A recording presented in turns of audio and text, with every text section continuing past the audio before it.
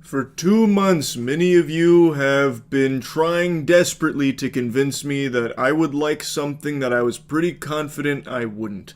And like a stubborn child refusing to even try a head of broccoli, I stuck to my guns, crossed my arms, and said, "No, thank you. I do not like green eggs and ham."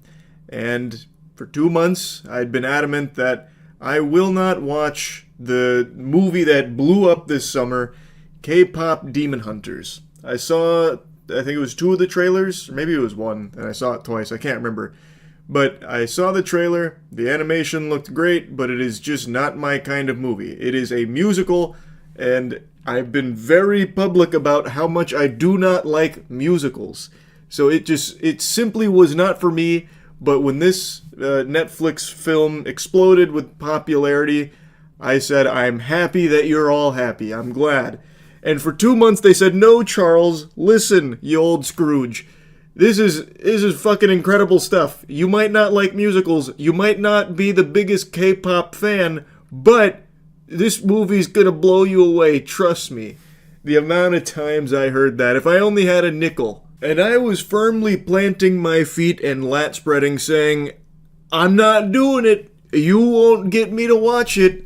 I already know I won't like it that much. What's the point? But then tonight, at 5 a.m., after another sleepless evening, no rest. Gotta tell you, sports fans, I wish the K-pop stars could start targeting insomnia. Fucking banish that to the Shadow Realm, please. If you finish with the demons, please go after insomnia. I'm really fucking tired of it. But I said, to hell with it. I'll take a peek, I'll take a gander, see what all the fuss is about. Nothing to lose. I either watch something and I'm moderately entertained, I watch it and I end up loving it, or I fall asleep. All of these are fine outcomes at 5 a.m. when I just can't sleep in the first place. So I just finished it. It is now 6:30 a.m. And I bet you're expecting me to have this big eureka come to Jesus moment. No, you were all right. It actually was my favorite animated movie ever. Sorry to say that's not the case. I feel exactly how I expected to feel after finishing this film. I didn't hate it or anything. I didn't dislike the movie, but I didn't love it or anything. It was a fine time. It was a beautiful animated movie. The animation was stunning. I love the style of the film, which I also knew I would going into it, because the trailers, they do a really good job of setting you up for exactly what you're going to get. But like I said, I just don't like musicals.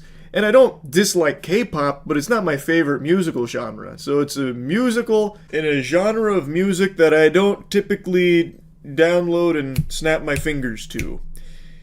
So it was never going to be the grand slam home run in my eyes, but I totally understand why so many people have fallen head over heels in love with it. I definitely get it. If you like K-pop, this definitely has it out the wazoo, and the songs are catchy. Some of the tunes are definitely, little earworms that'll have you humming it a little bit, no doubt. My favorite song was actually the second to last one, the Your Idol one from the Saja Boys. That was a good song. I enjoyed that boner jam. And I'd confidently say that there's no bad songs in here. There was none of them where I was plugging my ears, begging for the agony to stop or anything. Overall, it was fine.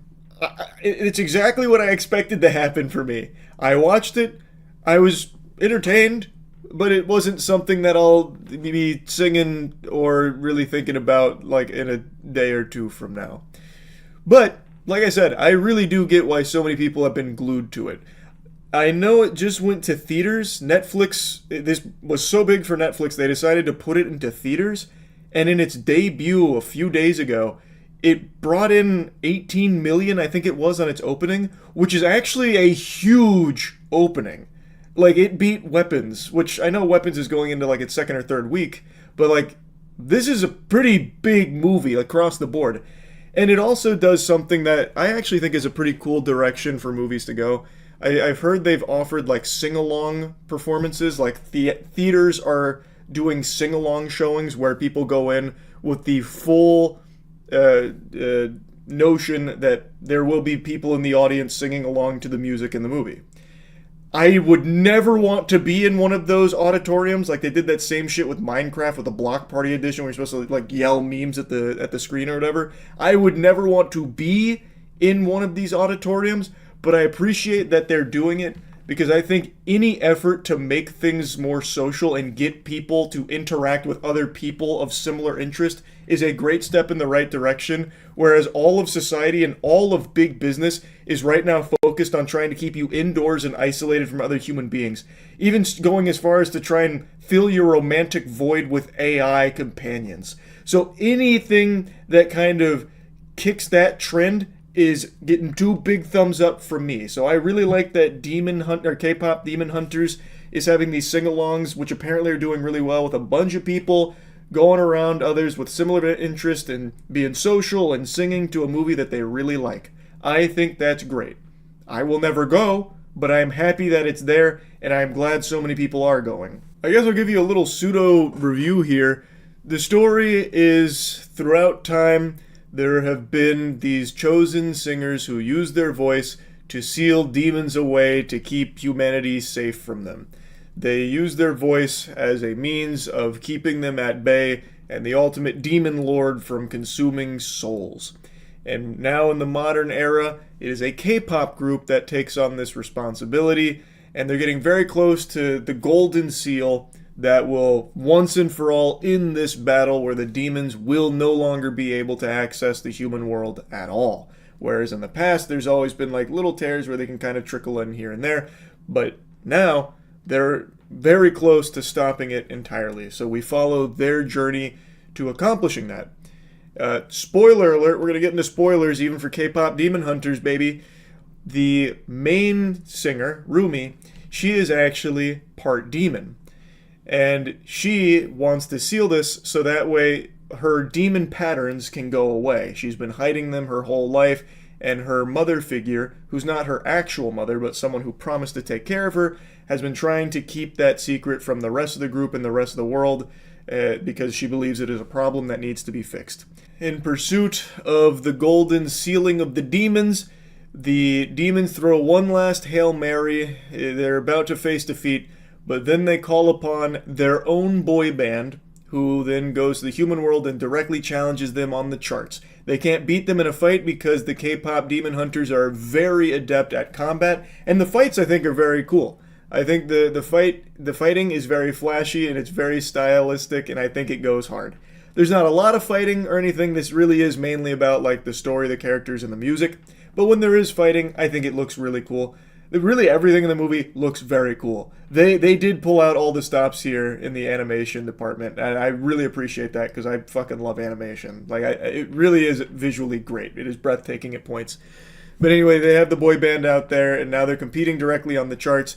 And the Demon Hunter group, the K-pop Demon Hunters, they're Huntrix, that's their name. They immediately recognize the Saja boys as being demons, and they're immediately privy to their plan of stealing fans away so that way they can poke holes into the seal, so that way the demons can flood in and power up the Demon Lord.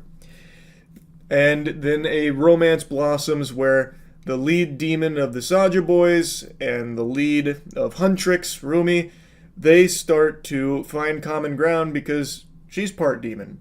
And he's very troubled. He doesn't want to be like evil. He made a mistake in his past, and he has been paying for it for 4 centuries now. And he just wants the voices in his head to stop. That's the whole reason he's helping the demon guy. And they are at odds, but eventually it blossoms into a very understanding, mutual relationship between the two of them. And it's a decent story. Like, it's not anything new. It's nothing you haven't seen before. But it's executed well enough that I think a lot of people will find it to be very fresh. I do think, though, that there were things that they wanted to explore but ran out of budget for. For example, Rumi, we only get little tiddlywinks about her past. She is the only person of her kind that we know of in this world that is half demon, half human. And we only know the bare bones that her mother and a demon got together, and she was born and was viewed as a big mistake, but the mother asked for a promise from her most trusted companion to keep her daughter safe. But we don't know anything about the mother or the demon father or anything like that, and I thought for sure that would be something we'd learn a little bit about, but it never came. Unless there was a post-credit scene that I might have missed. I didn't go through the entire credits. Maybe it's possible, I'm not sure. But I'm just surprised that that wasn't explored. It also felt like Rumi was the only character that got real depth. The other two members of Huntrix, they kind of just played on the sidelines. Like they gave you bits and pieces, like they gave you the general character personalities and like a bit of the background, but never really too much. You never really got to know them very well past their desire to seal the demons away and their complete hatred of demons. I really thought this movie was going to go in a different direction towards the end too, because we know Genu, that's the demon guy's name, the lead of the Saja Boys. We know about his past a lot. And it seems like he's not the only one of his kind that is just reluctantly serving the Demon King.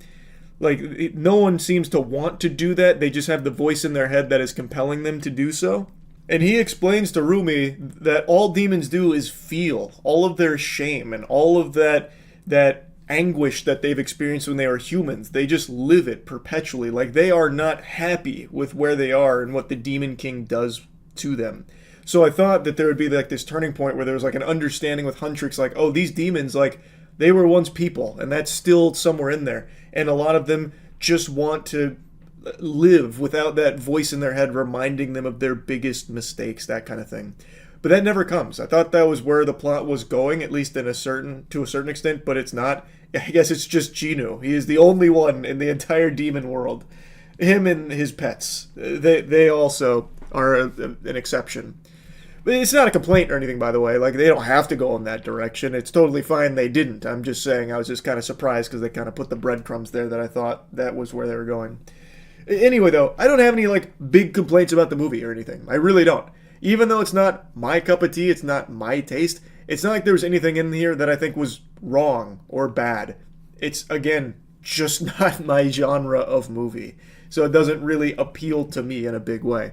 But I didn't have a bad time watching it. I was entertained. And yeah, that's really about it. So yeah. I just got up, ate my breakfast, and checked my email when something came in like a missile. A little piece of electronic mail came in hot and heavy, hot and ready, Little Caesar style shellacking that I couldn't resist opening. Apparently there's been a big story that's blown up on TikTok about an influencer who left a 1-star review on a hair salon because she was late to her appointment, so they didn't cut her hair that day, so she started crying about it in her car and then went on this warpath against them. And I gotta tell you, I was captivated. Just went to go get my hair cut. My hair's not cut. And I will be writing a 1-star review for this place. Thank you very much. I love LA. Wow. Got me tearing up as well. It took a lot of strength to do what she did there. To be so vulnerable in a moment of crisis. Nay, tragedy like this. And to let everyone know that she will be leaving a 1-star review here. A necessary evil for what's unfolded. Now, obviously, there's a lot of important questions that have been left unanswered. Why? How could this happen? Where did we all go wrong? She went for a haircut, yet no haircut was received. Haunting. That is a chilling, terrifying tale reserved exclusively for campfire ghost stories, and yet it happens to be true here.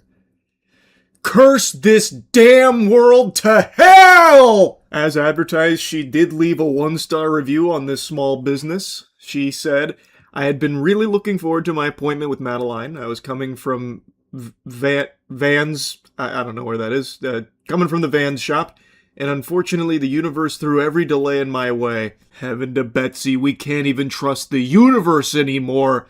She's trying to defy fate, but the fucking universe had other plans. No! I'm not usually late, and I was already anxious, so I called ahead of time and let her know I'd be 10 minutes late, but my ETA was potentially going up. I communicated clearly and got there as fast as I possibly could. I was informed of the 15-minute grace period and was told she had another client at 12:30. My appointment was at 11. The elevator for my parking garage didn't work, and so I ran through the mall out of breath and showed up to her chair a minute or two after the grace period had ended. She sat me down in her chair and told me she didn't think an hour 15 was enough time to give me a haircut. My hair is shoulder length. Today was my only day off, and I told her I couldn't reschedule. Oftentimes, I've had to wait for other clients' hair to finish up, and I was taken aback that she was turning me away after all I did to arrive there on time. How could she? Does she not know that even though she was late, she did everything possible to get there on time? Except plan accordingly and actually get there on time? It was the fucking universe's fault, not hers! Why can't the hairdresser see that? Her lack of late, and it seems like they were receptive to it, because according to her, they did even take her back, brush her hair, and then when she showed the inspo, they didn't feel comfortable doing that in the amount of time they had. So they were still really accommodating from everything I can tell. I wish I had gotten in my car a few minutes earlier if I knew that was going to be the case. I thought I had enough time. And so I get there, I park my car at 11:12 in the parking garage, because also Amtrak, there was literally a fucking train that came by as well. I'm not making this up, okay? And I park my car in the parking garage, I run in heels, and I'm sick, okay?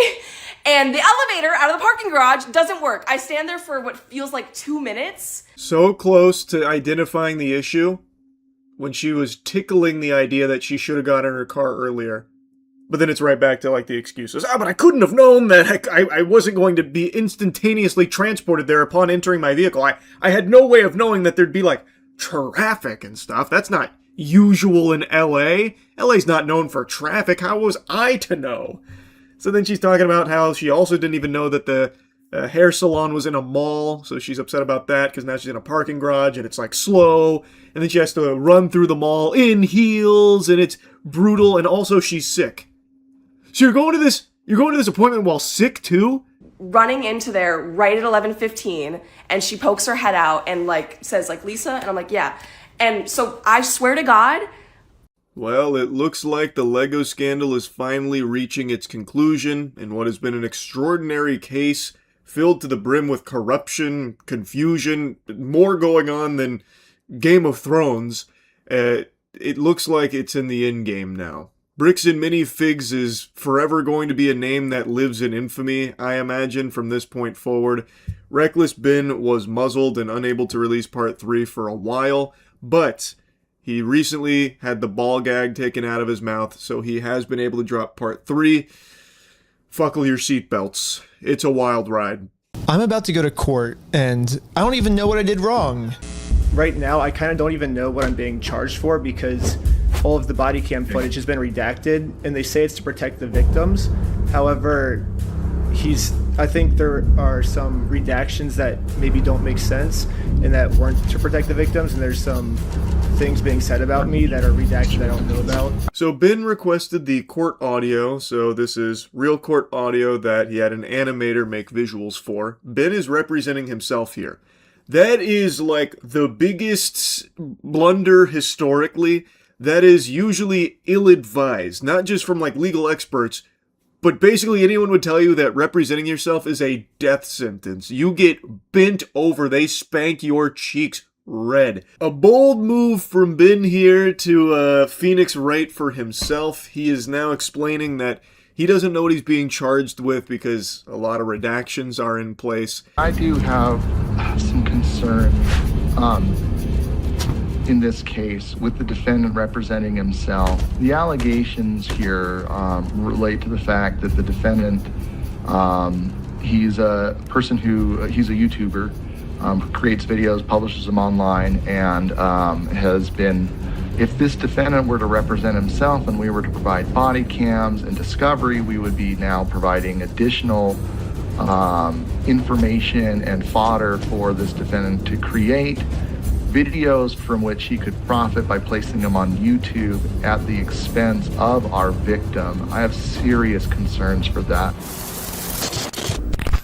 Yeah, the state of Utah is claiming that if they tell me what I'm being accused of, then I'll use it for content on my YouTube channel. And they can't have that. They're arguing to the judge that the best thing to do is to not let me know what's being said about me, which is very strange, but That's their argument? Now, you'll be shocked to hear this. I hope you're sitting down, because if not, it's going to knock you off your feet. And I don't know if I've ever actually said this out loud, so brace for impact. I am not a lawyer. I know, you can quit your screaming, creaming, crying, whining, farting, pooping. It's true. I am not a lawyer. So I truly don't understand this argument that had they told him or gave him the information for what he's being charged with or what's being said about him, it would be dangerous because he's representing himself, and as a YouTuber, that would be giving him fodder for YouTube content. That feels like a big fucking stretch. So because he has a YouTube channel and he's made content around this case, they now believe they can just withhold information related to his legal matter here, because what if he makes content out of it? Like it's the fucking boogeyman or something. Like, oh, he's gonna Gangnam Style on our victims and trample all over them with YouTube videos that are mean. Thus, we can't give him any information about what he's being charged with or what's being said about him. I don't really understand it. I don't know if this is standard procedure, because if that's the case, couldn't you make that argument for anyone that has, like, any social media, which is basically everyone on the planet at this point? Yeah, we've decided that it's too dangerous to be giving information to this individual here because they have a TikTok account. They might say some nasty things on there, and we'd just be giving them fodder. I'm assuming it's because he's defending himself that they're able to try and make this argument. Had he had a lawyer, I imagine this shit wouldn't fly, but I'm just spitballing here. I don't really know. I don't really get this stance that they're trying to take about it. The court's inclined to sign this pretrial protective order unless you have an objection to it, Mr. Schneider, and the objection to such an order. Yes, I think there's a bunch of misunderstandings in this case, and so this person doesn't want to get exposed, so he's making up a lot of lies about me to order to like get me arrested before he gets exposed. So that's what this whole thing's about. However, before I was allowed to show any of the overwhelming evidence I have to support my claims, the judge didn't care about the evidence and signed the protective order anyways. Mr. Schneider, the court's going to sign this order and serve it upon you. So the court has made it clear they do not want to look at the evidence and they want to protect Josh and Brandon for some reason. I think it's more so the consequence of not having an actual lawyer to represent Ben here, if I'm being honest. I think had he had an actual legal representative instead of trying to just, fucking white knuckle it and do it himself, like grit his teeth and defend himself, this probably would have gone differently. I think had a lawyer been there, they probably wouldn't have been able to make that argument about, like, we have to ensure he doesn't get more content morsels, more content crumbs. Like, I think having a lawyer would have been extraordinarily helpful here in this case. So this whole mess is happening in American Fork, Utah. But I'm also being charged with another case in Provo, Utah. This is where corporate bricks and minifigs is, which is why I'm also being charged here. And this police department has surprisingly actually followed the law when it comes to discovery, and they sent me all the raw body cam footage of what I'm being charged for. Like $200,000 worth of Legos in your store? Nope. Never happened. But the CEO did not want to take the opportunity to do the right thing and instead instantly called the cops on us. Hi there, I'm calling to report a crime. They themselves say, hey, you guys stole this product from this person. If you don't give it back, I'm going to burn the place down. Or we're going to burn the place down. Or I'll kill you. It's Ben Snyder who's been the one engaged in this behavior. You can see in the police report that the crime he wanted to get us charged for is called extortion, which basically means we're threatening him into paying us, which is very illegal. However, obviously he's just making all of this up. The reality is, I just thought it was a nice gesture to give him the opportunity to do the right thing first. If you guys do have our Legos, we just kind of want them back, and Holy Toledo, man. Heavens to Betsy. Ammon McNeff is such a slimy twerp. Just a fucking sniveling dweeb, bro. He is the epitome of dork. This guy is a wedgie magnet. So this is something else that Ben is now having to contest with here. And you can hear immediately after that first interaction where Ben went to Ammon, the head of all of this, to try and say, hey, this is what's going on. This is what we believe is happening. Will you work with us, give the Legos back, that kind of thing? And Ammon, instantly put up a stink like, nope, not happening. Scram, take a hike, Buster, get out of here. And then he goes inside, instantly calls the police and says that they're threatening to burn the place down or I'll kill you, and is trying to charge them with extortion. What? What? I mean, that's classic Ammon McNeff fashion at this point. This guy is like dangerously delusional. He probably went out there and just heard, like when Ben was talking, just heard like Charlie Brown's parents, and then just made up this whole fanfic in his head. This guy must have come here to threaten to kill me. Yep, time to report him to the police. What a maniac. And great news, Bricks and Minifigs fans and employees and customers. This is who's running the business, by the way. This is who is at the top of the food chain, sitting on the throne at Bricks and Minifigs. A guy who, if you take a problem to him, might turn around and call the police and accuse you of threatening to kill him and try and charge you with extortion if you have an issue and are trying to directly communicate with him to get it solved amicably. I mean, dropping the sarcasm, that should very clearly send a pretty concerning message to anyone that does business with Bricks and Minifigs, right? Like, it has to. So now, Ben talks about how his plan was to go to the police about Ammon McNeff falsifying this report about him, because he has all of the footage, all of the raw footage to prove he never threatened to burn the business down or kill him or anything like that. So he made a case against Ammon McNeff about this. He submitted all of his footage to prove his claim. Apparently he even had access to Ammon's evidence, which was basically because it was just a bunch of barnacles. It was just straight up horseradish. So his plan was to open a case against Ammon McNeff for this hogwash. My name is Ben Schneider. A couple months ago, I made a case, and you were the officer that was helping me create it. I submitted a bunch of evidence through a link you sent me, and this was a couple months ago, and I haven't heard anything back. And so I'm just calling to see if I could get some type of update on how the case is going. We're sorry, your call cannot be completed. Yeah, literally no matter what I try. What are some of the most dangerous combinations on the planet? Dynamite and a lighter, opioids and alcohol, Charles White and a basketball. But what about obsession and a weirdo? That is a recipe for disaster. A deranged individual becoming obsessed with someone or something, that is boogeyman shit. And I'm not talking obsessed about like, oh, I'm obsessed with working out or something like that. I'm talking about the obsession where it becomes like a full-blown fixation and genuinely a full-blown red alert mental disorder that spirals out of control and has oftentimes in the past led to some fatal outcomes, like with stalkers. Most notably, the one everyone always goes to is the Bjork stalker, Ricardo Lopez. He was the one that filmed himself blowing his brains out after forming this obsession with Bjork and trying to assassinate her with a letter bomb, trying to murder her. It's frightening. It is genuinely scary. And last night on stream, I learned about a new, potentially dangerous, obsessed weirdo where someone became fixated on a child from Fairly Odd Parents, a character named Hazel. And this obsession has become so strong that now they are sending threatening emails to the voice actress that plays this character on the show. And I've seen a handful of people saying that it's not that big of a deal, just point and laugh at this weirdo and move on. He's probably harmless. Just pop some popcorn and clown on him. And I just think that that's not exactly the way of handling someone like this. This is someone that needs to be reported, like genuinely to authorities. This is someone that is like actually unhinged. This is a potential maniac, and I don't think it gets taken seriously enough when it comes to this kind of shit. So anyway, I'll show you what we went over on stream, and then we also went over some other big examples of people just like this guy that have in the past gone on killing sprees as a result of their obsession with cartoon children.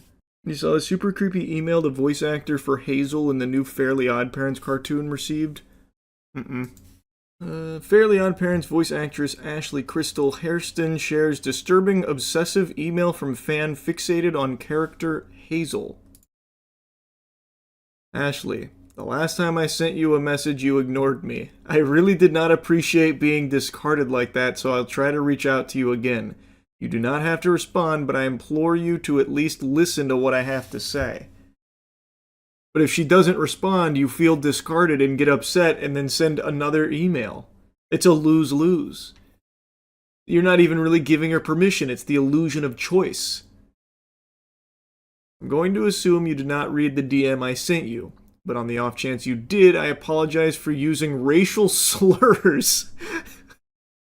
So I'd just like to reiterate that I am completely in love with Hazel. She is perfect in every way. To say I'm in love with her is honestly an understatement. She is the love of my life. The universe itself has told me that Hazel is my soulmate, and who are you to go against God? This immediately has the DNA of that guy who killed his sister over his love of Clementine from The Walking Dead. Anyone remember that guy? It was this Nicholas Prosper. It was his sister that he murdered, right? I'm pretty sure it was. This is some very, very, very disturbing shit. We talked about this on stream a while ago. But he became obsessed with Clementine from the game. A child, by the way. And I think it was he let his sister play the game, and he was watching, and then didn't like a decision that she had made. Why did you kill Larry in front of Clementine? That kind of thing. And then killed her. It was actually his whole family. He killed all of them. What? Oh my god, what? It's been a while since we went over it, but I thought it was only one person that he killed. It was his whole family? Yeah, you're right. The Prosper family murders. 18-year-old Nicholas Prosper murdered his mother, Juliana, his sister, and brother. And yep, all three had been killed by a double-barrel shotgun. He also intended to commit a school shooting. And so his father survived. On September 16, 2024, his father, Ray Prosper, shouted, "I still love you, son. It's not your fault, okay?" That's just heartbreaking to hear, man. I couldn't even imagine being a parent and having something like that, where your son is a fucking evil monster. It must be the most difficult thing in the world to come to terms with. And now your whole life, everyone that you've loved, your wife, your kids are dead because of your son. That's just an entire brain breaker. Prosper shared a pre-recorded video where he referred to The Walking Dead online at 6:22 a.m. and disposed of 2 mobile phones, believing this would protect a group of pedophiles he talked to on Twitter. At one point, Prosper abandoned the bag containing the shotgun and ammunition in a bush at a playing field.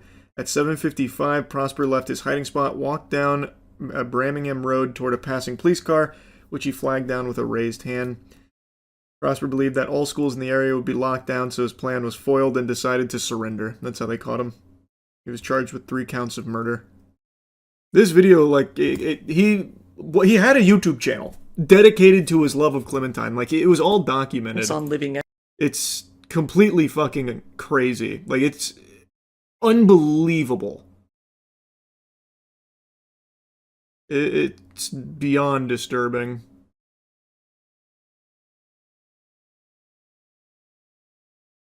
Here's one of the videos. He went home with it, and there he set up a webcam, put on his best bucket hat, and began to film a video. Right away in the video, he clearly states that, due to the decisions Giselle made in the game, he was planning on mutilating her face beyond recognition. On June 30th, my sister decided to make the only correct choices in episode 1 of season 1 of The Walking Dead games, and for that her face will be mutilated further than necessary. After mentioning his sister, he turns his attention to a video he saw on YouTube. This was gameplay footage of the Walking Dead game recorded by a channel called Living Echoes. It's just fucking horrifying, man. Sick, twisted, evil people out there. But point is, this is giving me that exact same energy. This feels like the exact same guy. This is dangerous.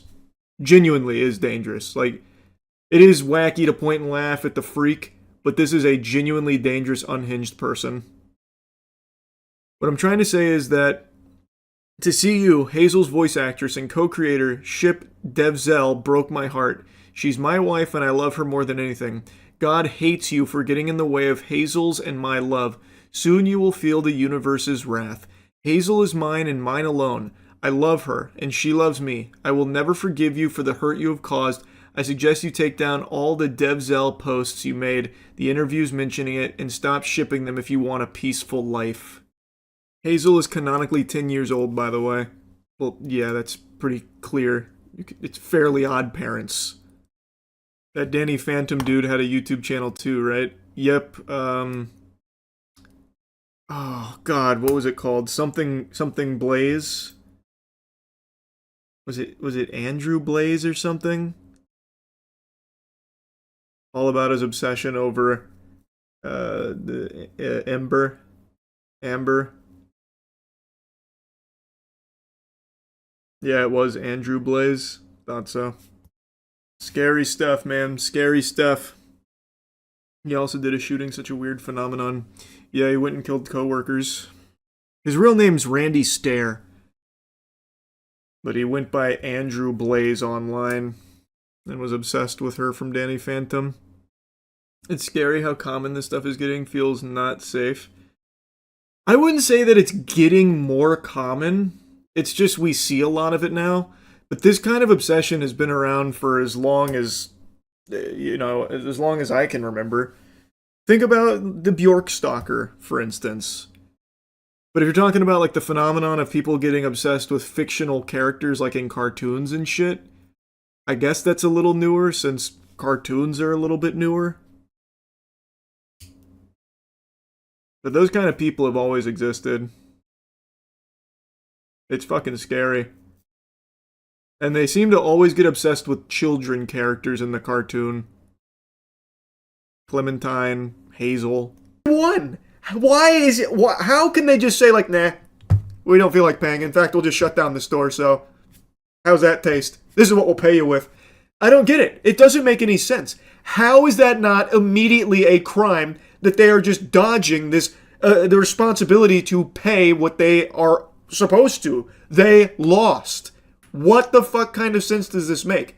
How is that allowed? What kind of fucking legal system do they have over there in Utah? And again, for some reason, they are really trying to protect these criminals. He didn't steal anything. He inherited the store from somebody else. No, he stole $200,000 How do you know this?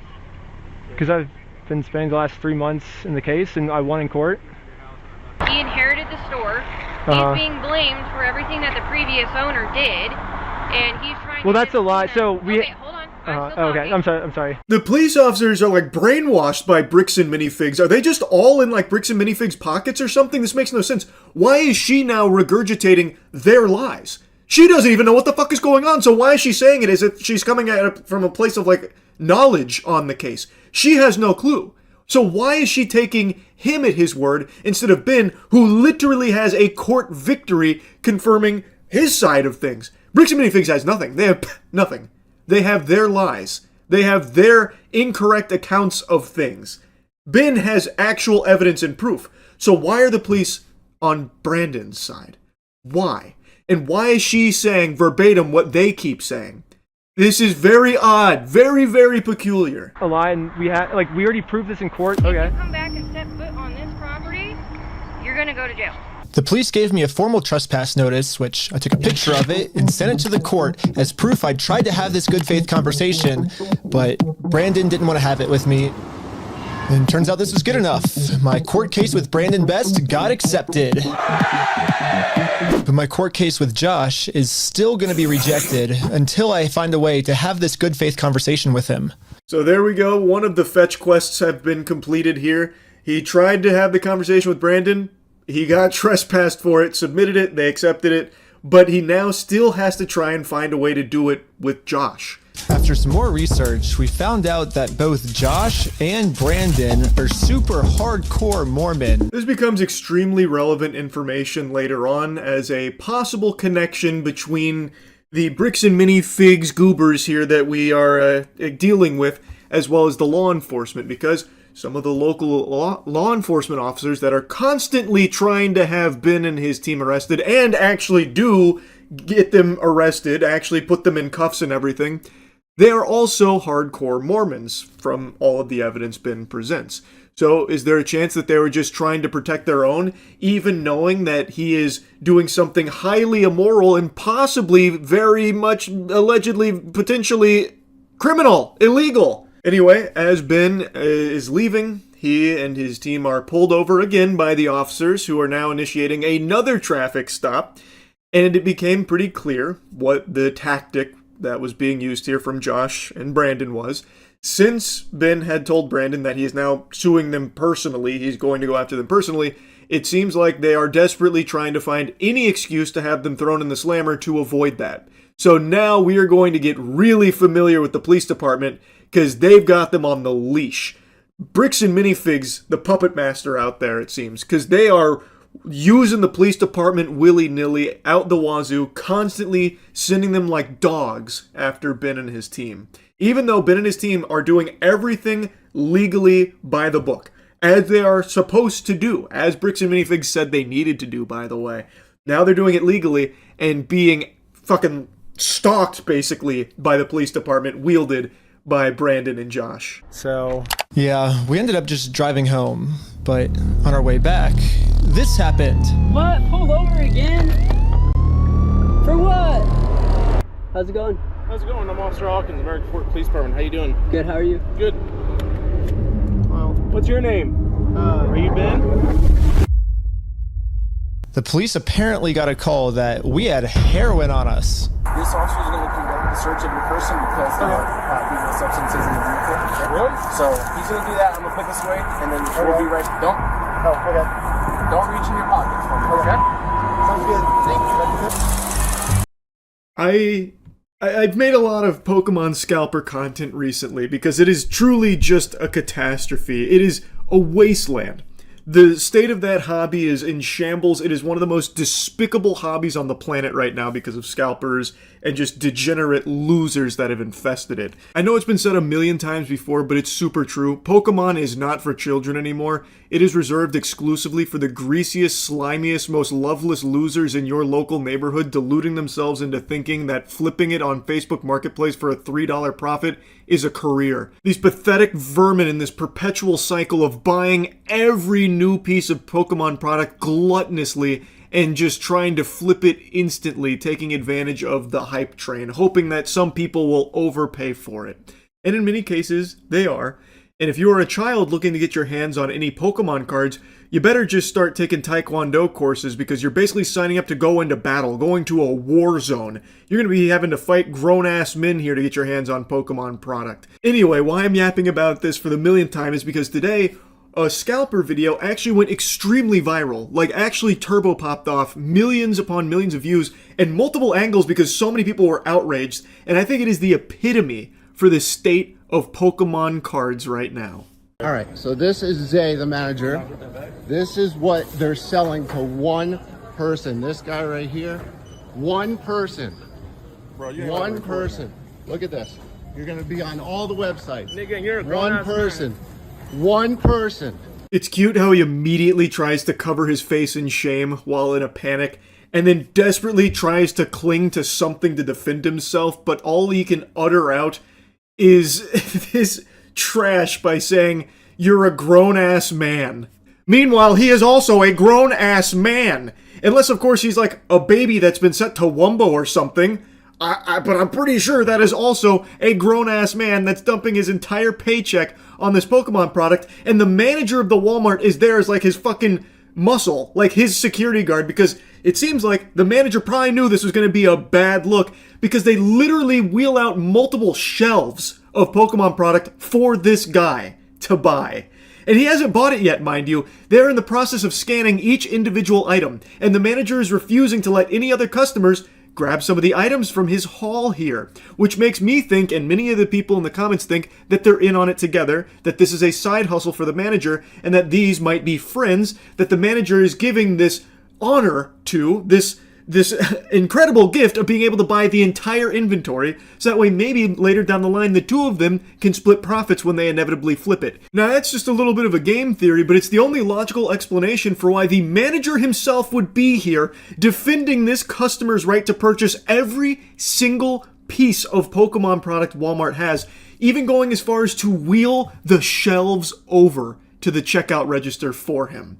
That is unhinged. That is craziness to me. And it's not like a crackpot tinfoil condom conspiracy theory either, by the way. This is actually something that's been well reported in the hobby, where there are some people on the staff at Walmarts and other places that stock this product that do actually tell their friends when it's coming in, so that way they can go buy it and they work together to split profits from it. That has happened before. And I feel like it's a pretty strong argument here that that might be what we're seeing unfold right now. Because how else can you explain this shit? It only gets worse as the video goes on, mind you.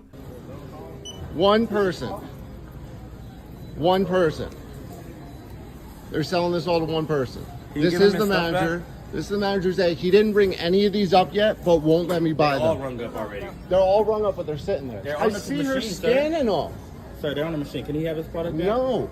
Just a blatant, bold-faced lie saying that they're already rung up. You can hear them scanning it. They are actively scanning these products. They are not rung up, but the manager is reserving them for this goober here in the hoodie that is now trying to, cover his face like fucking Bane here, so that way you can't make out who he is. I gotta tell you, sports fans, I have a hunch that if I went to that Walmart and I grabbed an entire fucking shelf and brought it to a checkout register, I probably would be met with a little bit of friction there. I probably would have to answer to the higher-ups, and they wouldn't necessarily condone that. I don't think they'd let me just buy the entire fucking shelf that I brought to the register. But he gets to.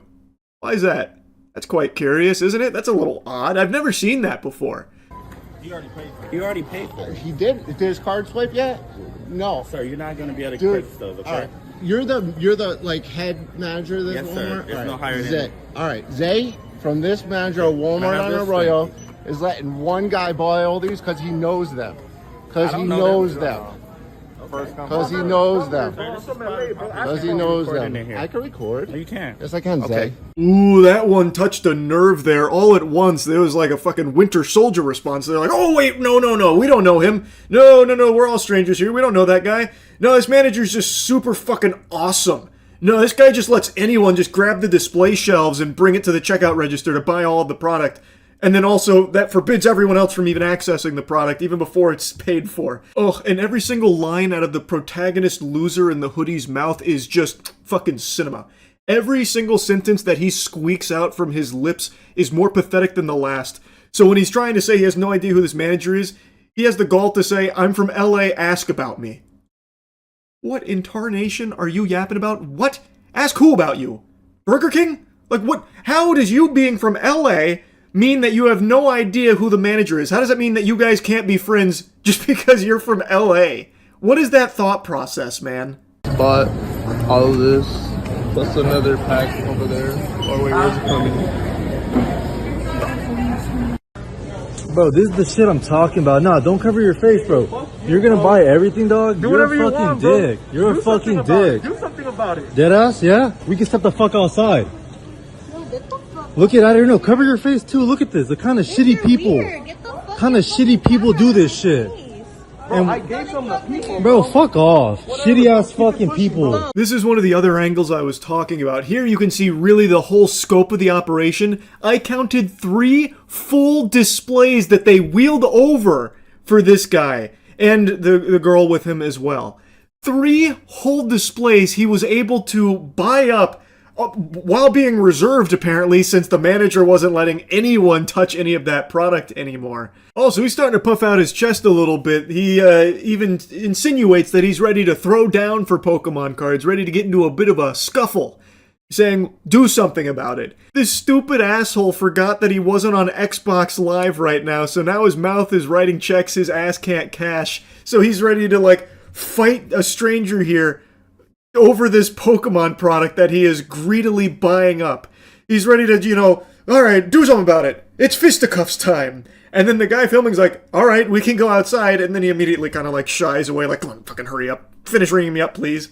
What an unhinged asshole. Now he's just ready to start fighting over it. But don't worry, I'm pretty sure I heard this benevolent saint mention that he gave a couple of people some of the merchandise there.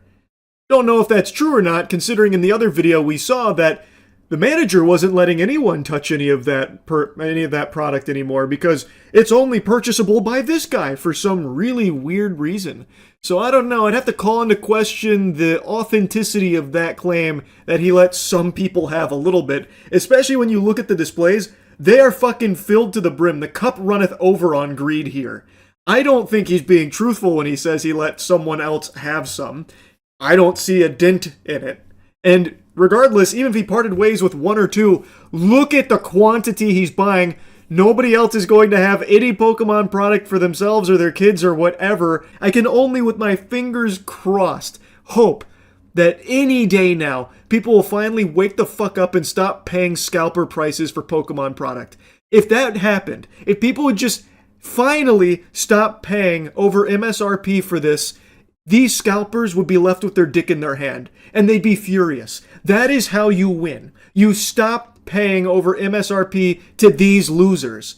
But I don't see that happening because the hype train's too high, and most of the time, let's be honest, it's scalpers selling to other scalpers. So even in this extremely egregious example of scalping, I imagine there were probably 10, 20 other scalpers that were looking to do something very similar, just maybe not to this extreme degree. And probably without the blessings of the manager here, because it seems like the manager was really on this guy's side. But mostly this hobby has become truly just plagued by greedy assholes that don't view it as a hobby, more so like an investment and a get-rich-quick scheme through flipping this shit. It sucks, man. It sucks. And this has got to be the best showcase of just how low it sank. Anyway, wanted to make fun of this clown and wanted to talk more about Pokemon scalping. That's really about it. See ya. After 2 hours of searching the car, obviously they found no drugs. So, you didn't find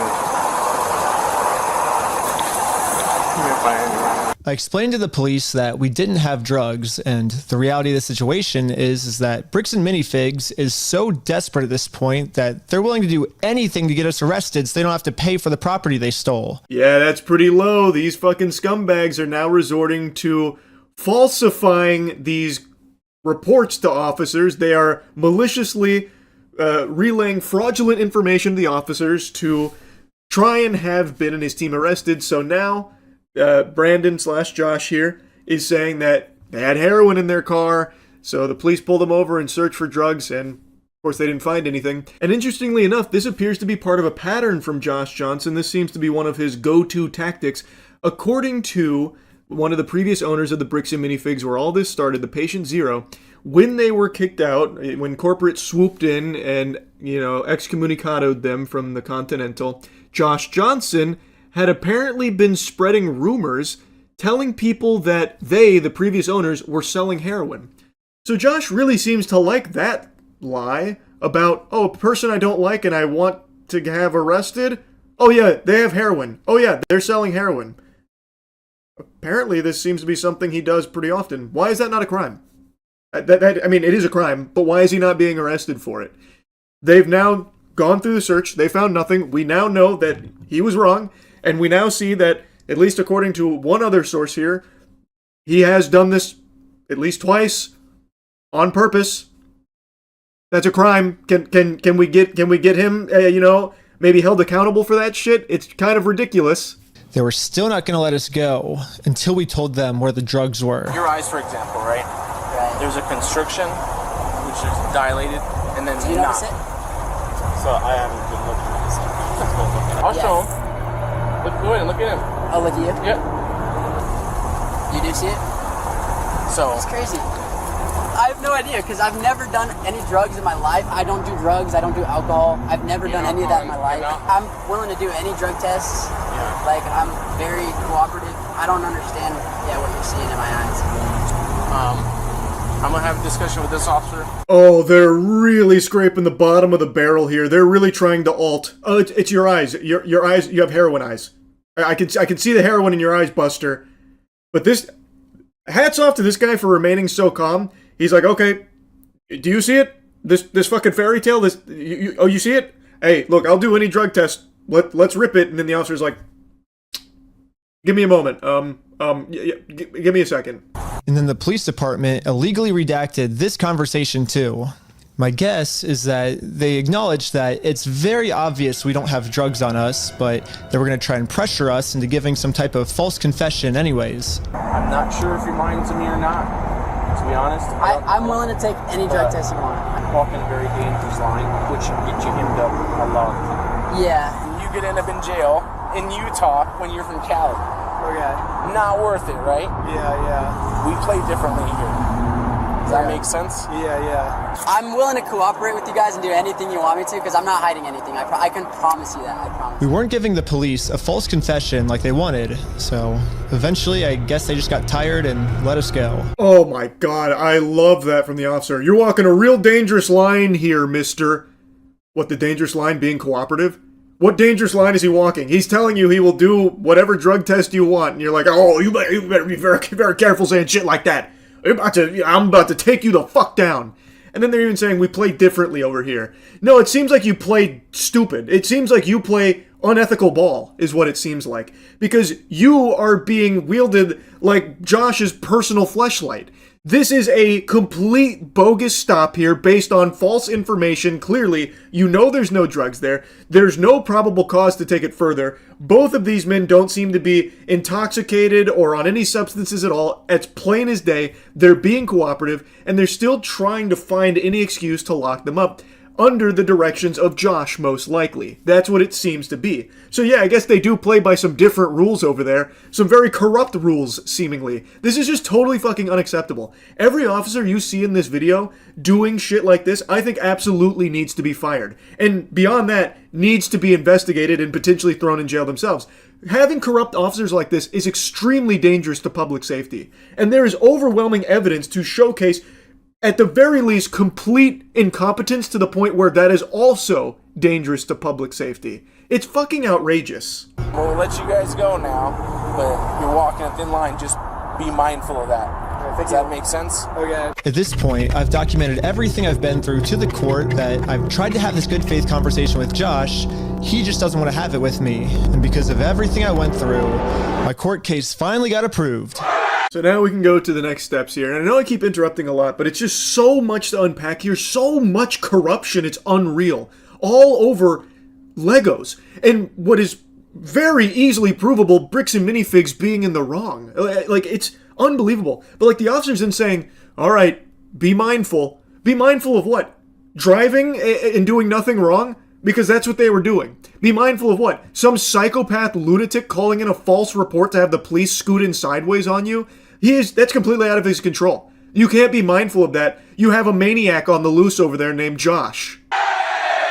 And attached to this email are court papers to serve Josh. The only problem is Josh is not going to open this door for anyone. So I made this poster that says, I stole a dying man's life savings, and printed it out.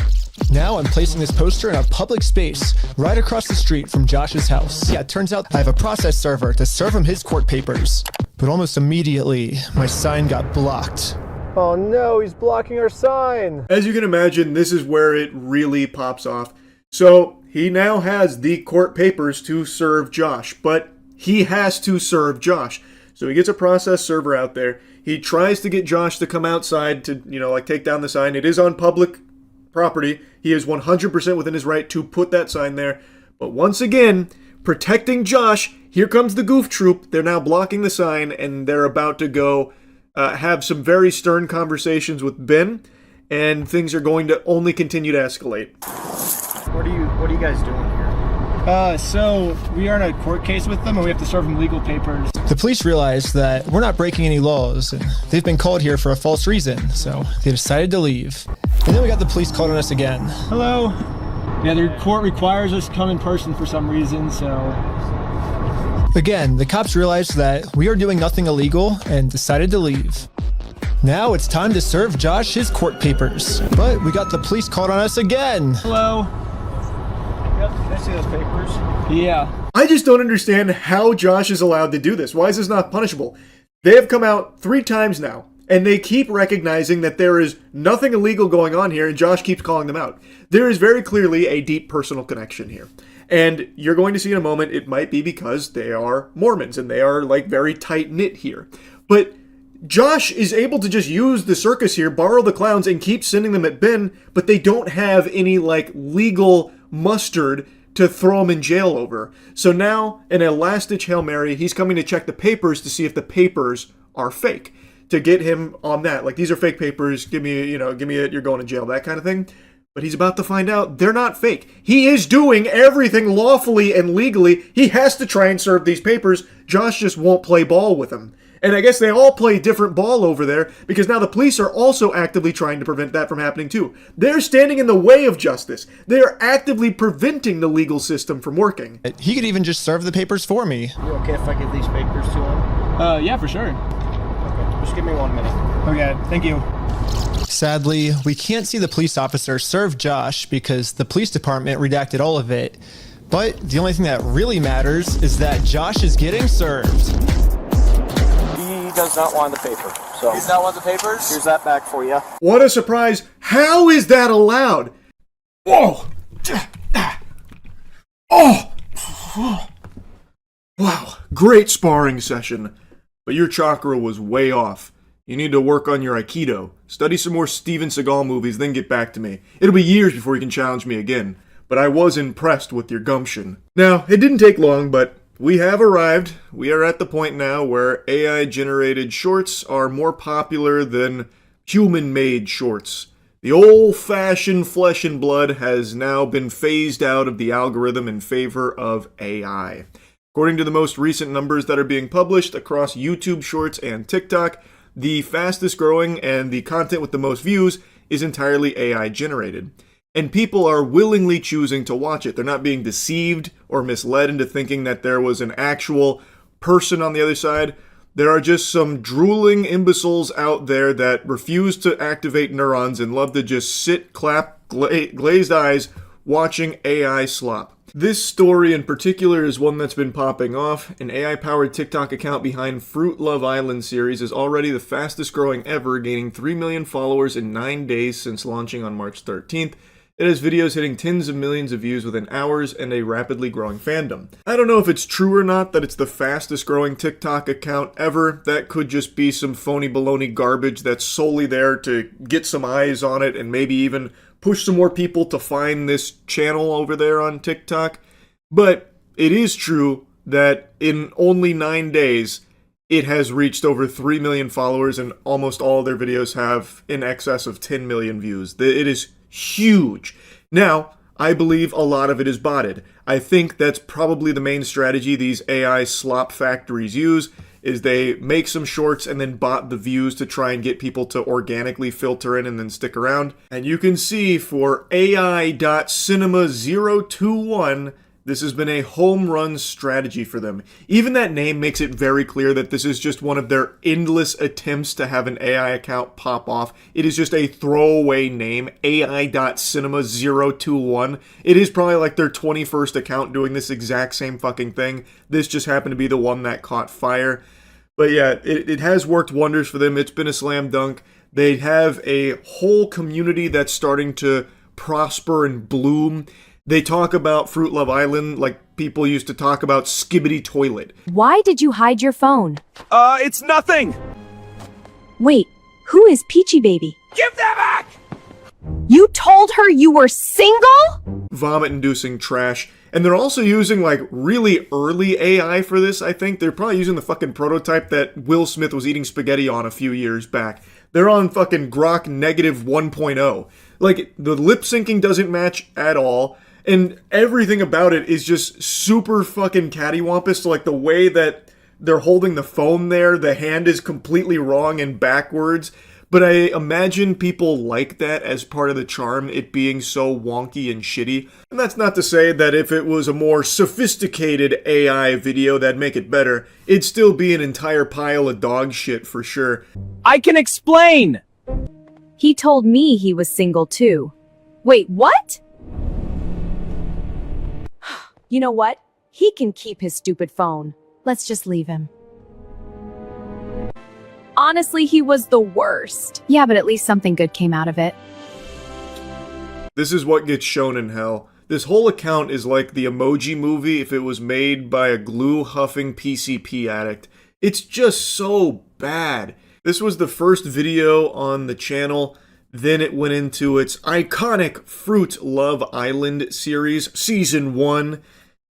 I just don't get it. I really don't. I don't know how anyone finds that entertaining. Like, oh, haha, look, the fruit relationship, it fell apart. He pretended to be single when he wasn't, and now the fruit broke up with the other fruit. Holy shit.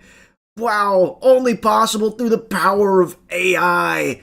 I can't believe it. Future, it's here. Welcome to Fruit Love Island, where 8 single fruits are about to flirt, fight, and trust.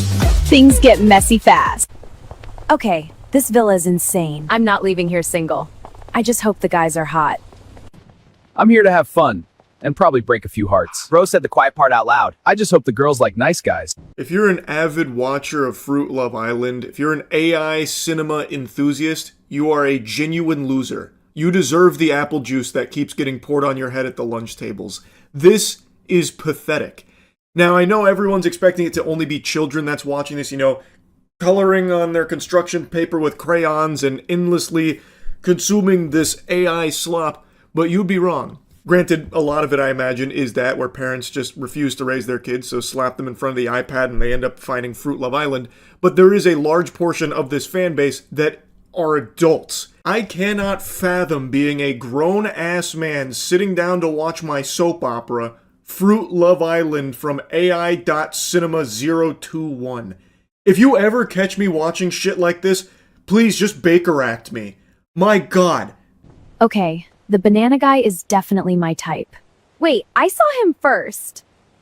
So, which one of you is the troublemaker? I could be. He might not survive both of us. Oh, this is gonna be messy. Islanders, it's time for the first coupling ceremony. The girls will choose which guy they want to couple up with. The guy I want to couple up with is Benito. Now, I know what you're thinking, that people are getting wrapped up in this ironically. And you'd be very wrong. That cope would fall flat here when you actually look at the fans that are talking about it and commenting on it. There definitely is a portion that try and make it like a, steal a brain rot type thing. But there's also equal parts of watchers that genuinely just put this on because they're excited for it. Actually, I'm not letting that happen. I pick him. You can't just steal him like that. Looks like I just did. I mean, I'm not complaining.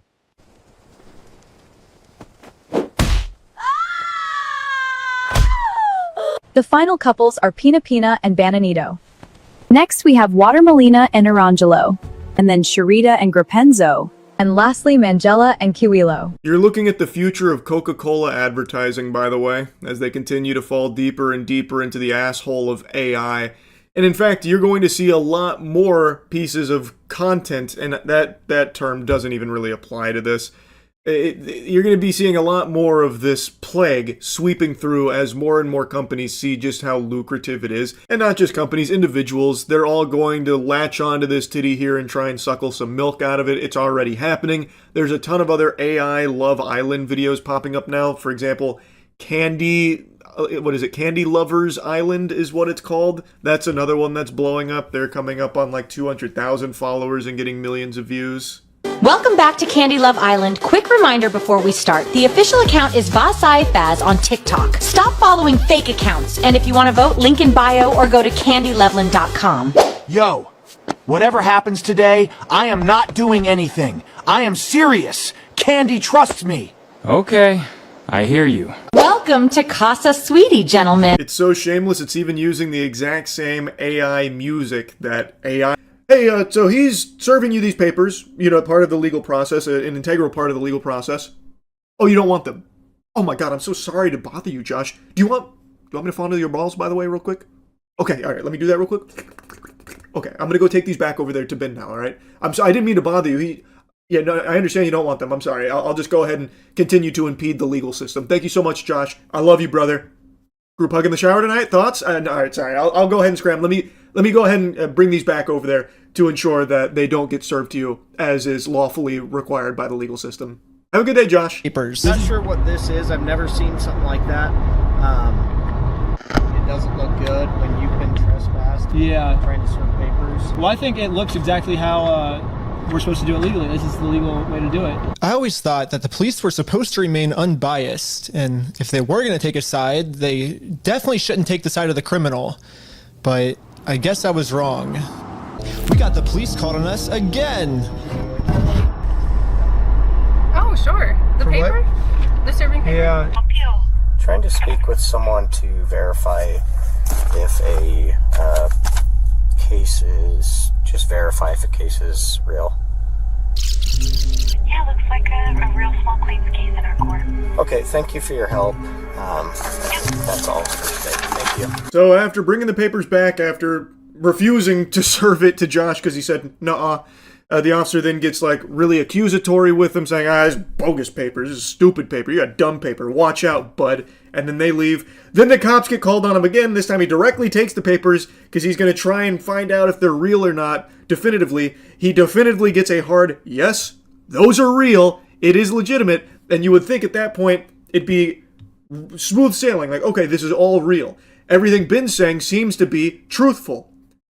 That's not how this goes. I think this phone call was the breaking point for the police. Oh, he's rubbing his chin. The police couldn't handle the fact that I was right and they were wrong. Okay. Okay, put your hands behind your back. Am I being arrested? You're under arrest right now. Really?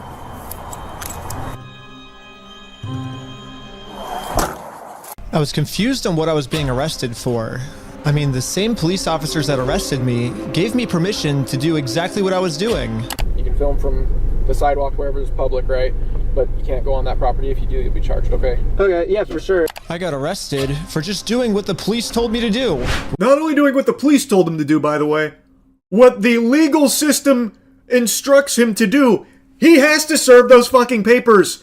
He won in small claims court. They didn't pay.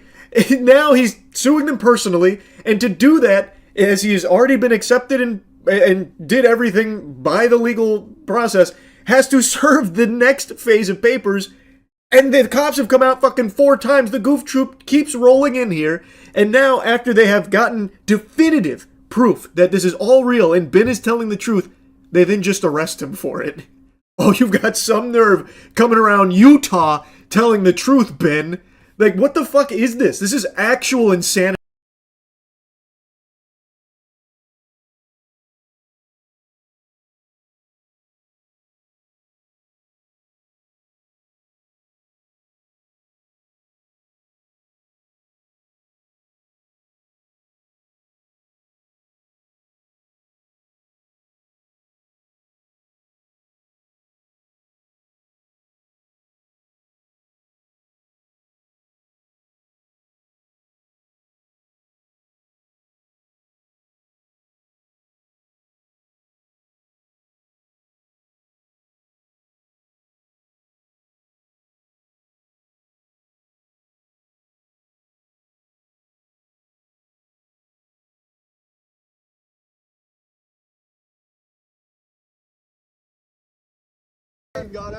So that's where the potential connection comes into play. So all the officers are apparently pretty hardcore Mormons, as well as our main assholes here from Bricks and Minifigs.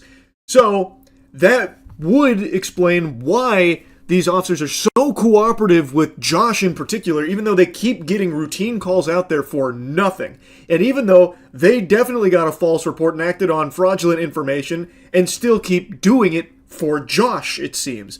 So I think that's probably correct. I think Brian's right. I think it is because they are all part of this Mormon community that is just looking to protect each other. So instead of holding someone accountable like Josh, who is engaging very clearly in some extremely immoral shit and potentially criminal shit, potentially he's doing a lot of heavy lifting there. I think there is overwhelming evidence to suggest there is definitely something very fishy afoot at the very least, and still refusing to give back those Legos to Brian, which, again, by his own company's admission, they shouldn't even have in the first place if they don't do consignment. Thus, they have no legal right to that inventory, and they are selling what is, by textbook definition, stolen property.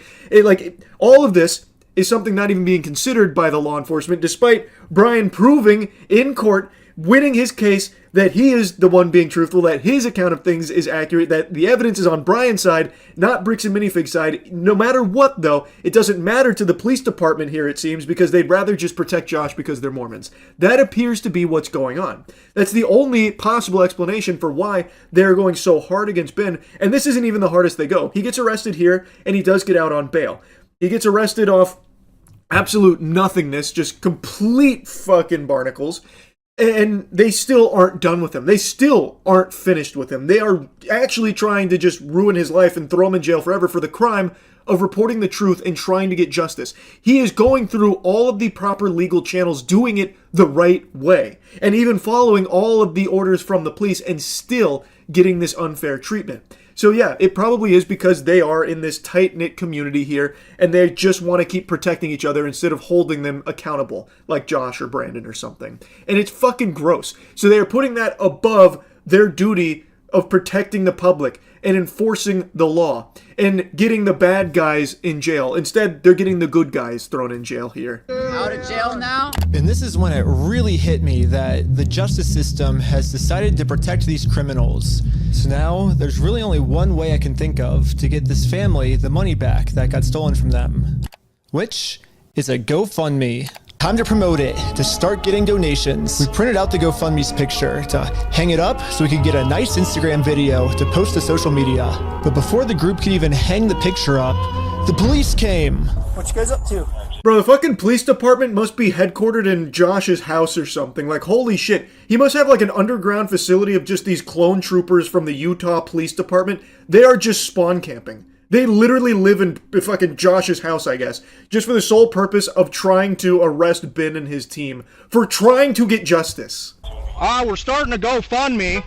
Yeah. What we're doing is we're going to get a bunch of publicity to get basically all this money back. After he has slammed the dog onto that chair multiple times.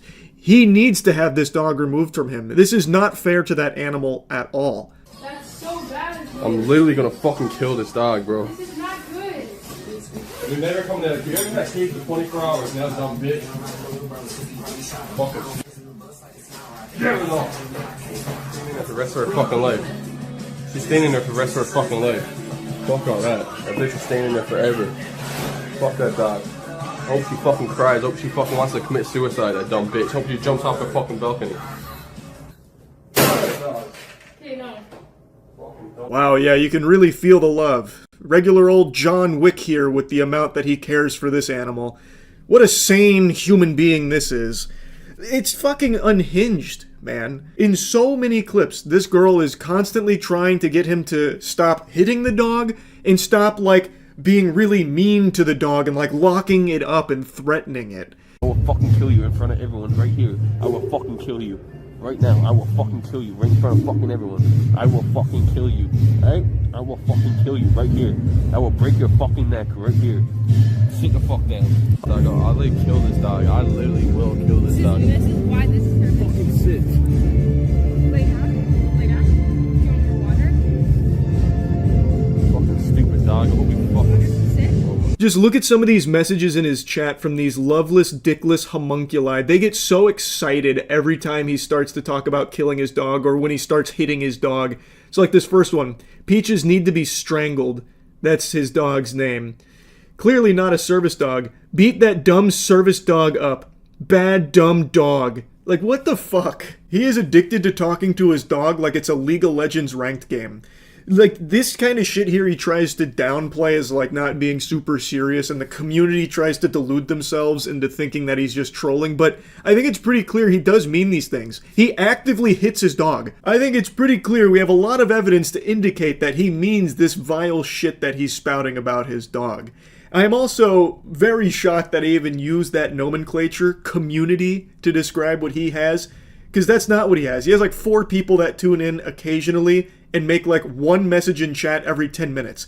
Like, you can see it for yourself. The proof is in the pudding. Somehow this brain-dead worm thought it'd be a good idea to post his dead chat on screen, and that shit is not moving. That's going at a glacial pace. You're seeing more activity on Yahoo Answers than you will in one of his streams, and Yahoo Answers has been shut down, buried in the dirt for like 9 years. I cannot believe that he even puts that up there on his own accord.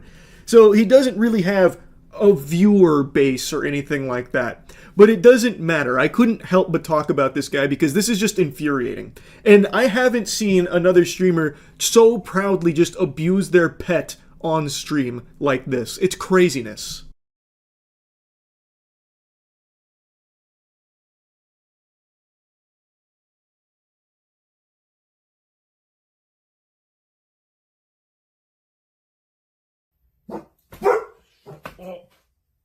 Give it up. Give it up. She is a pillhead and a borderline personality cunt. She is like only use me Blades X. Dealing. She is bad news. If you don't shut up, if you don't shut your mouth, okay? If you don't shut your mouth, it's gonna be bad. If you don't shut your mouth, it's gonna be bad. Shut the fuck up. Shut up. This isn't all of them, but I don't think there's any need to show you more. This kind of thing is just heartbreaking. That dog seems like such a sweetheart that does not deserve to have an owner like this. No dog does. This shit is just so foul.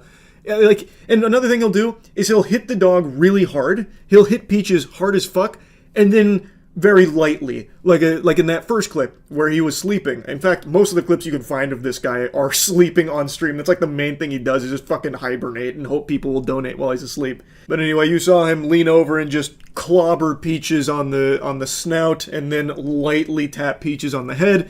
And then he even had the gall to make a gesture up here to try and invite Peaches to come sleep on his chest. It's crazy how often and how proudly he does this shit, and even more crazy that there's like 6 or 7 weirdos that'll watch and cheer him on, encouraging the behavior. And I imagine that's a big motivator for this guy. He'll just bring Peaches on stream, threaten to kill the dog, and hit the dog quite a bit, and get some cheers and applause from these absolute fucking vermin that are watching him. But like I said, most of his clips that you'll find are him sleeping. That seems to be like the bulk of what he does, is just go to sleep while filming it. But his most popular clip isn't from his snoozing streams. It's actually from him threatening to shoot some kids. Like inviting them out so he can shoot them. Where are you from? What's the background? I'm from Toronto, kid. Pull up. Pull up. Your little ass gun that you never shot in your life. Show me the bullet. No, man. Exactly, you fucking fake ass gun, boy. Yeah, come pull up, boy. Come pull up. Alright, let's fucking do this, mate. Let's fucking do this. I'm gonna fucking bring my fucking family, Please come to Toronto, pussy boy. Come to Toronto. Okay, yeah, really come to Toronto now. Really come to Toronto, pussy boy. Don't remember, I'll see you around, kid, and I'm gonna fucking light you up in them hollows. I swear to God I will. Show me. I'm my mom's life, and I ain't a federal little boy. I'm streaming right now, pussy boy. Yeah, come to Toronto. Record this, bitch, boy. Record this, pussy boy. Oh, yeah. Record like a good little bitch. Record like a good little bitch. Incredible stuff. Riveting, really. I don't know the whole lore here of everything that happened. That seems like some real degenerate shit across the board. But I will say, that insult of like, record like a good little bitch, that falls really flat when you yourself are also recording. Brother, you're streaming it. That's two sides of the same coin. In fact, that's a step above recording it. Not exactly the optimal insult there. You kind of took some self-sustained damage on that one too. You hurt yourself in the confusion there as well, since that also included you.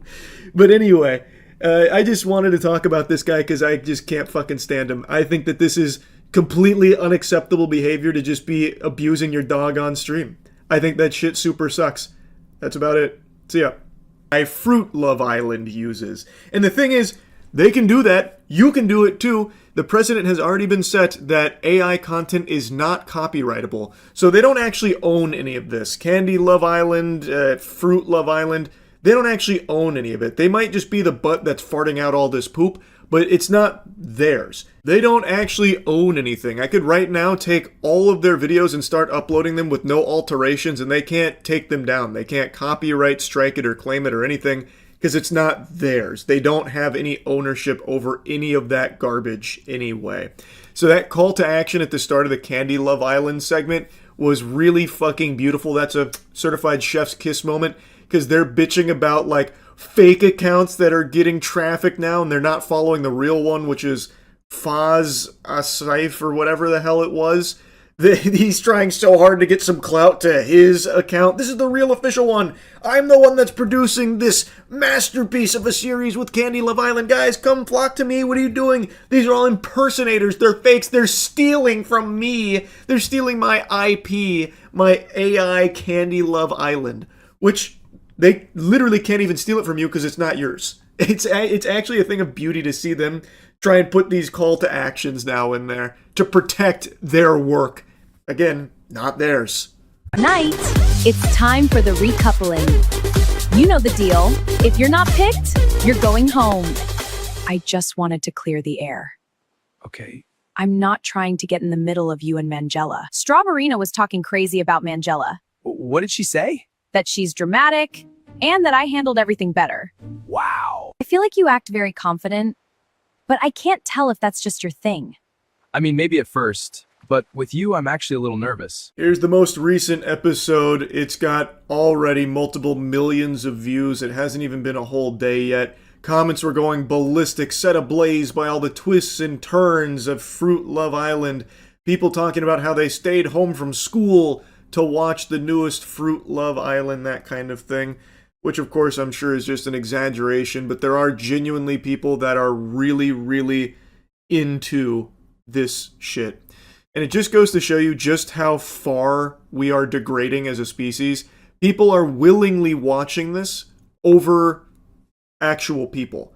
They want AI slop. They are craving more AI slop. So I can't even be mad at the people that make it anymore and capitalize off of these brain dead fucking fools like these zombie husk people, because they're making so much money off of it and people are begging for more. Like, they are literally on their hands and knees asking for more AI trash. It's so fucking sad. And it didn't take long at all for it to overtake human-made content. So we've fully entered into that era now. It is the more popular content out there according to the numbers that I've been seeing.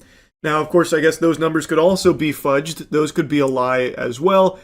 But you can also just look for yourself with your own peepers and see how popular all this AI content is on YouTube Shorts and on TikTok. On YouTube Shorts, you can actually see what the most viewed content is, and most of it is AI from the last time I checked. TikTok, I don't know if they have that same ability, but just take a look at AI.cinema. Over 3 million followers in 9 days. I don't know of any other TikTok accounts that are actual human-made content that's doing numbers like that with that kind of motion. So it seems like it's probably accurate to say AI content has fully taken over Shorts platforms now, and people are welcoming it with open arms. It fucking sucks, man. That's really about it. So, yeah. That's the sound of AI coming in and non-consensually motorboating us all. Whether you want to admit it or not, whether you even recognize it or not, your life is already being affected deeply by AI. And I know I've yapped about it a lot, but I did just see The Atlantic's most recent report where they actually pulled down the pants on a lot of what AI models are being trained on here, aka what they're stealing to train their AI models on, because they don't have permission for it. The nomenclature is stealing, that's the scientific term, but because these multi-billion corporations are in the driver's seat now at the helm, they can go ahead and rebrand that whole stealing thing into something entirely different. They're trying to argue that it's all by the book, in fact.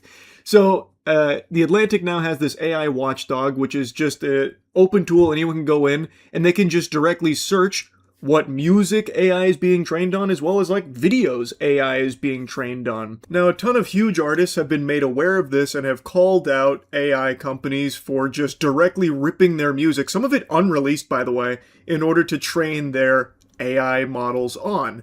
Notably, Suno has been getting called out with spitballs fired at it and Rotten Tomatoes thrown at it because they're pretty shameless and unapologetic about it. Anyone remember back in the day the whole you wouldn't download a car, one of the most iconic fucking anti-piracy advertisements ever? Arguably just one of the most well-known campaigns ever as well. Well, now the same people that used to run that shit are the ones that are literally just downloading everything, stealing everything they can. It's pretty incredible, the 180 they've done there on that whole messaging. And I know what you're thinking. Yes, they have stolen my videos to train their AI models on. I searched my name in their dataset. 607 of my videos have made it into 9 datasets used by AI corporations to train their models. Heaven help us. Lord have mercy on the absent souls of these AI models that are being fucking clockwork oranged, having the eyelids pulled wide open to be trained off my videos here. Those have to be the dumbest AI models you can find. Just look at this poor bastard here from YT Temporal 180M, who's got 221 of my videos shoved down its throat, being trained off of things like Horrible Chair, where I'm just making fun of a dogshit chair, some old gameplay and commentary like Doom 4 Feathers, where I'm playing a Doom mod where I'm a chicken shooting at warthogs from Halo, this fucking washing machine repair championship, where I'm just commentating a washing machine repair competition between some of the highest quality athletes you can find in the washing machine circuit, not to besmirch the good name there. A foot fetish wedding, dildo circus, where, you know, I did a lot of cool trick shots with dildos. Like, this fucking AI model, it must be just sitting there drooling. Actually, let me learn a little bit about my son here, seeing as I taught him everything he knows. YT Temporal 180M, it's a collection of 5.4 million YouTube videos, compiled by a team of researchers at the University of Washington and the Allen Institute for AI to train a multimodal model called Merlot. It was released in 2021. Bro, is Merlot an idiot? Be honest with me, is this the dumbest AI you can find? If it's being trained even partly on some of my videos, there's a chance you ask it who wrote the Declaration of Independence and it says dildo titty fart or something. Very fascinating, very interesting. So YT Temporal got a huge dollop of some of my incredible work, like Hentai Survive. What the hell is this? I don't even remember this. As the 21st century continues to evolve, human sexual fetishes are evolving right there alongside it. Okay, you know what? That one might actually be somewhat educational. That actually might help them out a little bit, because it's not wrong. Now, obviously, my videos weren't hand-picked for these AI models or anything. They made it into those giant compilations, a lot of these groups put together solely to train models off of, to give like a huge sample size. I understand that, but it doesn't make it any less garbage. It's so fucking ridiculous, because it is just stealing it. Same thing when they do it with music. It is just stealing all of that to train their models off of. And it's been a huge contentious topic for his family. Into some defamation stuff. Again, the police were thinking of any technicality they could think of to protect their Mormon friend. Look at your stalking code. See if it's that. If it's not, we're going to look at disorderly. If it's not disorderly, then we're going to look at the city ordinance. But after going through every law they could think of, it turns out that hanging this sign on a fence and then taking a picture of it for Instagram is not illegal. In fact, what the group is doing is actually protected under the First Amendment, freedom of speech. So one of the police officers let the group know that they were okay to keep doing this. Right now, I don't think you guys break the law. But this other police officer wasn't able to accept this reality. We're going to take it down. I love that. One officer's like, alright, so you guys aren't breaking the law, and the other guy's like, dagnabbit! And takes it down and throws it in the cruiser. So you can see them literally salivating and trying to really grasp at straws for any possible way of perverting the law to suit their puppet master's instructions, allegedly, to have them arrested. So they are doing everything they can to find some way, some excuse to arrest them, even though what they're doing isn't illegal. And the officers even said that on his body cam, by the way. I can actually hear what they're saying here. He sees it or give it back to him? Is it an occasional crime? Is it disorderly conduct? Why? Is he upset about it? I mean, I guess, but that's not. Yeah, this police officer is right. Just because this might make Josh upset does not make this poster illegal. So I decided to let the police department know that some of the redactions they made aren't exactly what they're claiming they are. Redaction was. Okay, well, that didn't happen. That definitely didn't happen? No, I don't do that, Ben. I follow the Utah State Code, like I just said. Right here, the police are actually admitting to themselves that none of this is illegal, but they're still going to try to arrest us anyways. It seems like the only reason they're getting rid of this audio is to protect the police officers from getting fired. I don't know what the police officers are saying in this next clip, but I'm pretty sure they're scheming up a way to get the group arrested, because this is what happens next. And Lieutenant Adamson can correct me if I'm wrong, but we're going to seize your phone right now. Do not do that. You understand me? Right now, you're attempting to destroy evidence.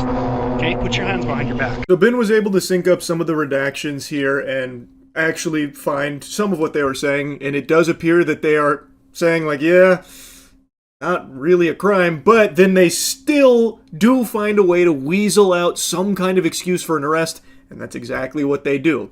So, and he also reports it, by the way, and the lady says, that didn't happen. Nope, we don't do that, Ben. I don't do that.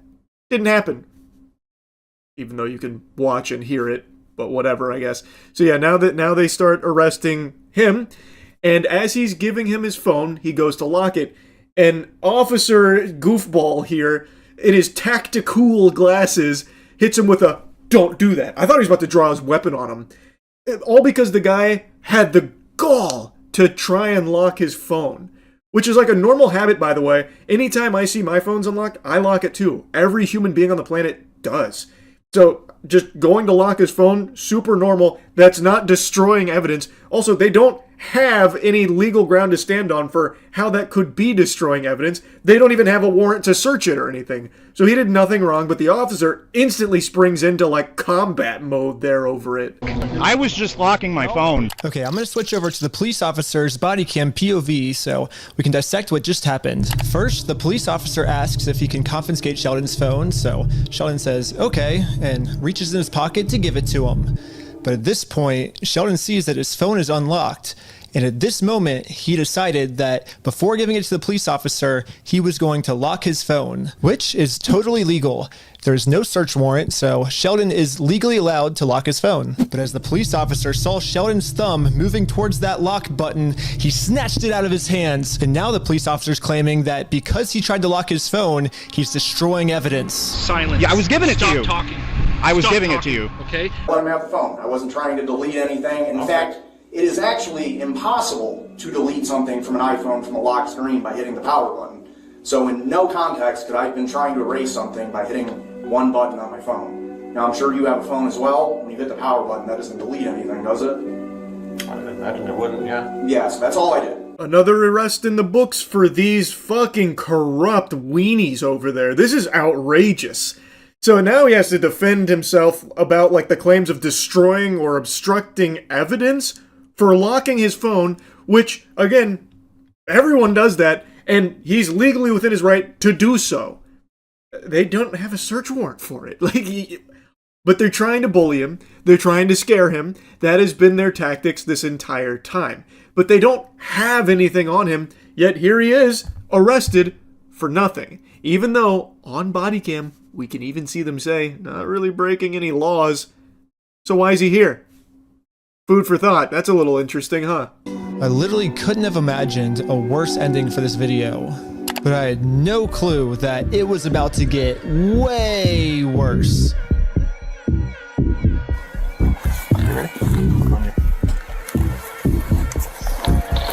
Directing Park Police Department, make yourself known. Search warrant. Stand up. Step outside, everybody. Come on. No. Don't move like that. You understand me? Don't move like that. Okay?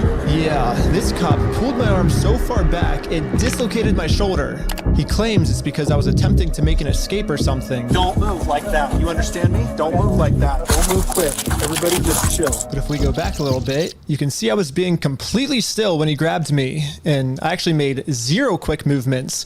So this police officer is just straight up lying so he can give me a serious injury. Included in the warrant are Legos. And this is where it really, really, really gets unhinged. They come in with the guns drawn on the house. They fucking raid it based on a complete bogus search warrant where now the Bricks and Minifigs guys are trying to claim, oh, Ben stole the Legos. And the judge signed off on this search warrant here. So now they go and they arrest everyone in that house. And Ben in particular, they rough up. They dislocate his shoulder and claim that he was threatening to run, that he was giving them an indication he was about to flee. But the body cam betrays that lie because you can see he's not. He's just standing there, and they just wanted to fuck him up because they could. This is so ridiculous. This should be huge outrage across Utah. Like, this is your law enforcement doing this, by the way. And these are your tax dollars being used to do shit like this. Being misused by people like the Bricks and Minifigs goobers like Josh and Brandon. You should be upset. Anyone should see this and be extremely concerned and alarmed. Again, every officer that we're seeing here should 100% lose their jobs for this. It is corruption in broad daylight. This is just bare naked corruption. There are corporate ghouls that are weaponizing your local law enforcement for their own personal gain. They are using it as their own tool to turn it against you, the civilians. They're using it against Ben and his friends because they are hurting their feelings and exposing their very shady, very immoral actions based on all available evidence, and they don't like that. So now they are just completely shitting all over their rights as American citizens, the First Amendment most notably. It should concern you. If there is a level of wealth that can be accumulated by people like Josh and Brandon that can let them just tap into the police resources and use it against individuals they don't like, that should keep you up at night and have you concerned. That is a huge fucking problem, because that seems to be what's going on here based on all the evidence I'm seeing for a while now when it comes to AI. And no amount of like trying to put makeup on it changes the truth that they are just stealing to train their models. Now, if you, as just a normal person, try and follow their footsteps and do the same thing of just taking a ton of artists' music and videos in order to make your own product off of those works, you're gonna get arrested and charged with a little something called theft. But that word doesn't exist once you reach a certain level of wealth. These billion-dollar corporations get to kind of skirt around that a little bit. They're able to tiptoe around that, and we don't need to worry about a little pesky thing called theft for them. It's very different rules they play by there. And I know there's not a soul on this planet surprised by this, but it's still something I think worth yapping about, especially now that it's so easily accessible to see how many things just get gobbled up by these AI companies to train their models off of. All of these huge compilations of work and IP that they steal to train their models on in order to sell it to the people that are now hooked on AI, as everyone is in this giant fucking gold rush, this whirlwind in the industry. It's just so bizarre how things have just accelerated to this point. Now, one thing I got very curious about is trying to think of like the most litigious company I could think of to see if their work had also just been stolen by a ton of these AI models. So obviously, the first thing that pops in my noodle is Nintendo. And yeah, Nintendo is not exempt from this. 4,926. That is a pretty big chunk of their trailers being used to train AI models that I'm sure Nintendo didn't sign off on, because Nintendo wouldn't just be giving away this for free. 1,000%. You would need to pay oodles of clams to have access to their material in order to train your own stuff off of to sell that product. They are extremely strict when it comes to their copyright. They rule that shit with an iron fist. They are Judge Dredd when it comes to their copyright. And yet, here we have Runaway Gen 3 that just shamelessly takes 4,772 of their trailers. Again, Nintendo is extremely strict with their trailers. You can use their trailers in like YouTube videos if you follow a very, very particular set of guidelines around it that is extremely transformative. Like, there are intense rules. Nintendo's so brutal with this. I remember there was a couple YouTube channels that got taken down because they used Nintendo music. Like, they took Nintendo music from games they owned, put it in their videos, and they lost their whole channels for it.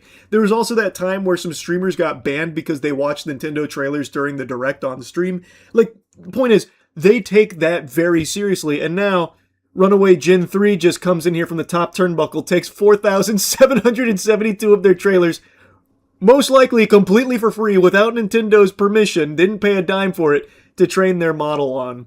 So let's see what this is. Runaway AI collected YouTube videos to train a video-generating AI model released as Gen 3 in 2024. An internal company document that was obtained by 404 Media lists 3,970... What? Wait, that can't be right. Oh, channels. I thought it was talking about videos in general. I was like, no, they have more than that from just Nintendo. That Runaway identified as sources of high-quality video for training. Nintendo video game trailers? Okay. The spreadsheet contains comments describing what is desirable about some of the channels. For example, beautiful cinematic landscapes, high-quality scenes from movies, only 4 videos, but they are really well done, super high-quality sci-fi short films, and the holy grail of car cinematics so far. That must be talking about like Mario Kart or something. It's not clear which, if any, videos Runway actually used for training its AI system. Our search tool includes all YouTube videos from the named channels that were published before May 17th, 2024, which is 1 month before Runway introduced their model. So this is something that The Atlantic also made note of. It's not 100% confirmed that they used all of these videos, but the fact that they were compiled by these companies, I think you can make a pretty educated guess that it was likely used to train their models. And also another thing they mention is that there are likely a lot of other ones that, even though they're not here, doesn't mean they weren't used to train their model. It's a very tricky and messy, sloppy thing to nail down exactly what and what isn't being used to train models, but I would wager a guess that since it's here in the data set, they probably used it. Much like all of these also most likely used it, like this company, which also used a lot of my YouTube videos. Which, that actually kind of gave me a giggle when I saw that Nintendo of America was part of the same data set as this one where my videos are in, such as Seaweed's Fucking Cool, or whatever that one was. I already forgot. So Nintendo and I... we're basically in the same ballpark now when it comes to quality. That's pretty cool. I bet Nintendo's thrilled about that. But anyway, point is, thanks to the Atlantic data sets here that you can freely explore, you can see so many things have just been taken by these companies and put in these data sets that are presumably being used to train their AI models on. It's pretty egregious. I wanted to yap about it a little bit. That's it. See ya. Yeah, I'm thinking we're back. Piracy has once again been a huge talking point in the global conversation. There's a lot of people going back to the old ways of just pirating content because, well, it's been a big ol' headache, a huge nuisance to just actually get things through the proper channels. With more streaming services popping up than there are grains of sand on the beach, as well as this huge push into not owning anything where you basically pay for the idea of a product. You pay for like the whiff of it. You get a permission slip, an admission ticket that can be revoked at any time to it. So you're just paying to rent basically everything. And a lot of people don't find that appealing for obvious reasons because you don't actually have anything there besides an imaginary friend. And so a lot of people turn to pirating it because they at least get to own that content. And in some cases, it's a more complete product with how widespread censorship is becoming, where they're just taking whole episodes of shows off streaming platforms. Not just individual episodes, sometimes entire shows just get fucking banished to the Shadow Realm. It's despicable. Anyway, though, I've yapped about many of the reasons endlessly for a while now, but point is, piracy has become the new hotness again. For a while, it kind of fell to the wayside and became a bit of a lost art. You didn't really hear a whole lot about piracy other than, like, Davy Jones bought one of his sailors a new BBL and now he's letting the boys clap cheeks on the deck or something, right? Like, you wouldn't really hear about this kind of piracy that often. But over the last couple years, it's been a huge point of discussion again, to the point now that the FBI is taking down ROM sites. They've seized multiple domains where they claim 3.2 million downloads had occurred over the last 3 months, resulting in like $170 million worth of loss to Nintendo.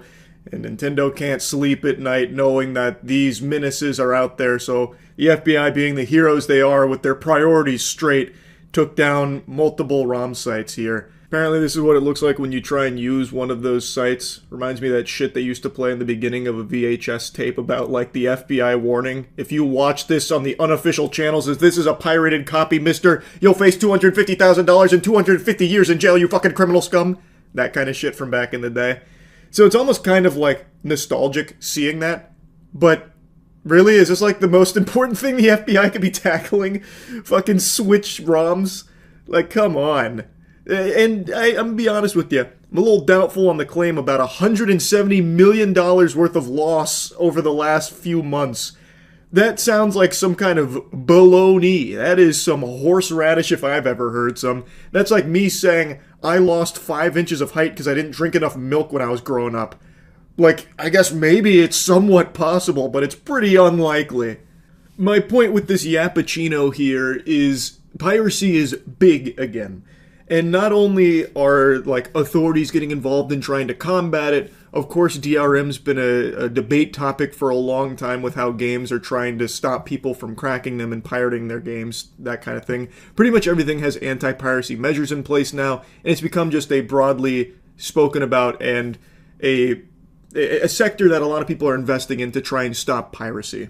But the reason I wanted to talk about this today is I saw something that kind of bucks this trend, where one solution to piracy is one that I happen to think is a really good idea, and one I've talked about and even used myself in a different capacity. I'm sure a lot of you have heard me mention this over the years in regards to our comic book series Godslap, where I'd be asked on stream where people could go read it or buy it. And I'd mentioned where you could buy it if you wanted to, but if you were like skeptical, kind of on the fence about whether or not you'd even like Godslap in the first place, well, hold on to your clams. Instead, just go pirate it. There are numerous websites that have uploaded our comics entirely for free. I would much rather you go pirate it to make sure it's something you like, instead of spending money on it and then finding out you fucking hate it or something.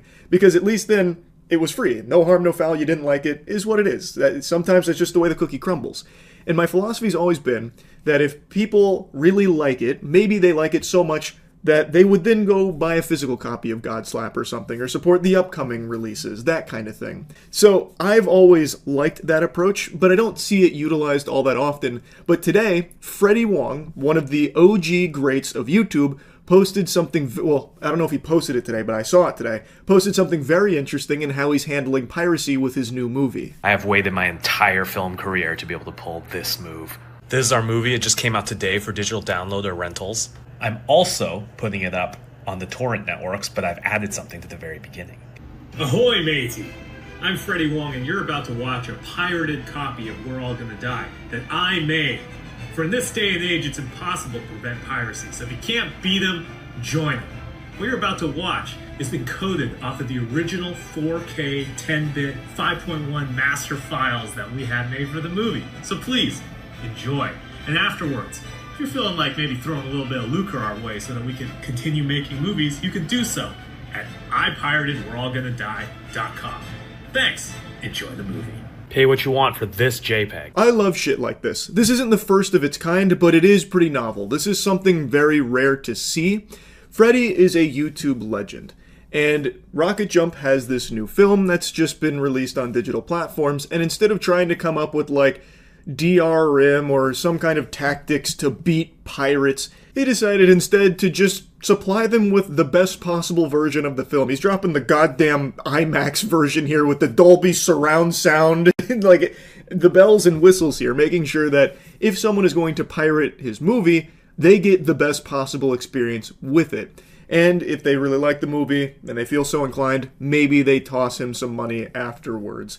I've always appreciated that approach to it. I've seen a couple of games do it over the years, and this is probably like one of the very few times I've seen a movie do it, but I think it is strong because the truth is you are not going to beat piracy. If someone wants to download your film, if someone is trying to get your product for free, they're going to find a way. They're going to get it. Even the most brutal, cutthroat DRM that is so extreme that it sometimes ruins the actual game experience for everyone else who even pays for it because the DRM is just that hostile, even that gets cracked. Granted, it takes some time, but even that gets eventually broken into. The Fort Knox, it eventually loses its gold there. And I recognize that an approach like this doesn't scale infinitely. Like, this isn't going to be viable for like the biggest corporations in the world and different sizes. It doesn't make sense. I get that. But in a lot of cases, it does make sense. Because even if you lose out on a sale, like someone that was very curious about your product but didn't want to pay for it, and then tries it, well, maybe they like it and then you lost a sale, but you gained a fan who might become a paying fan down the line. And doing something like this garners a lot of goodwill, and there have been cases that have historically showed doing something like this does actually translate to more sales because people appreciate the notion of, here's my art, I know that people are going to pirate it, so I'd like you to at least have the best version of it, so that way you can experience it and maybe enjoy it, and maybe come back around and down the line pay for, you know, the next thing, or even pay for this if you really felt so strongly about, you know, how much you appreciated it. I think it is a great move. And I just wanted to talk about this a little bit today because I just thought it was really a nice gesture here. And I've seen a lot of support for his movie now as a result of this move. There was also a lot of people very excited for the movie in the first place. So I really think that this was just a net positive overall. Even if there's 1,000 people that watch this movie for free with no intention of ever spending a dime on it, well, maybe a good chunk of those people become fans of this production and will support the upcoming ones. I just really think, overall, what Freddie did here was a great move, and I really appreciated it. And I just wanted to kind of highlight this because with how big the resurgence of piracy is looking to be, it is nice to see someone come forward and buck the trend that everyone seems to be following with, like, you know, cutthroat legal action at all times against piracy, and we're going to find ways to fuck up our products just in the slim chance that we can prevent a little bit of piracy on it, you know what I mean? So anyway, that's really about it. So yeah. At the latest, it was 11:16 that I was in her chair. At the very fucking latest, okay? Not that that matters, you would think, but it does. And so she sits me down in her chair, offers me water, brushes my hair, asks me what I want. The gall of her to do those things, to give you a beverage, to brush your hair, and ask you what you want? Who does she think she is? Oh my god, the chutzpah! What a monster! The way she's describing this, it's like she was doing a bad thing. Like the hairdresser, she gave me water and stuff and like brushed my hair. What the fuck? I don't know why she's acting like that. And it does matter, by the way. You're very late. And what you wanted done with your hair isn't something that they thought they could do to a high quality standard in the amount of time they had before their next client. You were late. Like, it's just that simple. I show her the inspo picture. The vibes are like, and like, just not great customer service, right? And then she's like, you know, I'm going to be honest with you. I don't think I can cut your hair in an hour 15. And then she says that like, she doesn't want to rush it and like do a bad job, which is fair. And then she's like, and that's not fair to my other client at 12:30. I don't know what to say to that. Like, how can you not know what to say to that? It's like the easiest response ever. Okay, I understand. Yeah, I should have been here on time. So how can we reschedule? Like, it seems like it's a very amicable situation that could have happened here, but she just can't process this. Like, it's wild to me. The entitlement is actually incredible to watch unfold here. Because even after, like, this blew up and this is now her response, it still hasn't dawned on her that she was in the wrong. She still puts it all on this hairdresser who's so unreasonable and so mean, lacking empathy and humanity. What the fuck? It's so fascinating to see here. And then she's like, yeah, just clearly not great customer service. After she's just described that they're bending over backwards now, she's very late to this appointment, but they're still taking her back, giving her water, brushing her hair, and trying to do the haircut that she is wanting to a high level. But they didn't feel confident that they could, so they're now trying to reschedule for a different day so they can. And she's upset about that. Would you have rather they have done this haircut shittily? Would you have rather had a bad haircut as opposed to no haircut at all?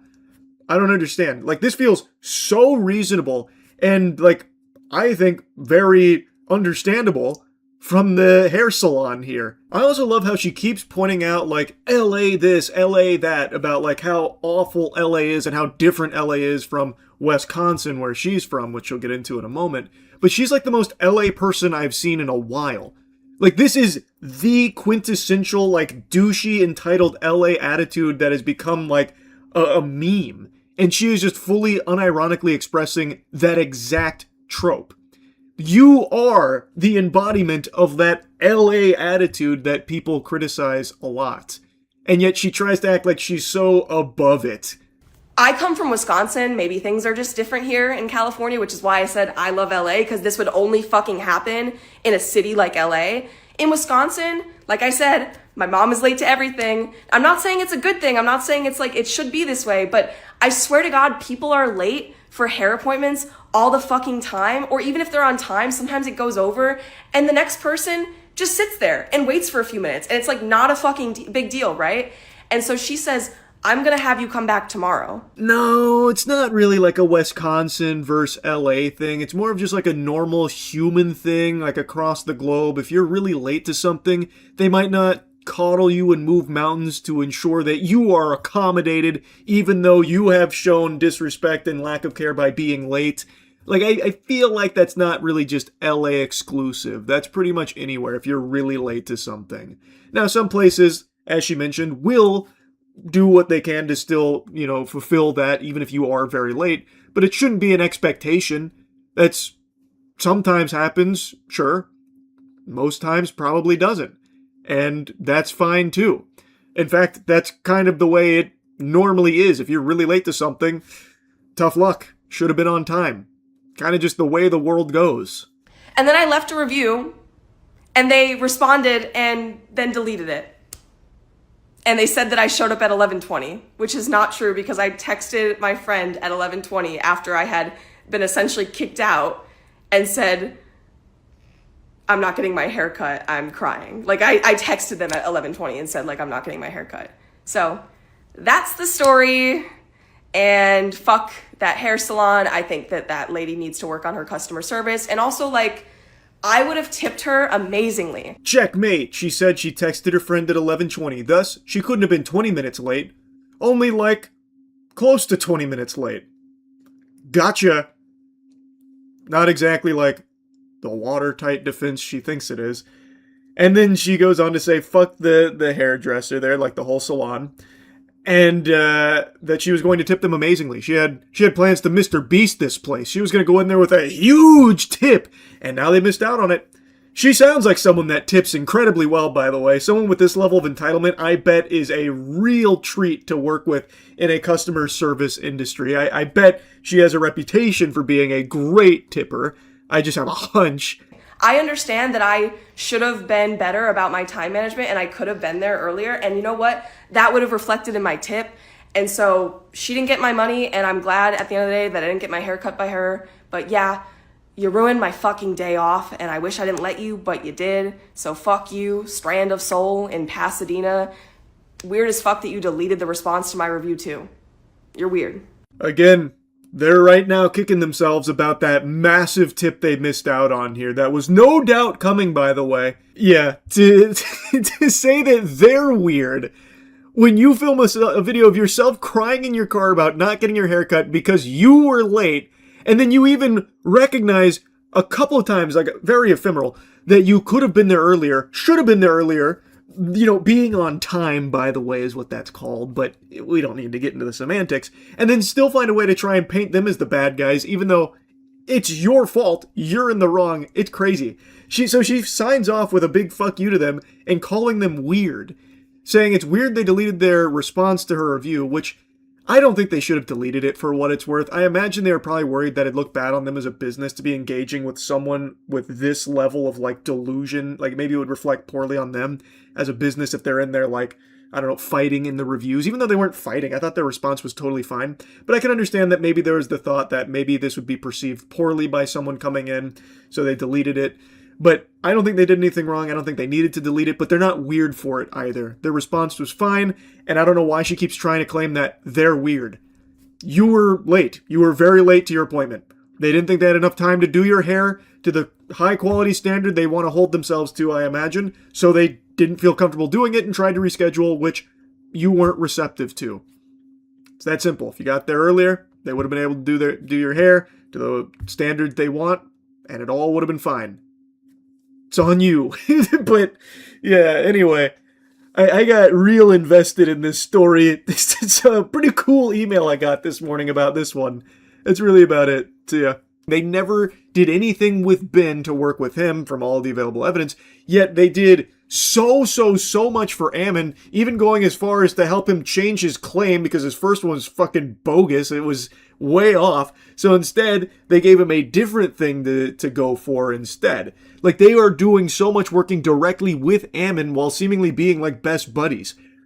Smells kind of corrupt if you ask me. Why did they not do anything with Ben's evidence or Ben's case or work with him?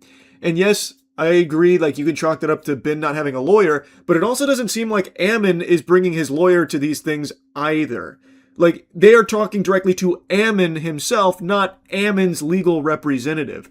So why are they willing to extend this courtesy of working directly with Ammon, but not directly with Ben? It is fucking weird. That is very odd. A few weeks later, when I ended up going to court, this was the state's response. My name is Nick Mielstein. I'm the prosecutor. Is Benjamin Schneider here? Yes. If you want to take care of that today, we could do what we call a plea in abeyance. Were you able to see the footage I submitted to the police of our interaction? I have not watched it, no. Okay, because in that footage, you can clearly see that the second he tells us to leave, we say, okay, we'll leave. And then he calls the police and said that we threatened to burn down the building and shoot everyone inside. And he was just making up all these lies, which you can clearly see in the footage that we submitted. We were being respectful the whole time. We left the second he told us to. Sorry, let me look. And so it makes sense why the police would take me to court because, I mean, he's threatening that we're going to burn down the building and shoot everyone, but we did nothing. Like, he's just saying that because he's trying to. I'm a documentary maker, so I'm making a documentary on the thing. So his logic is if he throws me in jail, then if he makes up a reason for me to go to jail, then I won't be able to expose them for their crimes. So that's the what's going on. It's clear as day in the footage if you watch it. It seems like they're just making up a bunch of false information in order to silence criticism. So did you submit that to the police officer? Yes. Is the footage going such that it's still going like when you step out the door? It starts from when we're in the elevator before we talk to him to when we were back in the elevator going back down. Obviously, a video doesn't necessarily show everything that possibly happened. So according to... Again, this is where a lawyer would be so beneficial here because Ben does have evidence to prove his side of this story. Ammon has nothing besides his word, which is worthless. That is actually just a little fucking hemorrhoid. His word means nothing. Ben has video evidence. But since Ben is representing himself, it's a little harder for him to make these statements and get this where it needs to go in this system so that it actually leads to what it should, which is justice and proving his side here. And that statement there from the opposing side about, well, a video doesn't necessarily show everything that happened is fucking crazy considering he hasn't even watched the footage yet. Like, they haven't even looked at the footage yet. So why are you already coping? Why are you already making up like this out? It sounds like they probably know that it does show the kind of whole scope of the situation, at least more so than what Ammon is saying. Like, it's fucking ridiculous. And this is where a lawyer would be able to, I imagine, dunk on that. The state of Utah, the raw video that shows everything that possibly could have happened is not credible and could not have shown everything that possibly could have happened. And they didn't even watch it. They're literally just taking Ammon's word for everything and completely ignoring all the evidence. So where does this leave me now? Not only am I being charged with a bunch of mystery crimes in American Fork, Utah, but I'm also being charged with a second-degree felony up to 15 years in jail in Provo, Utah. And now that they have written proof that I'm committing all of these insane crimes against them, I mean, obviously Bricks and Minifigs just made up everything, but that's not how the court sees it. The court thinks that these are real. And for whatever reason, the court wouldn't let me share my side. They only heard Bricks and Minifigs' side. Ben's side was not in the room, was not heard. The court signed an order erasing his published work on the strength of the company's verified complaint and the company's motion with no one there to say a word against it. That is how it seems. Again, I'm no legal expert, but some legal experts have weighed in and expressed similar sentiment there. It is looking like it is only hearing one side and refusing to engage in even the slightest capacity with Ben's side and look at his evidence. And that's not right. They are only willing to see and hear from one side, no matter how flimsy the evidence provided from that side is. And using the word evidence to describe Ammon McNeff's word about what was said is just gross, because it's not really evidence. He is just lying, provably lying. It is not fair. It does not feel fair. Now, again, I do think a lawyer would be able to probably do more here, but even still, in what world is that okay that this guy doesn't have a lawyer, so we're just not going to even look at anything that he has? We'll just go with this corporation, this mega corporation that seems to be real friendly with the police department. They must be the ones that are right, no matter what. And we'll do everything we can, bend over backwards, to ensure that we're fighting for them instead of the little guy. It's just wrong. Now, of course, you can point to some of the stunts that Ben did in some of the videos and say, like, you know, maybe this was pushing it too far, or maybe this was counterproductive to getting things solved. And I think that's a fine critique to have. I think that's very valid. But you should also be able to recognize that he does have very real evidence for his innocence in the face of some of the claims made against him from Bricks and Minifigs that are just outrageous. And those things should be seen, viewed, and actually analyzed by the system here, instead of just rejected based on the merit of his accuser. This corporation, we love those guys. Look at how much money they make and how cool they are. So what they say is right. You don't even have a lawyer. We're not even going to look at your shit. You may have made a case with the police officer here, but we don't even want to look at that. I'm sure he was just, it's stupid. You're dumb. Get out of here. They're right. You're wrong. That's not how it should be. Because I have my freedom of speech back, baby. I can say whatever I want. I can say Bricks and Minifigs sucks. I can say Bricks and Minifigs such old people. And look, I just said it. I'm not in jail, which is sick. We got our First Amendment rights back. Yeah. And now that I have my freedom of speech back, everyone is wondering how Bricks and Minifigs can make up for the fact that they made up all these lies about me to take away my freedom of speech. They can say that they're sorry by doing the chicken dance. And I will take that as a sincere form of apology. And once they do the chicken dance, then I will know that Bricks and Minifigs is sorry.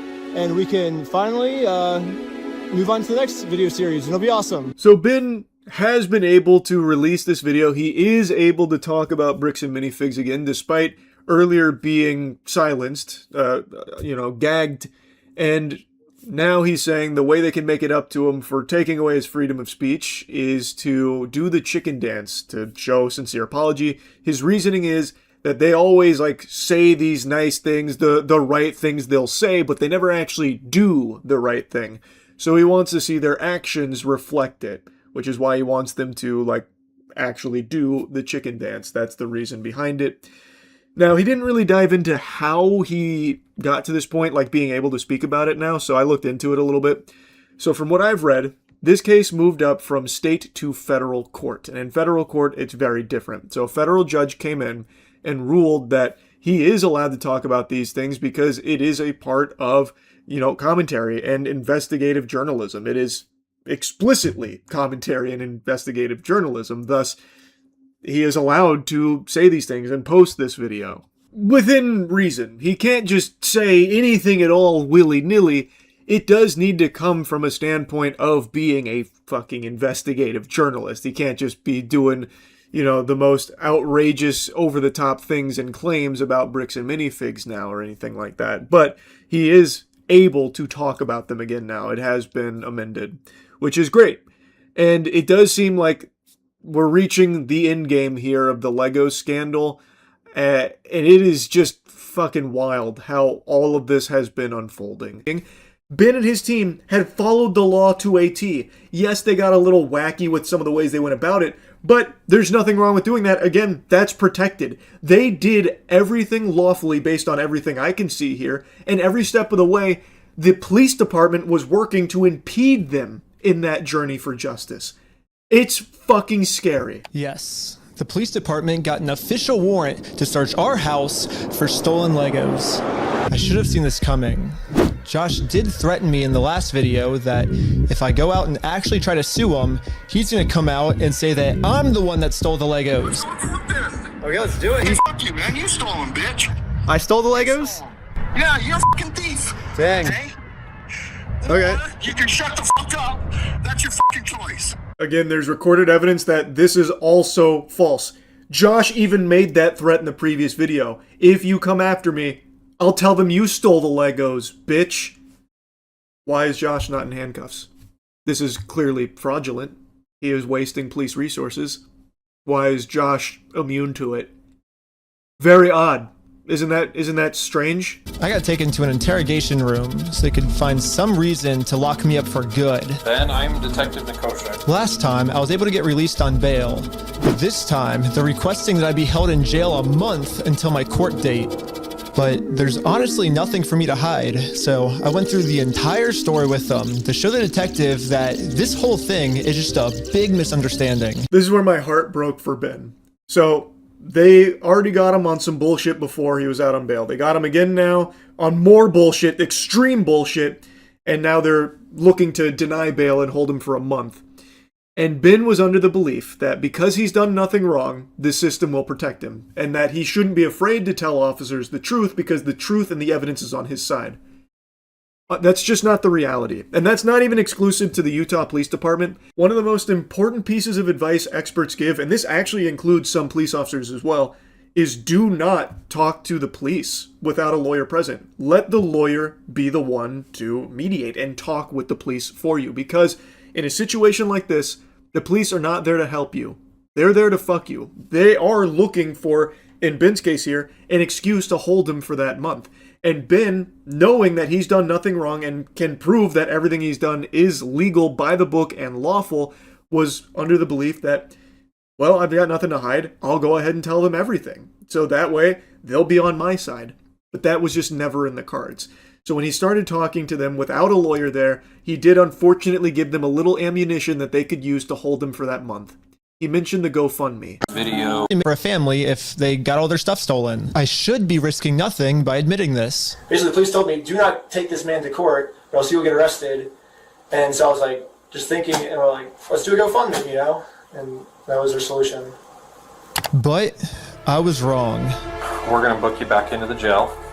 Okay? The creation of the GoFundMe, right? We're blasting this person all over saying, hey, he's... So creating the GoFundMe was illegal?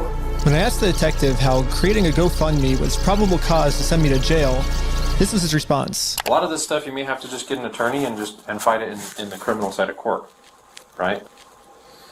Okay, should I Yep. get my back? Yeah, go ahead and stand up. I got an officer right here that's he has cuffs for you. Yeah, it's that stupid.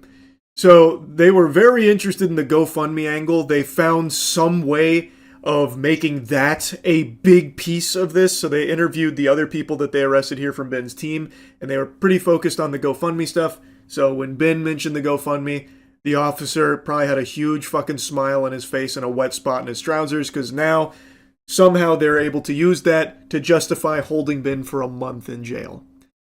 It's fucking scary. That's frightening, man. Completely blind to what I'm even being charged for. The worst part is that the police officers took away my bail, so now I have to wait a month in jail. However, I ended up getting extremely lucky. When a judge ended up reviewing this arrest, they thought the whole thing was so stupid and ended up releasing me on bail. So now, at least I'm a free man until my court case. Ben got extremely lucky that a judge reviewed it and came to the rational conclusion that this is absurd, it's fucking preposterous, so he did get to get out and prepare for the upcoming lawsuit and his court date and all of that. But then he was informed that there is an arrest warrant out for him. So, according to Ben, and based on everything we've seen so far, it sounds like Bricks and Minifigs has once again cooked up more lies about Ben, about how he's this big threat. They even alluded to him being like a physical threat to the Bricks and Minifigs guys throughout this video. So he's this huge threat. He's out of control. He's on the loose. So now they have an arrest warrant out for him, which was actually signed off by a judge. The only thing the police department could tell me is that I do have a warrant, but this time the judge approved it that I will have no bail. And I am now a physical threat to Josh, the person the police are protecting. So basically, at any moment now, I could be arrested without bail for some mystery crime. There really is only one thing that I can do now. Well, I'm in Mexico now. It's fucking lunacy, man. People that have, like, active stalkers that are literally a threat to their physical safety don't get this kind of treatment from the police. Like, actual degenerate, deranged, delusional criminals that are actually threatening the safety of innocent people don't get treated like Ben has been by the authorities. So now he has an arrest warrant out, non-bailable, so in a panic, he goes to Mexico. I mean, I can't even blame him. I genuinely can't even blame him for that. It's a complete mystery crime. Again, what they're even pursuing against him. This is so absurd. Again, this all started over Legos, but this has really revealed that Bricks and Minifigs is just a completely rotten company filled with actual maniacs, like genuine menaces. These are psychopaths. They are trying to have been arrested, ruin his life, throw him in jail over nothing because he's trying to get an old man his extremely valuable Lego collection back that they don't even have the right to in the first place by their own admission because, according to them, they don't do consignment, even though their contracts do say they do consignment. But regardless, if they don't do consignment, then they shouldn't have the inventory. Thus, they can't be selling the inventory because it would be stolen product, but they've already sold the inventory and they haven't paid for it. They haven't given Brian and his father what they're owed, and they're not giving the Legos back, even though he keeps requesting the Legos back. They refuse. And he has gone through everything lawfully. He has done everything as the law allows and permits and actually instructs him to do. He's followed every police order to a T, and still his life is in jeopardy here at the hands of Bricks and Minifigs and this corrupt police department and these officers. It's fucking infuriating. This is a huge deal. Now, I don't see what the fuck was wrong with the GoFundMe. I don't see why that was an issue, and I guess it's still a mystery because they haven't really said, but I'll put a link to all of that in the description here, obviously. It is so unreal how deep this goes. Hats off to Ben and his team for continuing to fight for justice here against a corporation of this size and this level of maliciousness. Holy shit. Anyway, that's really about it. So yeah. 100 users. Whoa. Average daily. I was joking about the numbers. It didn't even make it to 1,000 daily users. Oh, what the fuck? That's like high guard level. Wow. So it's all, and he lost $37 billion of it. So Meta Horizon worlds will exist, but only in 2 dimensions. So a lot of communities like Horizon France, Horizon Germany, and all the communities, well, they will lose a lot of money. Well, that's life, isn't it? So this guy's handling it well. Let's do a farewell tour, and I will show you my worlds, my favorite worlds. I visited it for the last 5 years. Okay, here we go. He's handling it like a champ. This was one of the most favorite places over here. It's based on an island in the Mediterranean Sea. Yeah, I can see that because it's just a JPEG of that actual place, it seems. The power of Horizon Worlds, baby. Can't find that elsewhere. Capri. And the furniture is just grand. Just look at the furniture over here. I wouldn't really say it's grand. Those are like so real. Normal IKEA wooden chairs. It's made by Kate Austin. So it's pure eye candy, so you cannot do much in here. But I find it beautiful. So let's visit the place. Brother, you gotta go to VR chat stat. If you find this beautiful, your mind will be blown with what people have made in VR chat over the years. This is a blessing in disguise for you, my friend. Well, they'll have a new home there in VR chat, and I think they're gonna like it a lot more. Just a hunch. Oh yeah, here's a video from 3 months ago. Metaverse only has 900 users. This goofy, doofy image. It's seared into everyone's collective consciousness when they think about the metaverse, even 4 years after its launch. The metaverse, as envisioned by Mark Zuckerberg, was just one of those vague Silicon Valley ideas that nobody concretely understood. At the center of the metaverse. Look at that. See, that's what I'm talking about. This is what the metaverse used to be when they were first launching. They couldn't figure out how to do legs or anything, so they just had you walking around like fucking Rayman. Just missing limbs. It was so pathetic. Oh, God. What a stupid venture. Was Horizon Worlds, the flagship VR universe that was to usher in a new era of social connection.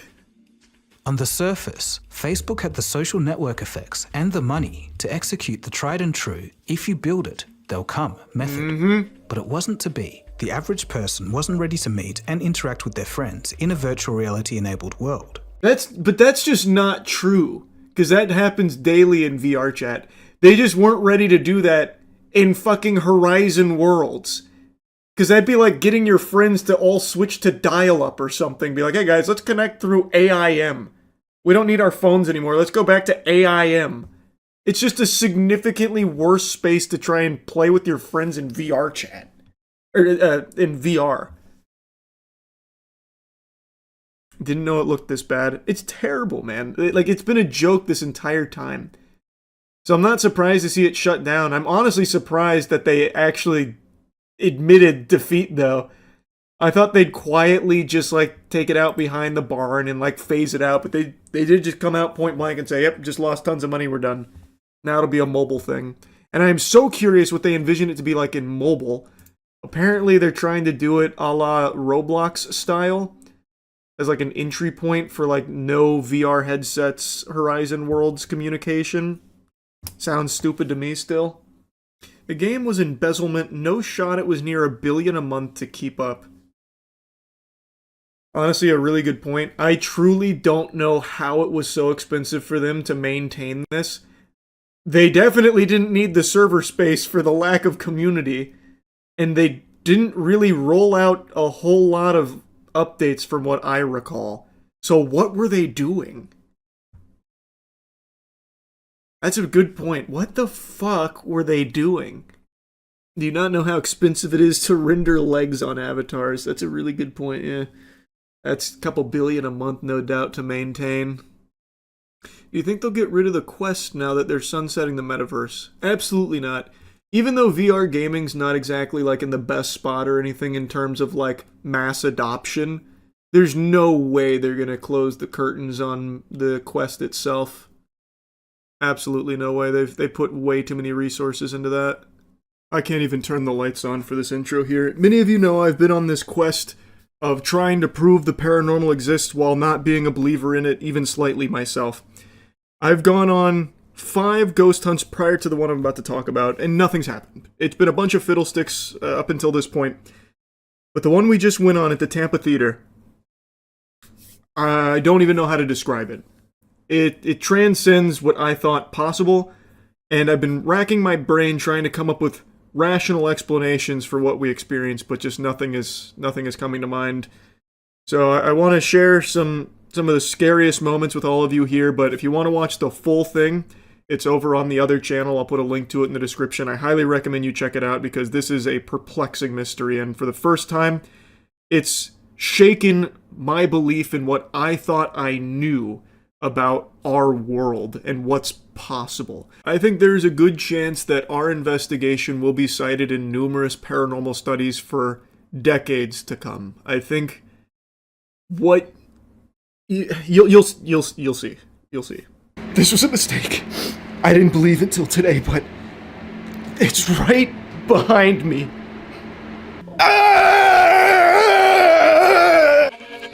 How's it going? I had to get the fuck out. That was... I'm not light as a feather right now. I'm not moving. But there's something going on here. There's something fishy. You guys ever wonder why darkness scares us? Hello. Can we speak with you today? Bloody Mary! Bloody Mary! Bloody Mary! Good evening, and welcome back to the other channel. In this week's terrifying episode, we stepped back into the historic and haunted parts of Tampa's past. Since our time in Plant Hall a year ago, we had hopes to someday get to explore one of the oldest and most haunted locations in Tampa's heart. Today is that day. The historic Tampa Theater was built in 1925 and opened to the public in 1926. Throughout its almost 100 years of operation, it has become a hub for spirits and wandering souls to take up shop and watch the shows it's put on for almost a century. Hey, it's the Tampa Theater, and we're at the Tampa Theater hunting some ghosts. Yeah, we're back. I don't believe in those bitches. And I'm here to prove that I'm wrong for not believing in them. Yep, we want to find the ghosts. So this time we did something we've never done before. Research. Yep, that's we talked to experts in the field. We got new tools, new mindsets. Mm-hmm. That was the big thing. Everybody said it. You got to be positive. We're here respectfully, not to be assholes to the ghosts. And I started that hostily. I didn't. Matt hasn't shared his research with us. I didn't know. Let me tell you, I don't want to spoil too much. The first ghost is over there. We haven't crossed the barrier. That's right. They haven't heard anything. Oh, you're right. We're good. The Dark Souls fall behind. Yeah, the fog walls. Boys, let's find some ghosts. Yeah. Let's Ghost hunting time. Ghosts. What we always say: 1, 2, 3. Get them! Is there anyone here with us? Tile. Oh, worth noting, this is the original tile. He died right where Danny's sitting, and apparently in a pool of blood. So that may mean something. Say. Hello, Robert. That would be mean. That's the most I've ever gotten from a spirit box. Because you got his name. Sorry. And also, that is the new upgraded spirit box. Yeah, this is the Sam and Colby recommended spirit box. So if it doesn't work, Entering. you know who to blame. Ronald, if you are here, please. Robert. Sorry, I can tell from the vibration of Charlie's voice, he's not being respectful. I'm trying to. I'm not going to be the first one to go in there. That is actually a very disturbing painting. Let's do my lady's bathroom. I'm not afraid. Well, this is not the ladies' bathroom. This is the ladies' smoking room. Yeah, that's true. Oh, that's right. Mm-hmm. I will That tell seems you, pretty cold. And I'll spoil this, I'm not a believer. Yeah. Tonight I'm a believer. I'm not normally. So normally I would never say anything about this. When I walked up to place that cat ball by myself up here, I got goosebumps. That's good. Normal me would go, I got goosebumps. Yeah. Tonight Matt got goosebumps. Oh, And she was here. What?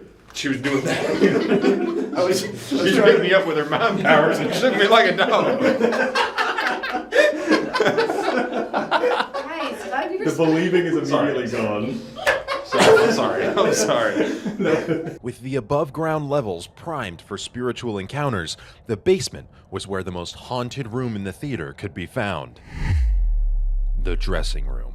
Though there isn't a name associated with this entity, many have referred to it as a trickster ghost, or a spirit not in need of closure to move on, but instead a malicious presence that only wishes to torment and erode the sanity of those who goad it. Little did we know that a prime vessel for this trickster may have been walking among us. All right. Let's leave Charlie to his hunting. Yeah, just lock me in here for a little bit.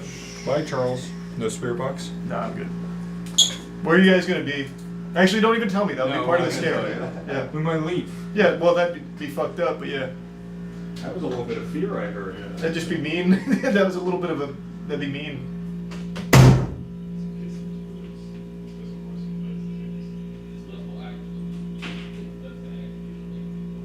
I have no idea where the light switch is here.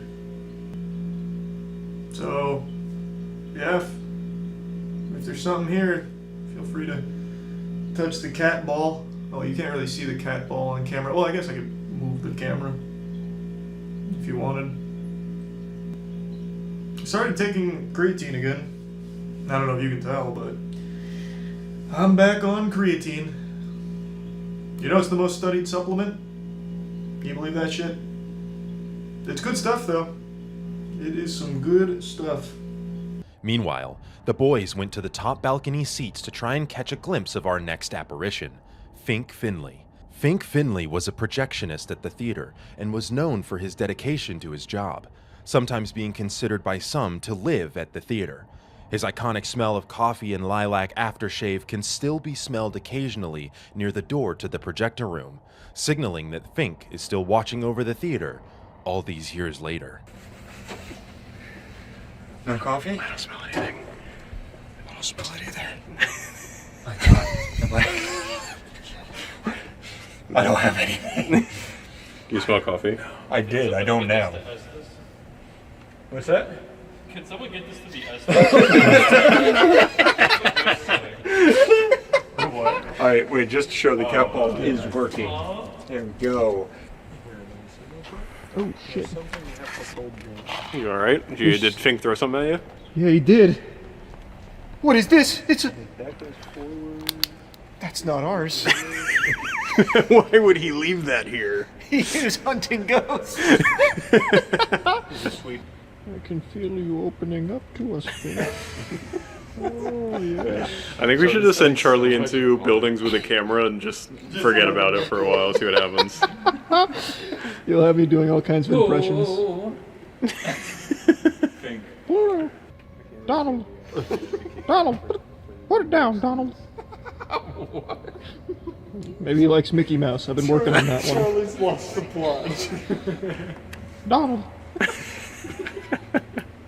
We decided, as our last excursion for the night, we would try to invoke the spirit who was giving us the most trouble throughout our investigation, the Trickster.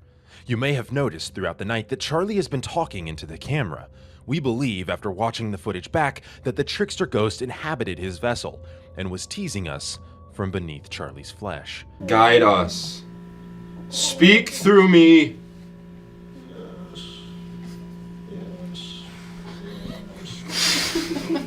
The video's gonna be fucking haunting just because Charlie's voice. Oh, my laugh sped it up. I'm sorry. Where are you taking us? It's trying to tell us the year it died. Guide us through the ether. It's going to the 3. I have no I can't see it. I'm just saying shit, really. With the Trickster teasing us still through Charlie but giving us nothing to go off of, we switch back to the Estes method. Until suddenly... This hot tub for all of us. I'm here.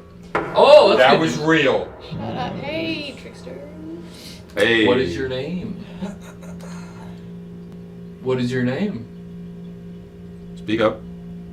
Workers' compensation. Jesus Christ. Clark, if you appear in this mirror right now, I'll actually shit my fucking pants. What is it? You have to say it in 3? This won't go away. That's actually that horrifying Clark. So. Hey, Clark. Touch the antenna here in 3 seconds. 1, 2, The 3. consequences. There's no consequences. There's no consequences. You won't get in trouble. It'll just make a funny beep. Yeah. Really. Here, Trace, want to show him what it does? So Yeah, he's not afraid. That's all it's gonna do. All you gotta do is touch it. It's that easy. I didn't even touch it. Debut. Yep, this is your first, this is your big outing. Just put the makeup on. You did Hard tell us your launch, name. am I right? Clark. Here I come. Yeah, Oh. you got it, Clark. Touch it. If he touches it right now, I'll believe. It's been. Hola. There you go. Having given up on the dressing room, we decide to stop by our rally point and collect our findings for the night, when suddenly, we can only guess that the Trickster leaves Charlie's body in what can only be described as a moment of pure adrenaline and agony.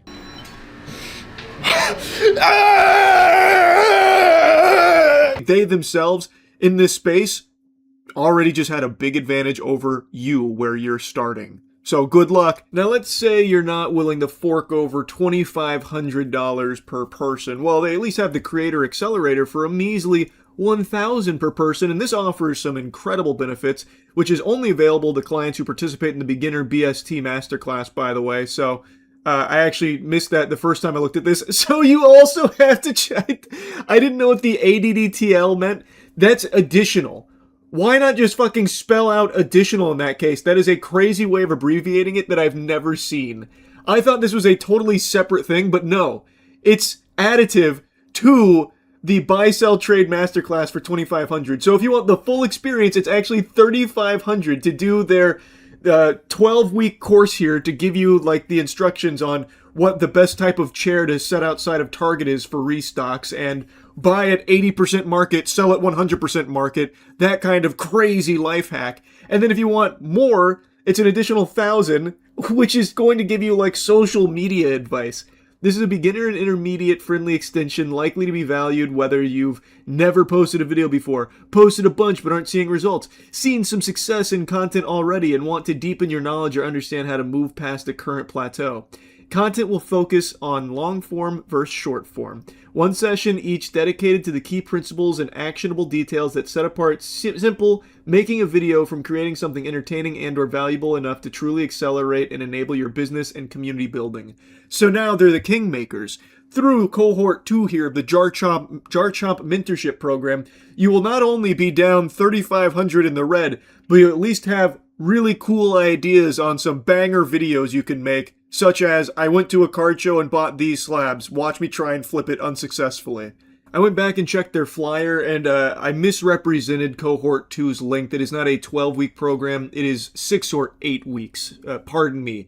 So it's even less time for more money. My apologies. So it's 6 to 8 week, 20-person live program led by Jar Chomp Collectibles and Oyama Trading. I didn't look into Oyama Trading. I imagine it's probably a similar song and dance, similar story to Jar Chomp. I was laughing too hard when I found out Jar Chomp just openly talks about coming from a very high-paying salary background before diving into this space and is now actively hosing the community for even more money, even more thousands upon thousands of dollars to line his pockets. Now, I know I've been calling it a course quite a bit, but they want to make it clear, bold and underlined, this is not a course. Spoiler alert. Yeah, it is. It 1000% is. I don't know why you're trying to rebrand that. Cohort 1 clients grew inventories from 0 to 15K to greater than 50K. Started and scaled Instagram and YouTube, expanded their networks, made friends, and had a blast.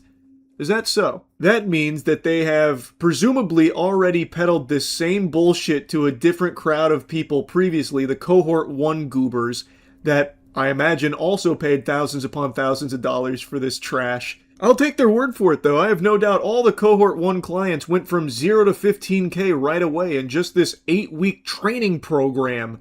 And also, some of them even going straight to the moon over 50K, and they all started scaling their Instagram and YouTubes. All of them are popping off right now. Have you heard of Mr. Beast? Yeah, he was probably a Cohort 1 client here at the Machamps Mentorship. And, of course, they had a blast. And that's the most important thing. They all became great lifelong friends through the Machamps Mentorship program in Cohort 1. So it's very nice of them. It's a blessing that they're opening it up again for Cohort 2. So that way even more people can have this privilege. It's so fucking shameless, man. And they're not alone. I know there's other courses in this space offering similar things, but this is like the fucking Hustlers University for Pokemon degenerates. The pricing is diabolical. It's so shameless. It's sickening. Anyway, though, just wanted to make fun of more of these assholes. That's really about it. So, yeah. Wow. I don't even know how to appropriately express my shock for what just unfolded here. Best I can do is one of these. Like a Mr. Beast thumbnail. Melania Trump, from out of nowhere, just delivered a speech going over Epstein. The whole thing was more surprising than when people learned Darth Vader is Luke Skywalker's father. And even more surprising for me, because I only recently learned that Melania can speak. I hadn't heard a peep from her in many years. I just assumed she had taken like a vow of silence or something. And that Trump just speaks for her. I only learned that she talks after the trailers for the Melania documentary, which, by the way, is directed by Brett Ratner, who was also present in the Epstein files with some not good photos out there of him. interesting choice to direct her movie. A big part of this press conference was about how it's a bunch of lies that she was like a close associate of Epstein or like a victim of Epstein, and that it was only ever casual correspondence with Maxwell/Epstein, and that the email that recently came out, you know, it's misleading. It's not actually indicative of like a personal connection there. So she tries to defend that and shoot all of that down. And then she also says some things that are directly contradictory to Donald Trump and the entire administration's stance on the Epstein files. Now is the time for Congress to act. Epstein was not alone.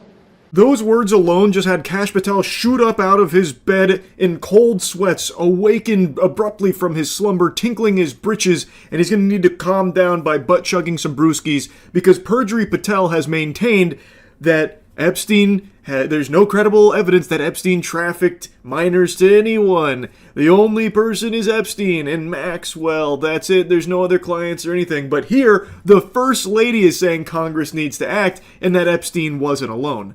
This flies in the face of the official stance of the administration and Donald Trump himself, where they talk about how justice has been served, so get over it. Even Todd Blanche is not even shy about it. Not a crime to party with Epstein, probably won't be doing any further investigations. Their official stance is that everything that would ever happen with the Epstein files has happened, and that the American people shouldn't care about it, and anyone that does care about it is a bad person. Also, the Epstein files aren't real, they're a Democrat hoax. Meanwhile, from out of nowhere, Melania Trump delivers this speech where she's talking about her relationship to Epstein and how, like, there's a bunch of lies about it and it's all not true, but also how important the Epstein files are and that action needs to be taken, which is very, very much flying in the face of her husband's perspective on it and the administration that has desperately tried to make people forget about it. This came out of nowhere. Melania Trump delivered this at a time where no one was talking about the Epstein files. The media had forgotten about it. The administration got hit by the Men in Black neuralizer, so they didn't even know who Epstein was. They forgot that name entirely. And then Melania Trump comes and does this. I call on Congress to provide the women who have been victimized by Epstein with a public hearing specifically centered around the survivors. Give these victims their opportunity to testify under oath in front of Congress with the power of sworn testimony. Each and every woman should have her day to tell her story in public if she wishes, and then her testimony should be permanently entered into the congressional record. Then, and only then, we will have the truth. Thank you. This had to be a huge jump scare to most people in the administration because I don't think they signed off on that. And I read a couple reports that she went rogue and did this without like official approval through the channels of the Epstein administration and their attempts to cover it up at every possible angle imaginable. So if those reports are true, if that's accurate and she did this just willy-nilly, you know, on a whim, I bet the administration is fucking fuming over it. And now she calls for Congress to act, but Melania, get ready for the cold water. That call's coming from inside the house. You need look only in your bedside. Donald Trump is one of the main perpetrators of covering this shit up. His whole administration does everything in their power to bury it. So she is now mentioning the Epstein survivors directly, that's like Voldemort's name to this administration. They do not address the survivors, the victims of Epstein. So that was extremely surprising to hear her directly talk about it and how important it is to hear their testimony. I agree. We should be able to hear more from them and get more information about their experiences here and at least hear from them, which has been something this administration has been desperately trying to avoid, plugging their ears to it. I think she's right when it comes to that. Now, this wasn't the only thing she was addressing during this. The main thing is she was trying to set the record straight on her connection to Epstein and how they weren't close at all and all of these lies that have been spread about her being an Epstein victim or a close associate and pal are just a bunch of hooey, it's all hogwash. Which, again, comes out of nowhere because I hadn't heard those claims come up in months. This has been something the mainstream media has been radio silent on, crickets. So this just came out of nowhere and once again puts it right in people's noodle, brings it, right up front and center, which is great. I mean, actually, it's really wonderful that she decided to start talking about Epstein again in this way, because now, once again, it will remind people of the blatant corruption and the evil, the heinous acts that are being covered up here from this administration. It really is so wild because this was not being discussed all that openly. I do know now, as a result of this, that some email has been shared about her emailing with Epstein and Maxwell or something to that effect, which is something she also talks about in this, so I'm guessing that was probably the catalyst that made her want to do this. But it was something that people weren't really talking about until she brought it up. It's like if I go into a crowded theater and I say, all right, everyone, listen up. I just want to make it clear I did not shit my pants. And I don't want anyone here to think that I did. All right, now that that's out of the way, carry on. It's one of those things where it's like, hey, we weren't even really, thinking about that, but now that you've mentioned it, it makes us think that you might have doo-dooed. Like, did you poop your pants? I what's bringing this up here? The lies linking me with the disgraceful Jeffrey Epstein need to end today. The individuals lying about me are devoid of ethical standards, humility, and respect. I do not object to their ignorance, but rather I reject their mean-spirited attempts to defame my reputation. I never been friends with Epstein. Donald and I know I've made a lot of videos recently clowning on driving streamers who are addicted to streaming while behind the wheel of a vehicle and hardly paying attention to the road, jeopardizing everyone's safety out there, and in a lot of cases, crashing. Recently, there was even a TikTok streamer who is now facing charges after killing a man while doing a TikTok driving stream. It was weird, so... You okay? Oh, What was that? This is Tynesha Roten. As you can see, she was too preoccupied with her stream talking there. Maybe too many roses and galaxies capturing her attention, wasn't looking at the road, and struck and killed a pedestrian at an intersection. His name was Darren Lucas. This kind of shit gets my blood boiling, which is why I've been yapping about it so much recently, because it's only becoming more and more common. It's been normalized to just stream in cars now for a lot of people, and it's just incredibly dangerous and can lead to situations like that. In many of these cases, the streamer is too focused on their chat, interacting with them, jingling keys, doing the song and dance to keep the chat engaged, and they're just focused there, not on the road. So at that point, they're no longer even operating a vehicle, they're riding a fucking missile, which is why we've been seeing so many videos of them crashing, causing accidents, or in that case, killing people. What is this guy doing? Wait, what? What are the ones for?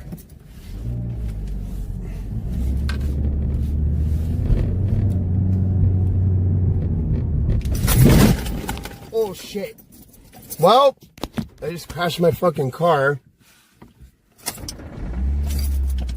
Damn it, bro. Oh well. Shucks. Oh well.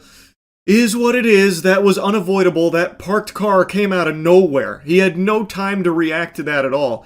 Not even at fault, honestly. That was really on that vehicle there. I mean, shame on them for parking, right? They should have known that a streamer would be coming through, just fucking blankly staring at their phone screen, reading chat like a fucking zombie out there. How could they not have predicted that? This clip is from yesterday, and we are seeing tons of clips like this all the time now, because streaming while driving has become very popular.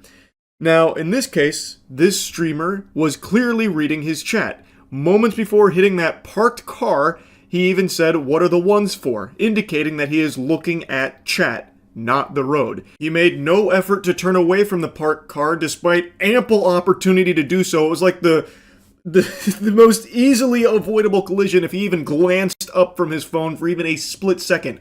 Fucking SpongeBob SquarePants is more alert than this guy. Like, this is unbelievable just how long he zones out from what he is doing behind the wheel of this car. Imagine if that guy who crossed had went left instead. this dude would have flattened him like a fucking pancake. He wouldn't have even seen him. He would have just ran over him. And there's no cope or excuse because you can see all of it unfold before your very peepers here. He was just talking to chat. He makes that turn and is immediately lined up with the parked car and makes no adjustments. So he was still reading chat clearly. Either that or he's drunk. Either that or he fell asleep. Either that or he fucking blacked out there or something, his brain blue screened. And get this, Goofy is trying to say he wasn't distracted by his phone, his attention was on the pedestrian moving unpredictably in the roadway, so he was trying to avoid hitting them. Moving unpredictably in the roadway? Brother, he's going through the crosswalk.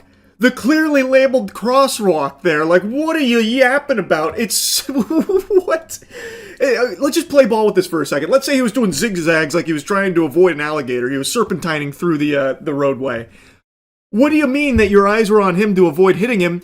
You crashed into a parked car. So what did you do? Like, turn your head fully around like a fucking owl trying to track this guy? What do you... like, what? This doesn't make any sense. All right, let's find a call before... time is it? 4:20. Right on time.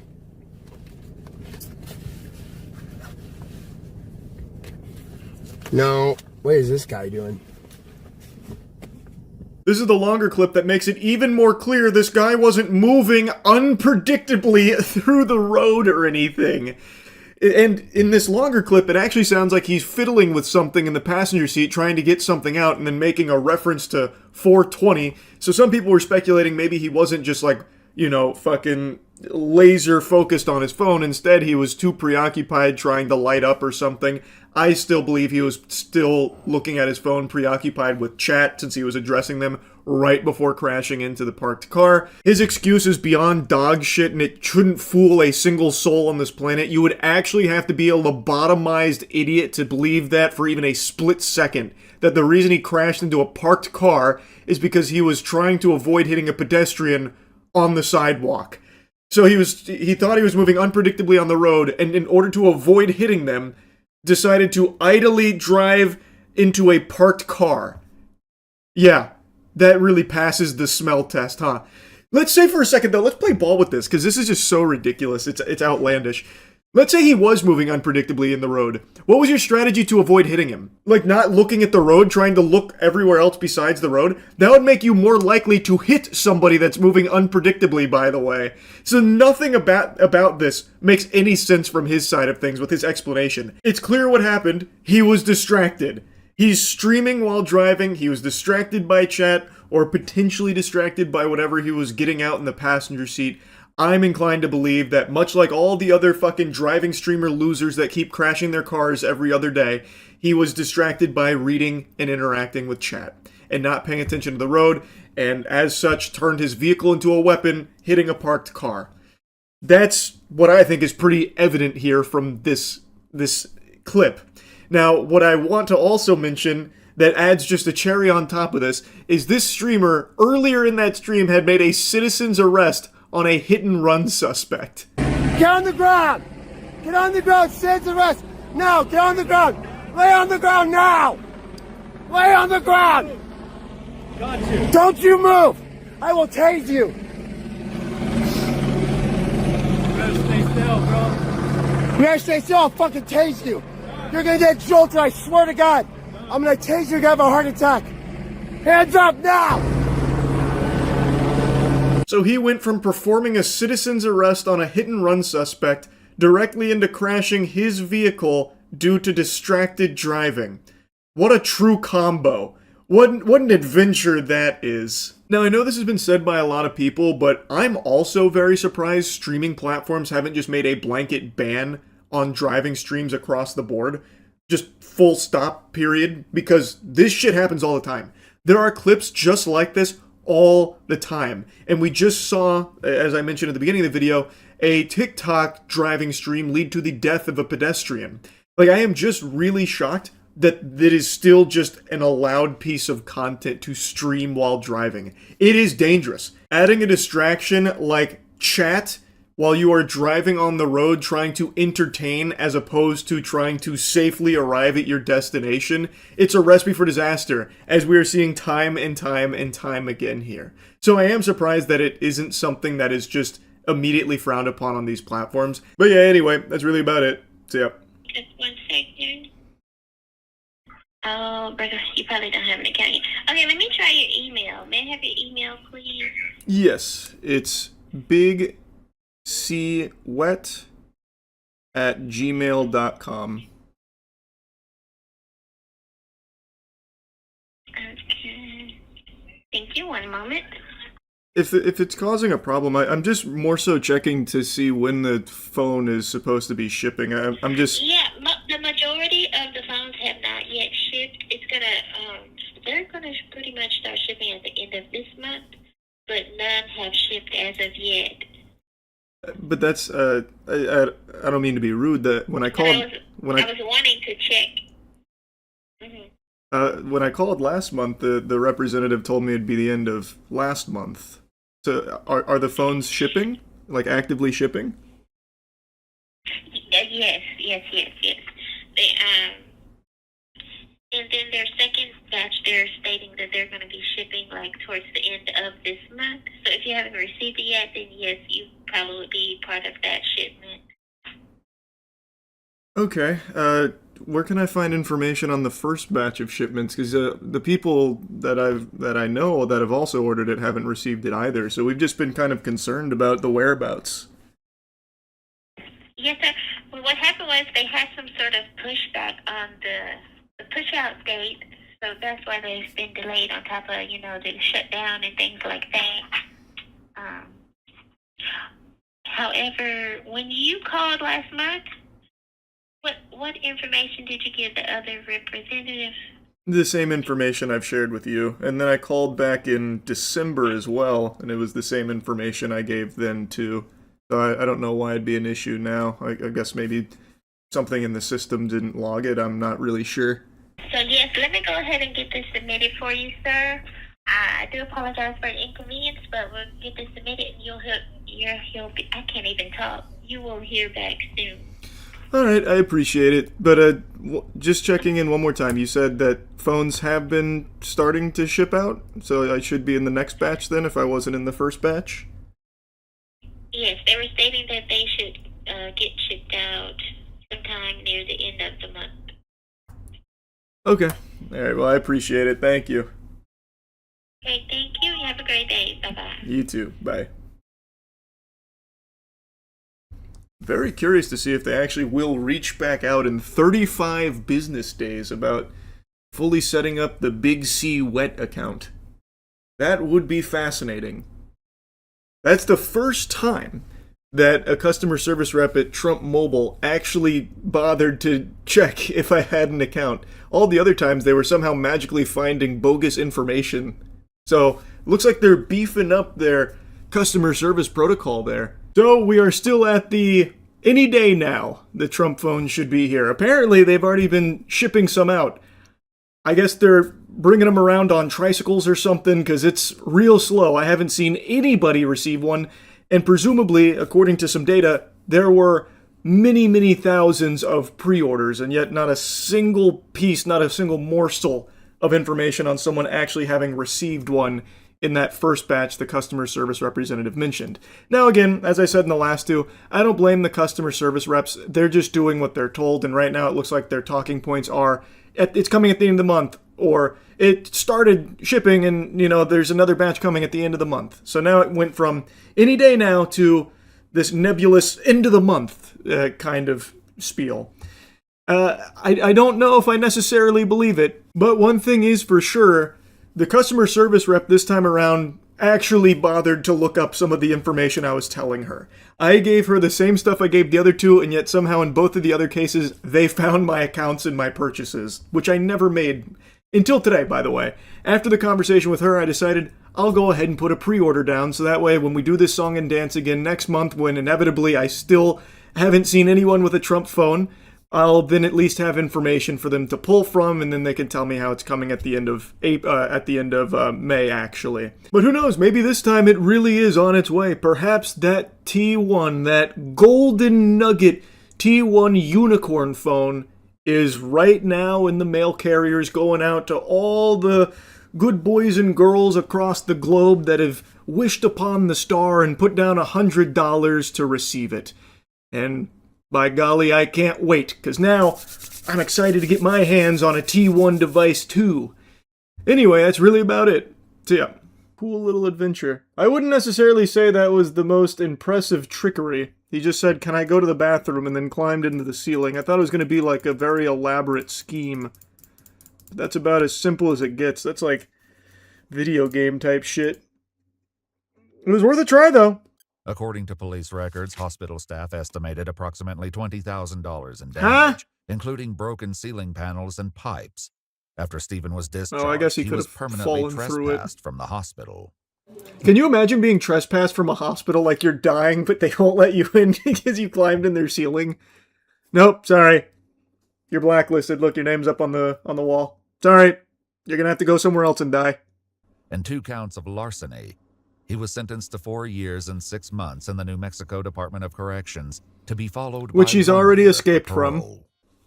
Worth a try, I suppose. Reminds me of those prison breakouts, but less successful. I recognize this isn't a new phenomenon with grown adults stealing items from children at sporting events, but I would make the argument that it's becoming more and more common now. Maybe all those 5G towers really did take a toll on some people's brains here, because it is crazy how often I am seeing footage of these grown-ass adults just stealing candy from babies, like literally at these sporting events. I just learned about another one from last week at a Chiefs game where Patrick Mahomes was giving his headband to a 10-year-old who was actually there celebrating his birthday, apparently. And as Patrick Mahomes is giving the headband to the kid, this woman comes over, snatches it out of his hands, and then runs away, gets called out on it, and then makes the dumbest fucking TikTok video about it I've ever seen. But first, let me show you the evidence here that she stole it. Yo,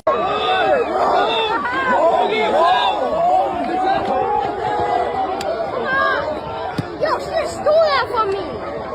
I think that's pretty obvious. There's other angles that show it even more clearly. I don't think it's necessary. I think that's pretty cut and dry there. But she then made a TikTok video after people were giving her shit for it. To make something straight, I did not steal a headband from a little kid. Yes, an excellent job cropping this photo to try and prove your innocence here.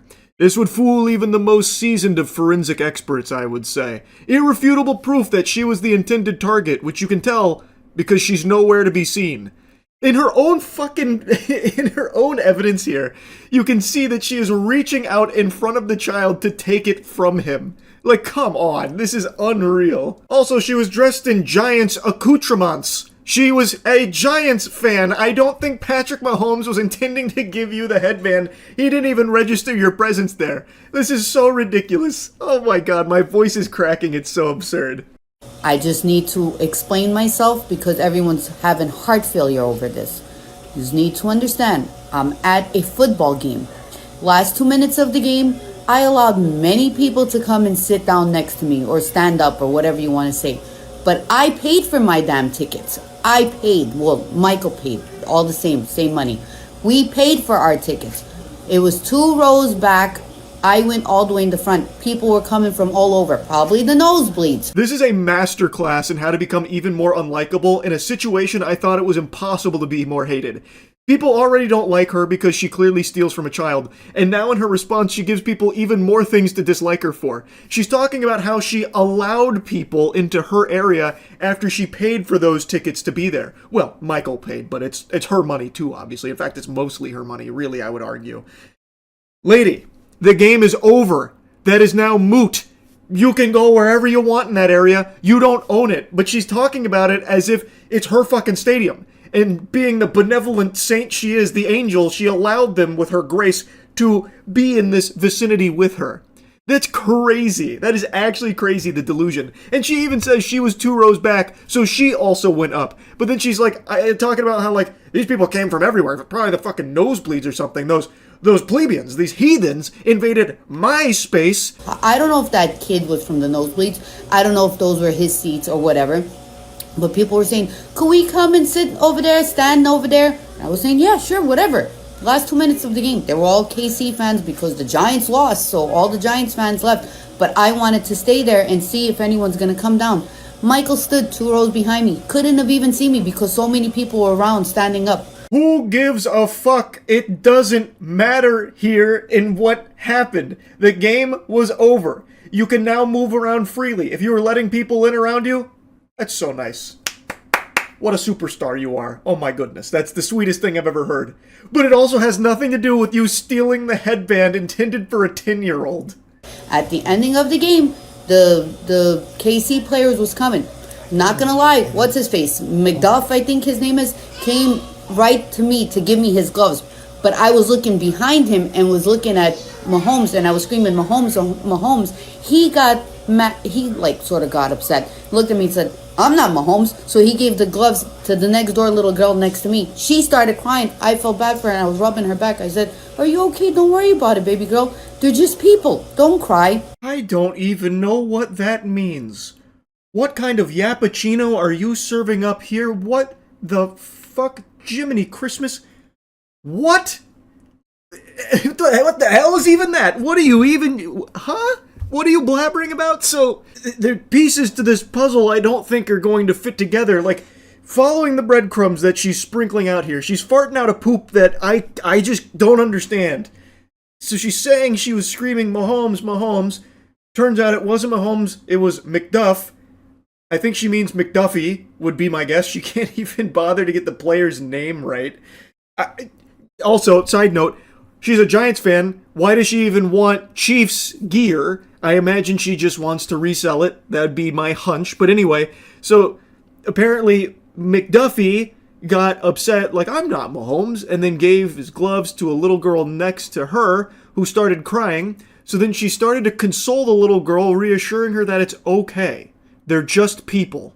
Yes, yes, of course. Now it's all starting to make sense. A confounding mystery, but it's becoming more and more clear.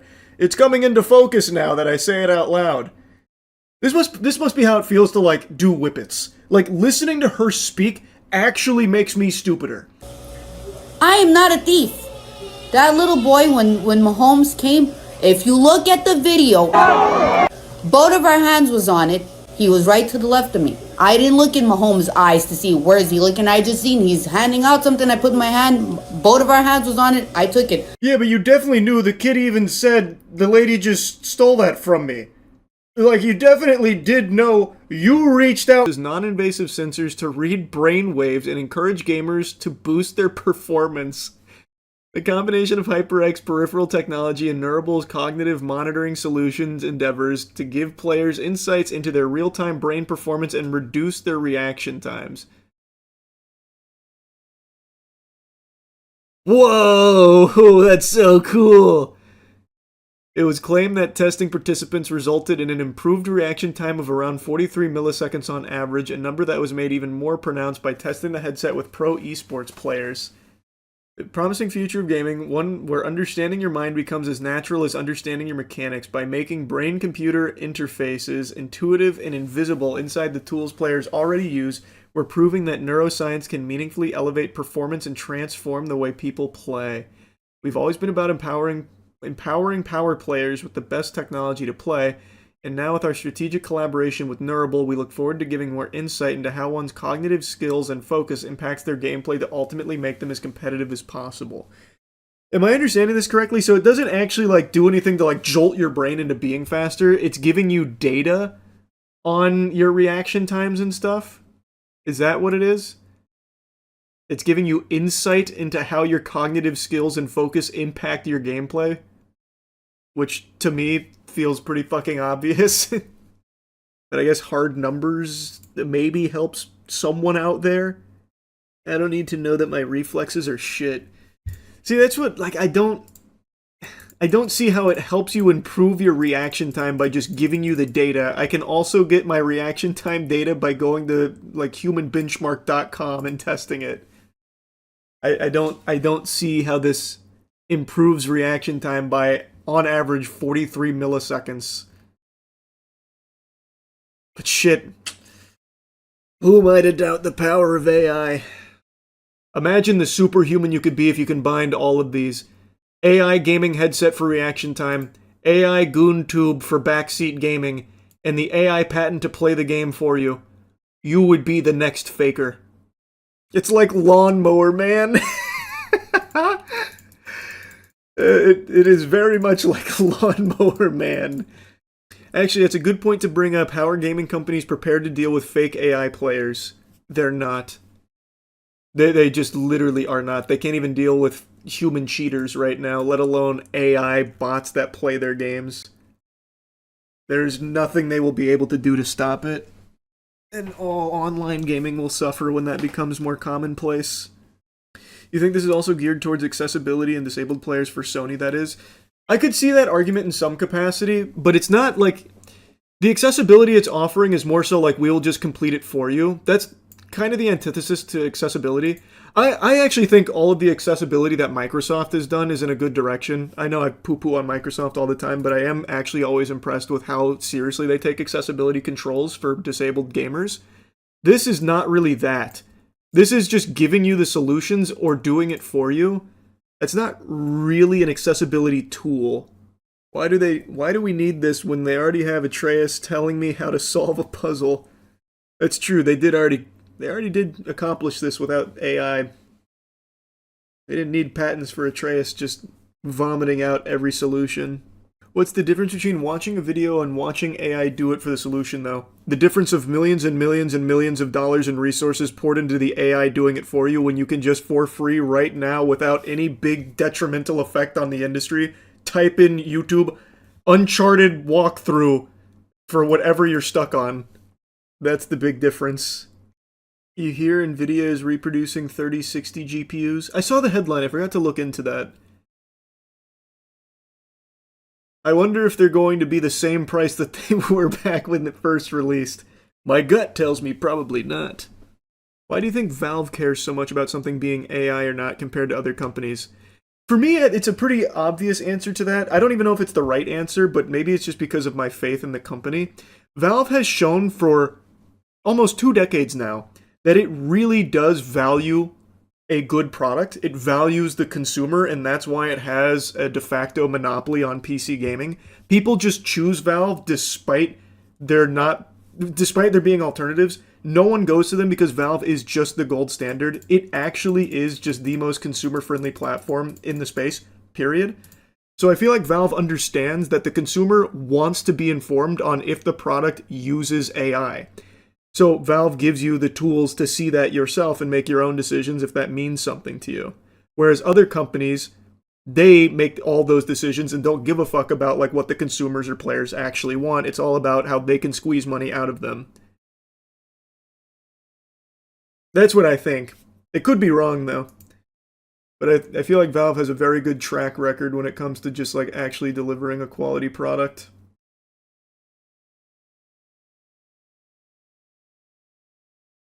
Because there is literally no reason why every company wouldn't just follow Valve's example when it comes to AI.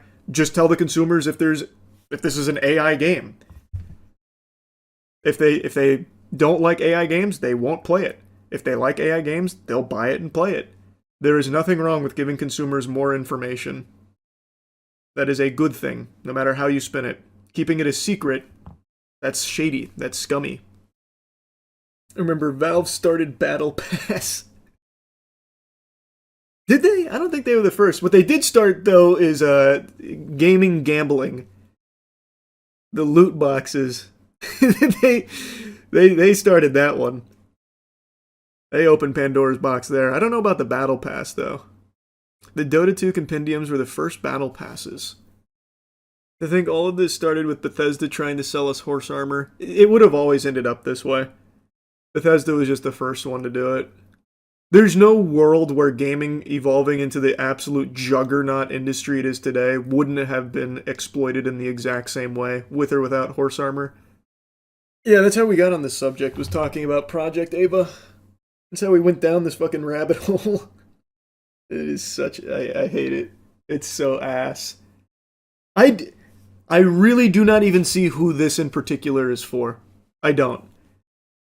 Outside of Gooners. Like, I mean, like, the target demographic it's looking for is, like, gamers looking to improve their gaming and also have, like, a social companion. But I don't see it ever being utilized for that. It will absolutely just be, like, a replacement friend. Who the fuck is going to want AI to backseat game them forever? Offering snarky remarks like, have you tried hitting your headshots? Sounds like shit. You lack empathy. I don't know if that's a meme or not. I've said this a million times. My heart fucking breaks for the people that are growing up with this kind of thing being normalized and like their main socialization coming through a computer screen, not being able to connect to human beings. I have so much empathy for that. 1,000,000%. Which is why I advocate so strongly for disconnecting, bucking the trend of relying on AI to be your pathway into the world, or what you think is the world, and instead going out and actually trying to make meaningful connections with human beings and socialize with real people. You sound like the Unabomber. Was the Unabomber talking about AI GoonTubes too? I haven't read his manifesto in a while. I can't recall if that was one of his big pillars. Ironically, there's another AI waifu hologram made for lonely people. It's called Lepro Amy. It's designed specifically for emotional intimacy. Surely that will help all of the lonely people. That's the solution. To isolate further. Can't say I've heard of this one. Lepro Amy? Oh yeah, this was also announced at CES. And it is also another GoonTube. Well, I guess not fully a tube. You'd have to like pop that off, which it doesn't seem like would be very easy. Lepro Amy, a device the Chinese company openly markets not just as AI companion, but an AI soulmate. Oh, good idea. There was no live demo as the show floor was too loud, according to staff, which felt oddly fitting for a product meant to simulate emotional intimacy. Even silent, Amy drew a crowd. Very cool. What do you mean you remain unconvinced that people don't need an AI friend or soulmate?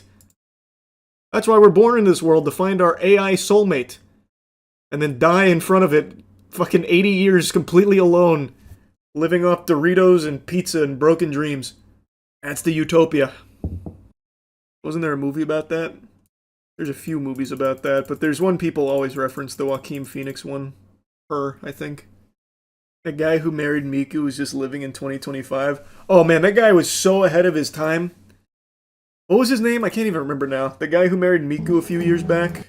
Yeah, this guy. He saw the vision. He knew where we were heading.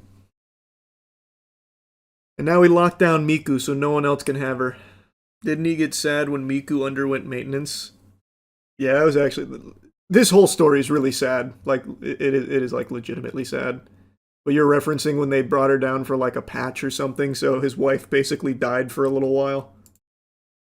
The whole thing is like legitimately actually sad though. I've talked about some deplorable evil people on this channel, and a lot of the times the people I cover do face like very real punishment for being monsters. That's not always the case though. Last month I made a video talking about Jesse Butler, the rapist. Jesse Butler, the rapist, was facing 10 rape-related charges, looking at a potential 78-year sentence, and this isn't a case of he was framed, turns out he was innocent, completely blameless, it was the damn deep state working on a crazy conspiracy to throw an innocent man behind bars. No, there's overwhelming evidence to confirm this, including a video he himself took of a strangulation on one of his victims that, according to experts, would have literally killed her if he continued for even seconds longer. He is a rapist. He is a turbo rapist, in fact. And you would expect, given that this is so cut and dry, he would be behind bars for the rest of his life. Well, you'd be wrong to assume that, bozo, because it turns out his family, they've got some real leverage over there in Oklahoma. So much so that the judge and everyone involved in this case thought it was appropriate that he doesn't go to the slammer. Instead, they came up with a fate worse than death. Community service. Yep. His punishment will be no jail time, no nothing. He continues to breathe the free air, be a free man, and all he has to do is complete some community service, do like a phone call check-in weekly, and then some sex offender treatment. They're treating this animal like he stole a balloon on Free Balloon Day. This is absolutely preposterous, and in a sane society, it would lead to everyone involved in this catastrophic ruling not only fired, but also thrown in jail themselves, and then re-sentencing Jesse Butler to a life in prison. Like, it's not a matter of if he did it. They know he did it, and they just don't care. Let me show you what Susan C. Worthington looks like, the judge presiding over this case. I want to put a face to the name so you can see what a rape defender looks like. She is totally okay with this course of action, or really lack of action. Payne County District Attorney Laura Austin Thomas also seems to be enthusiastically on board with this, confirming that his sentence requires him to complete his rehabilitation plan successfully, including an aggressive schedule of therapy with a specialist in sex offender treatment, and should he fail, he faces reclassification as an adult and a sentence of 10 years in prison. That aggressive schedule of therapy, from what I'm seeing, is basically just weekly check-ins. Whoa! Holy shit, how is he going to survive that? Man, that actually might be harder than going to prison for 78 years. He has to call somebody once a week to talk about, like, his feelings, and probably still raping on the side. Like I said in the last video covering this, him getting away with this, the only lesson he's learned is that he can literally do whatever he wants, and he's untouchable, he's invincible. So I imagine, not long into the future, he will rape again, and this time, he might kill his victim. He got very close to a fatal strangulation on his last one, and maybe the lesson he took away is that the reason he got caught is because his victims survived. So, maybe next time around he won't let them survive. I think there is going to be blood on all of these people's hands. Now, I want to also show you a picture of Lauren Austin Thomas because I think it's important you see all of the rape defenders here. Now, of course, it's not just these two worms responsible. This is a long process with tons of clowns in the circus that led to this disaster, but these were the only two pictures I could find to associate with them. But, yeah. Jesse Butler is free. He doesn't even have to register on anything, by the way, so he's going to go completely under the radar, incognito. He could be in your backyard raping your dog right now if you're in Oklahoma. Sleep in fear. Just sickening, disgusting stuff. Susan and Laura have sent a very clear, very loud message to the entire world. That if you're a rapist, come on down to Payne County, Oklahoma. That's a place you can call home. They'll even pop champagne to welcome you and do everything in their power to protect the rapists. Now anyway, the reason why I'm yapping about this again is because Jesse Butler, the rapist, just had another hearing where a lot of people turned up to protest this complete affront to God that has unfolded here. Jesse, why did you rape those girls, Jesse? Jesse, why did you rape the girls? You have anything to say to the victims, Jesse? Do you have anything to say to the victims? Being loud is not a violation. Sir, do you have anything to say to the victims? Do you have anything to say to the victims, Jesse? Why did you rape them, Jesse? Why did you rape the victims, Jesse? Why did you rape those girls? Why did you strangle them, Jesse? Why did you rape those girls, Jesse? Do you have anything to say to the victims, Jesse? Why did you rape those girls? Are you as dumb as they say you are, Jesse? Is that why you were adjudicated a juvenile, because you're that stupid? Are you that dumb, Jesse? Why did you rape the girls? Jackie, why are you defending your rapist son? Why'd you rape him? Do you feel bad for being a rapist, Jesse? Why'd you rape him? From what I've read and what I understand, there were a lot of people that showed up to express their outrage over this whole situation here. Payne County is very upset. But it doesn't seem like anything's happening at an upper level with Susan or Laura's jobs potentially going into the gutter, which I think they should. That should absolutely just be flushed right down the shitter because this is not justice. They are clearly not actually looking for justice. They are knowingly allowing a rapist to walk free. I do think they should lose their jobs, and a lot of people showed up to echo similar sentiments about how ridiculous this whole thing is. The sentencing has already happened. This was just like a further hearing that people wanted to show up at to let their voices be heard about how unacceptable this is. So it's all done and dusted. He is not going to jail. He's not going on any kind of registry. He's not going to face any real punishment. All he's going to be doing is some community and service, then like a bit of therapy work, I suppose. That is what Susan, Laura, and the squad of fucking vermin deemed appropriate for the crime of rape, violent rape, numerous counts of rape, as well as a near fatal strangulation. It's unthinkable. It's so unbelievably corrupt. I encourage all of you to look deeper into this case because, I mean, I covered a little bit of it in the video I made on it last time. but there is some really interesting connections with Jesse Butler's family, and not only the judge, but kind of everyone in that area where his family, they do hold a lot of power. Perhaps that played a role in allowing a violent rapist to be free on the streets. Food for thought, I suppose. As you saw in that clip, there are a lot of people following Jesse around, bringing up that he is a monster. And since he's not going to jail, hopefully people will never forget who Jesse Butler is, a rapist. And he should be reminded of that fact every day so people can steer clear of him. It should follow him around like a fucking cloud over his head, like it's a cartoon with like rain falling on him. Like, it is literally a rapist that is a danger to everyone around him. And since the justice system over there in Payne County, Oklahoma didn't want to take it into their hands and do something about it, it's up to the citizens to keep each other informed that Jesse Butler is someone that should be avoided at all costs and ostracized from the rest of the community at the very least, so he can't prey on more victims. He is someone that should never know a moment of peace and relaxation. He is someone that people should literally sound the rape alarm anytime they see him around. He is a fucking monster who got away with it. It is just so infuriating. It is beyond sickening. And I think there should be extreme calls to action for Susan, Laura, and the rest of the system that allowed this to happen. They need to lose their position. I 100% believe they are not fit for their job. They are clearly not actually in the pursuit of justice. The only takeaway you can have from the handling of this case is that the Payne County upper brass here in the justice system is on the side of rapists. It is inarguable. How the fuck can you allow them to continue to hold those positions? There needs to be some kind of governing body to come in and say, no, enough is enough. You're fired. Also, we're going to pursue charges of our own against you for this shit. That's what I think should happen. If there's any real justice out there, I think that's what should 100% fucking happen, because this is just unacceptable. It is completely unacceptable. Anyway, though, I'll stop blabbering about it. That's about it. So, yeah. I post it for everyone to see. Go out there and get it. I just can't even put myself in the shoes of someone so stupid that they thought this was a good idea. I can't wrap my head around the idea behind this article in the first place. But hats off to Mary Kay Jacob here for the slam dunk. If that's even a real person, that's probably just a made-up name right there. As some shit like Jerichomo Cheeseburger. I'm doubtful Mary Kay Jacob's real, but if she is, she should be fucking ashamed of herself. But anyway, this is what the article looks like now.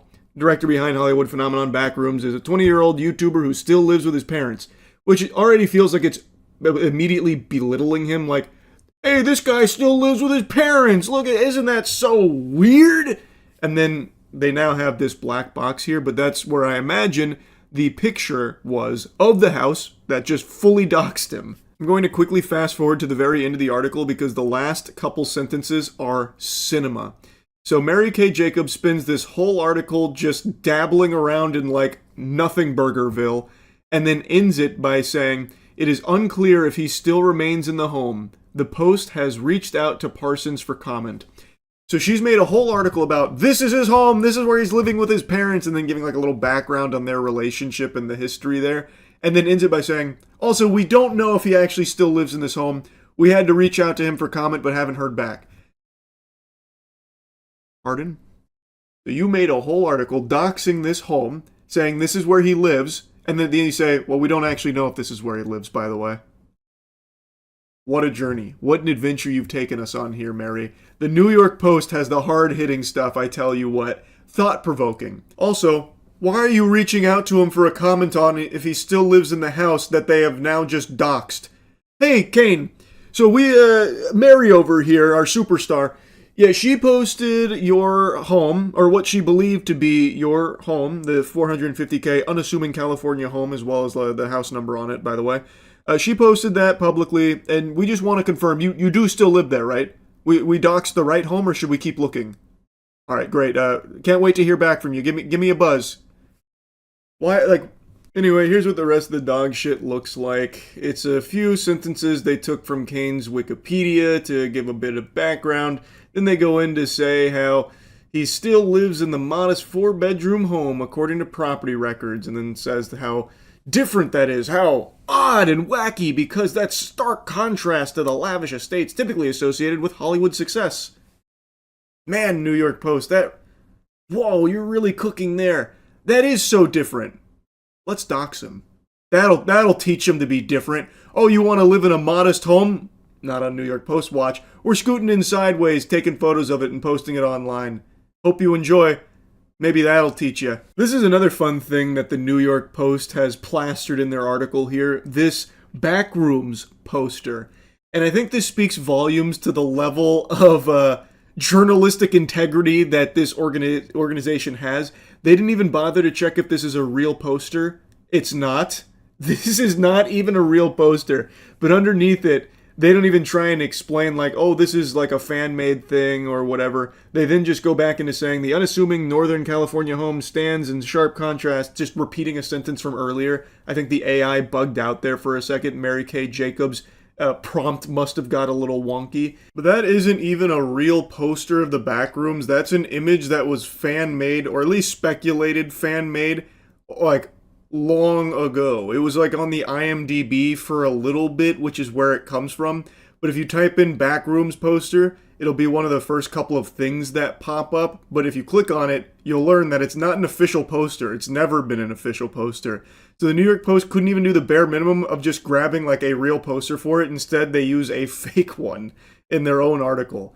And the rest of the article is spent like going over the marital status of Kane's parents, like deep diving into them, giving their full names and everything, and talking about them. So now they're caught in the New York Post crosshairs, like just for nothing. Like this article does nothing except just dox him. Wow, New York Post, real incredible stuff there. It's just such a piece of shit, and it's not exclusive to the New York Post. There's so many tabloids just like this. They're just the most egregious. And it's not even just tabloids either. So many of these legacy journalistic outlets have really just gone down the shitter. Like, there still are some, like, hard-hitting pieces of journalism that do come out, but it's few and far between now.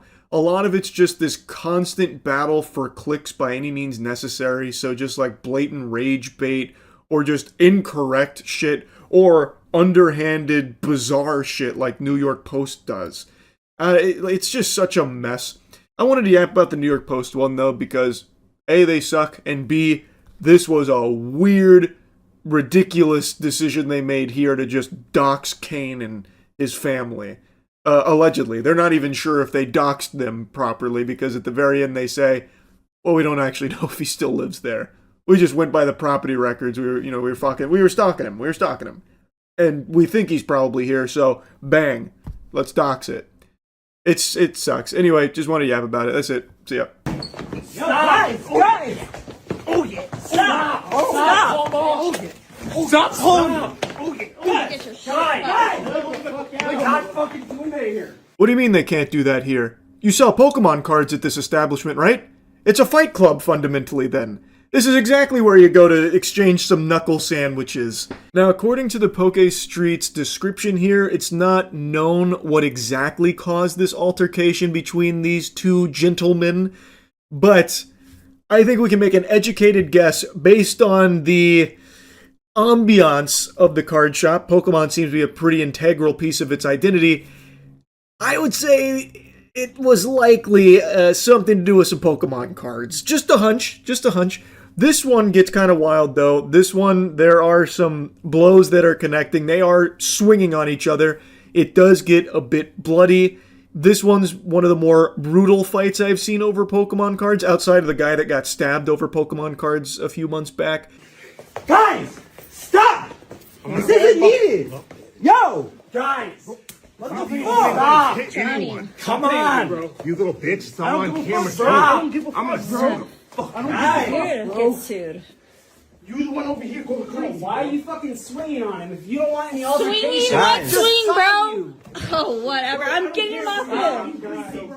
Yo, chill out, guys. The guy who's pushing the other one like it's a weight sled is now leaking a little bit. His nose has been popped. His snoot got booped there.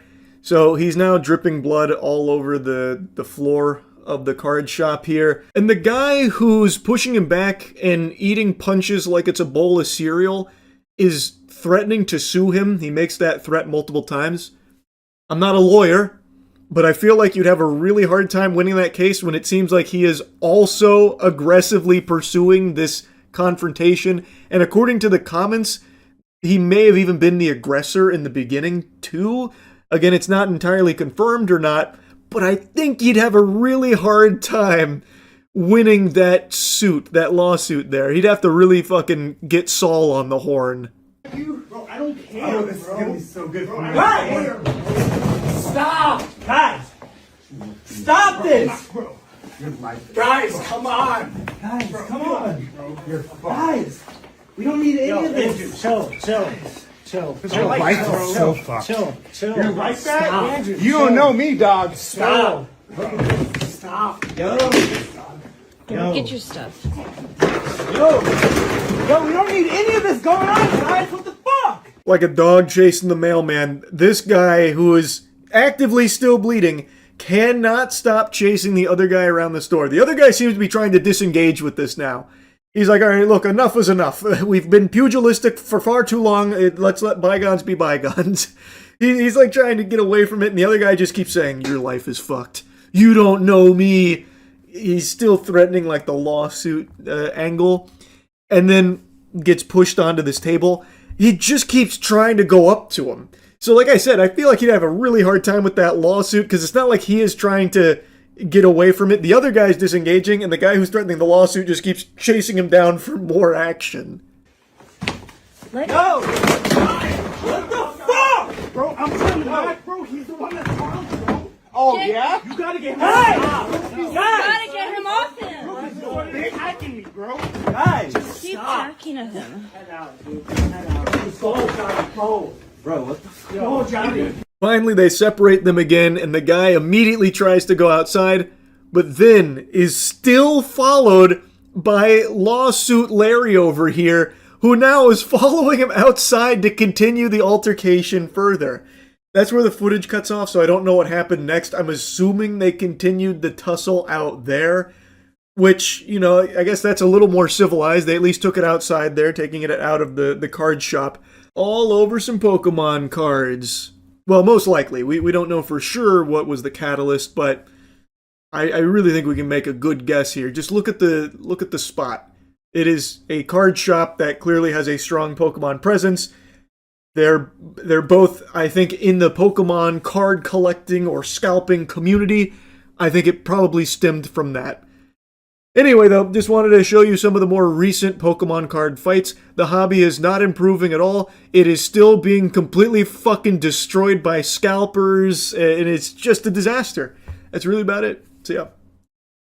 When I say Hollywood, what's the first thing you think of? These days, probably not films. I got a hunch that you probably immediately think of like evil or terrible, terrible people that have been implicated in a lot of really bad things. Because it seems like Hollywood is kind of a cesspool of some real, pardon my French, jerks, you know, that have done some awful shit. But what happens when a movie gets made without Hollywood's blessing? Well, sometimes it just doesn't go super well. It's pretty rare for a fully financed, independent, self-distributed production to actually have, like, a big box office performance. It's very rare. And in the case of Iron Lung, it is doing something very unusual. This is a fucking unicorn out there. Iron Lung, which is Markiplier's debut film here, his directorial debut, has already done over $20 million in the box office and has been the #1 movie through the weekend. And this is a fully self-financed, self-distributed film. And he is not the first YouTuber to make a successful movie. So, like, for example, Raka Raka. They've made 2 heaters. Absolute slappers. I tell you, Raka Raka, I think, are some of the best in the business right now. Bring Her Back, Talk to Me. I think they're some of the best in the horror business right now, and they are YouTubers. They, however, do work with A24, so they're a little bit different than Markiplier's case here. But still, they are independent filmmakers and extremely talented. Markiplier, though, I do believe has done something extremely unusual, though, by having actually no A24, none of that involved in this process. Which is why what it's doing right now, I think, is something very interesting that I want to yap about. And I know, I think it was yesterday or maybe the day before now, when it was climbing up the box office and it reached number 2, it had apparently mysteriously vanished. I know Markiplier did a stream where he's talking about it, about how, you know, these fucking vampires out there in Hollywood must not be super pleased about Iron Lung's performance beating out some films, so they must have just taken it off, you know, fucking snapped it away, banished it to the Shadow Realm so people can't see that. Now, of course, he didn't use those words. I'm, of course, adding a bit of colorful commentary into his actual sentiment there, but he was talking about how it is weird that Iron Lung isn't being reported when it was the second highest grossing film at the time. It has since been reinstated on the public charts, but that was a bit of a wacky hiccup, huh? Really makes you think. It's almost like these suits, these zombies at the top of the food chain, probably don't like that a YouTuber just came in there and ate their lunch. Iron Lung had a reported budget of about $3 million, and let's be honest, not really a marketing budget. Markiplier just talks about it sometimes. That's the marketing expense. It's pretty negligible in the grand scheme of things, I would imagine, compared to major blockbuster productions. So this movie is already doing extremely well for Mark and the team, a team that no doubt has poured countless hours and passion into this project. And regardless of how you feel about Iron Lung, it's still something that I think most people should look at and celebrate, that a film like this is doing so well. I made a review on Iron Lung. Overall, I liked it. I had a lot of nice things to say about it. It's not a flawless film, and I don't think it's a film everyone's going to like either. It does have flaws. But I am delighted to see that it's doing such big numbers here, kind of going a little bit Insano style in the box office, because I think this sets a nice precedent that you don't always need to suckle on the bosom of Hollywood or established studios or distributors or something like that in order to get a passion project made. Now, of course, Markiplier has oodles of cash to pull from in order to realize a vision like this. It's not going to work that way for everyone, I recognize that. But the fact that he did commit so much time, so much money, and put together such a talented team, all for the sake of seeing this vision through, and it being rewarded like this in the box office, I think is just a feel-good story. I think that is a very good thing, and it shows other potential filmmakers out there that there are other alternative paths to get your creative vision produced that aren't just following the traditional blueprint and walking down the same tried and true path that a lot of times just boils down to making deals with the devil. Because I don't think anyone's going to be shocked to hear this. Hollywood's not really a great place overall. Shh, don't let anyone hear you say that, though. Like, everyone knows that. So a $3 million film like Iron Lung coming out and flexing on the big boys in the box office, I think is just a great thing. And I know it hasn't been without controversy. Like, I know the critic reviews on Rotten Tomatoes, they've been taking it to Pound Town here. They are no Iron Lung fans, that's for sure. Especially IGN. IGN was right on top of Iron Lung there. I think they gave it, like a 4 or something. So they definitely weren't feeling it. And a lot of other people weren't either. That's just the way the cookie crumbles sometimes. It's not going to be for everyone. There is nothing that is for everyone. There's nothing wrong with that. But I think the message that this movie's success delivers is a very positive one in an otherwise really degenerate industry. Now, that being said, I would not be surprised to see these Hollywood parasites take notice of this and then try and recreate this lightning in a bottle for themselves, a little corporate greed where we might start seeing a few movies hitting the theaters that are just really lazy cash grabs that have big influencer names attached to them as the draw and the marketing arm for these projects, all for the sake of just trying to make cheap shit to turn a little bit of a profit off just using the influencer's name as their marketing tool. That, I do think, will probably start happening pretty soon. I really wouldn't be shocked to see that, because I think they'll learn the wrong lesson here from Markiplier and Iron Lung. But that's just a theory. That's just a little game theory there. Hopefully it's wrong. I don't really know. But overall, like I said, I think this is just something to be celebrated. Movies, boobies. What do these two things have in common besides just rhyming? I like them both. So I like to share this story of a pretty cool thing going on with movies. That's really about it. So, yep. AI everything. It's coming. Literally everything. Even in the most useless circumstances, AI is being ham-fisted into it. Soon, your silverware is going to be AI integrated, where it'll be telling you, you know, Charles, it seems like you're looking for an awfully big portion of this spaghetti here. Are you looking to put on pounds? Like shaming you or something if you're eating too much food. Like everything is getting AI. Millions of dollars going into the most useless implementations of AI imaginable because it's just this gold rush that has broken the brains of every tech company on the planet. Last night I learned about, of course, the Razer Goon Tube. Then there's the Sony AI patent that will play the games for you if you blow major ass at gaming. There's also the HyperX Brain Reader AI headset. Like, it's all just so fucking fundamental trash. Like, even from a conceptual standpoint, they are just terrible ideas that AI does nothing to actually improve anything with what they're pitching here. It just makes shit worse and makes everything more expensive for consumers. It sucks. So let's see a little bit more about it, huh? You saw Razer's new AI waifu hologram. It's called Project Ava. Just like an Alexa, but your little AI assistant.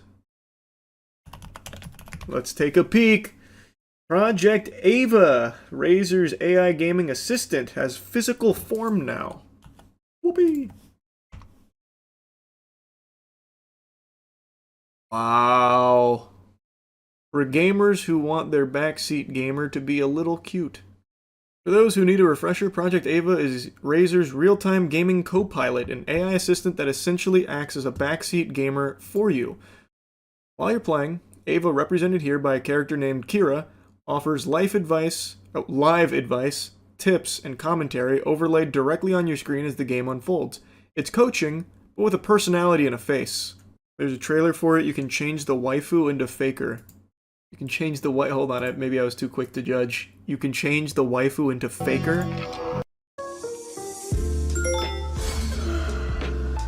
Wakey wakey, rise and shine. Morning, Joey. You were snoring again. Definitely wear your favorite green jacket. Look, now we're really vibing. That's the saddest shit I've seen in my fucking life, man. My heart breaks for someone who purchases this and relies on this kind of interaction. It is designed to keep you inside forever and away from human beings. I think you're onto something. Whole day, soldier. We need more air support. Yeah. Whoa, clean shot. Nice one. Oof. Maybe aim for the head next time? Break line of sight. Yeah, that's what I want. I want my fucking AI assistant to be sassy and insulting me while I'm playing League of Legends and feeding in mid lane. That's what I'm looking for. Thank God.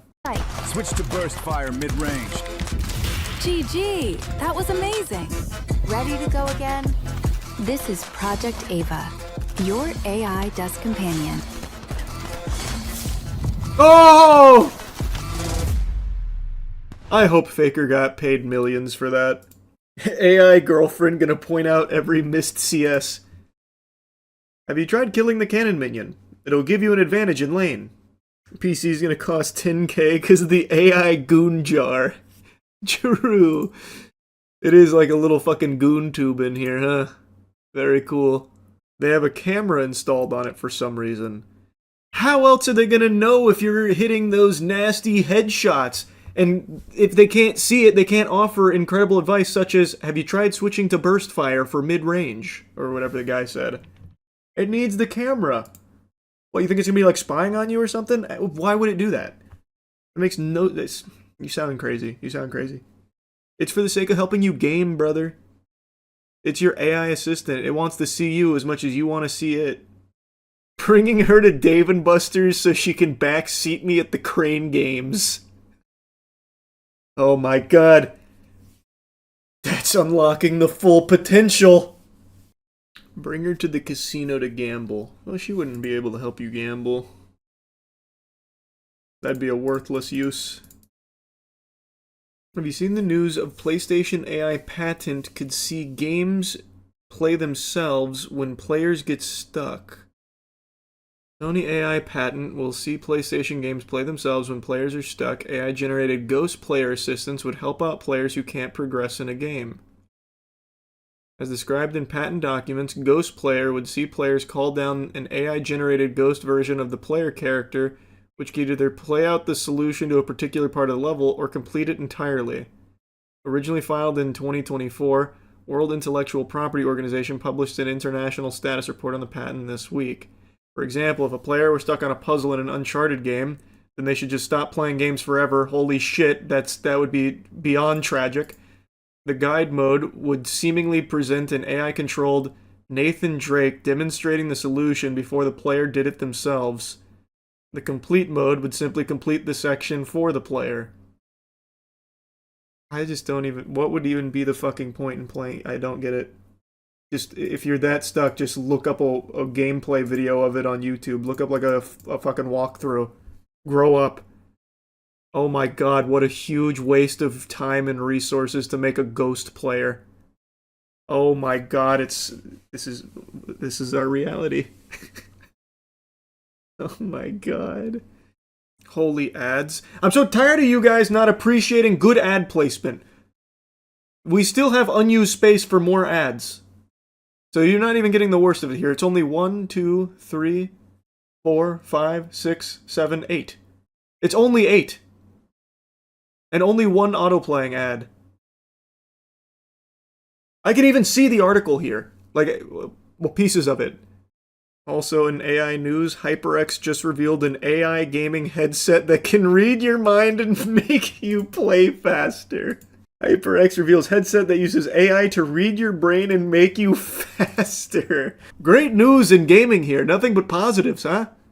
HyperX and Neurable revealed the collaboration that has given way to AI-powered sensor-fitted neurotechnological gaming headset. It uses... Anyone remember from back in the day that whole thing about yelling fire in a crowded area being like a big no-no because of, you know, how dangerous it can be to do something like that?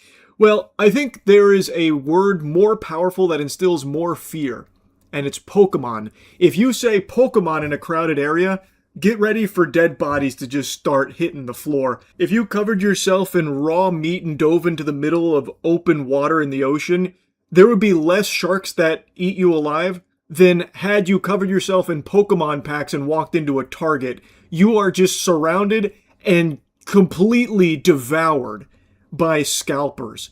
Like, it's piranhas that just attack you from out of nowhere. If they smell that you have a Pokemon pack nearby, it's like a Looney Tunes scene where they come in and just eat all your flesh off, and then it's just a pile of bones that collapse. Now, before I start passionately shitting and spitting about the terrible state of Pokemon and the scalpers that infest it, I do want to put something positive on your radar.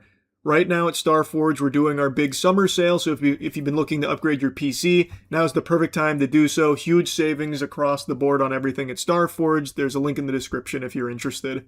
So obviously I'm going to be yapping about some more scalper degeneracy where they go out in public and fight and fuck each other to get their hands on some of these cards in order to flip it online for a slight profit. But before doing that, I want to show you just how out of control this is across the board from companies as well that are trying to capitalize off the Pokemon hysteria. A new product from Pokemon here, First Partner Illustration Collection Series 2, launched yesterday with an MSRP of $15. That means that's the price you should expect to pay for that product through retailers. It's the manufacturer suggested retail price. And this new collection here was suggested at $15. But as you can imagine, that's a fairy tale. That's a fucking pipe dream. I'm more likely to hit a growth spurt in my 30s than you are to find this product for anywhere close to 15 clams. And it's not just from scalpers. If you try to go into a GameStop, for example, to get it, they are selling it for $60. That is shameful. That is downright embarrassing. GameStop is already like a pathetic joke that is only held up from the hopium from the community that has bought into the idea that they can make oodles of cash off of them. But the actual store itself is complete dog shit. It's garbage. The only thing it's good for is like retro game prices, or if you're a gambling addict and you just do the fucking GameStop power packs for Pokemon cards. But they can't even do that competitively. Compared to the other Gamba Pokemon packs out there, the power packs from GameStop are far and away the worst value you can find. So even if you are just like oozing grease and like heavily addicted to Pokemon pack gambling, GameStop Power Packs are your worst fucking option. They can't even be competitive in that space. There's still trash there too. It's so cringe how bad GameStop is. So now they unapologetically have these Collection Series 2 going up for $60 when MSRP is $15. Of course, they're not the only losers doing that, but it's not like this is across the board everyone's doing it, because take, for example, Best Buy. They are selling it at MSRP, $15. So it's not like, so I don't think that argument works in defense of GameStop, the hiding in numbers, like, oh, we're blanket protected because it's just common practice. Everyone's doing it. Everyone's smoking these doinks, so we had to smoke it too. It's just extraordinarily shameless companies like GameStop that are okay, proudly marking up to $60 to match the standard scalper prices, which are right now $60. If you go to TCG Player, there is not a single listing at MSRP, and a lot of these come from real, legitimate card shops that are just now all gung-ho, all aboard the huge markup train to capitalize off the Pokemon hysteria, because the simple fact is people keep buying it. It's MSRP at 15, but there's tons of people that are still buying at 60. Stop. Just fucking stop. I promise you're gonna be okay not just throwing 60 doubloons down the shitter to get your hands on this new product here. You're not gonna be arrested for refusing to pay scalper prices. It's not a requirement. And get this, if you stop buying at that price, they'll stop marking it up to that price. They only get away with doing that because there are people that still gluttonously just consume no matter how big the markup on this new product is. I've seen a lot of people discussing the GameStop inflated prices in particular, and I saw this post here about how this individual apparently asked the manager why they jacked the price up so much. And of course, take all of this with a grain of salt. It's a fucking Facebook post. This could have just been him in a K-hole and fucking falling asleep and coming up with this dream. But this is something I have seen expressed throughout the last few months about certain scalpers and companies justifying their huge markups. So, according to this post, she said it's to keep all the resellers and scalpers out of the stores and buying, and to give all the non-resellers a chance to buy Pokemon products. Which I think is completely ridiculous, and as this post points out, so they're trying to give people who don't resell a chance to buy, but you've jacked the price up so much that normal people can't afford to buy it. It doesn't make any sense. Also, to go a bit deeper, if the goal was to get scalpers and resellers out, cut the plastic. Sell at MSRP, cut the plastic. That immediately gets rid of every scalper and reseller there because the plastic is now gone. Anyone who actually does want to collect the product or open the product doesn't care about the plastic being cut. It's something Target recently started doing with that viral video that popped off with the Target guy cutting the plastic, much to the chagrin of a lot of scalpers that were definitely watching in horror. That is the optimal way of handling it. If the goal is to get the scalpers and resellers out, jacking the price up to match scalper prices does the opposite. If you just want them out, cut the plastic. You don't hurt the normal customer, you only hurt the scalpers, which is a big W. But I think we are all smart enough to realize the real reason they have the prices through the fucking roof out the wazoo, it's because they want to just continue to financially capitalize off people's inability to control their spending when it comes to new Pokemon product. So they move product at $60. They're not going to drop the price down now. And the thing is, even if they did, they're not wrong. If they did sell at MSRP, it would be mainly scalpers and resellers gobbling most of it up because they are botting every time there's an MSRP drop for anything Pokemon related.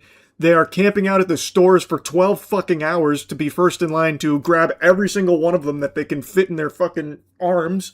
And they're right, it would go to scalpers and resellers, which is why, cut the plastic. They immediately stop. Cut the plastic on every Pokemon product you sell. Then it only ends up in the hands of people that actually want it, instead of the scalpers that just look to make a quick buck off of it. But again, they're not going to drop the price to MSRP. The point is, even if everyone was selling at MSRP, it would be mainly scalpers and resellers that continue to get the lion's share of it, because that's what it is right now. They are constantly botting. They're doing every underhanded tactic imaginable so they can have so much inventory to jack up the price to absurd heights. I truly wish that I had like a connection to a distributor to get wholesale product, because I would just perpetually sell at MSRP and cut the plastic off and do everything I could to face fuck these scalpers. It's very rare to get MSRP product that isn't immediately gobbled up by these fucking parasites. These disgusting worms. But anyway, enough ranting about the prices of what's happened to this hobby. A hobby which, by the way, was originally meant for children. Let's go ahead and talk about, or show you rather, a guy who showed off a gun at the Pokemon vending machine to try and intimidate a child while he was trying to camp it out to get some Pokemon product of his own.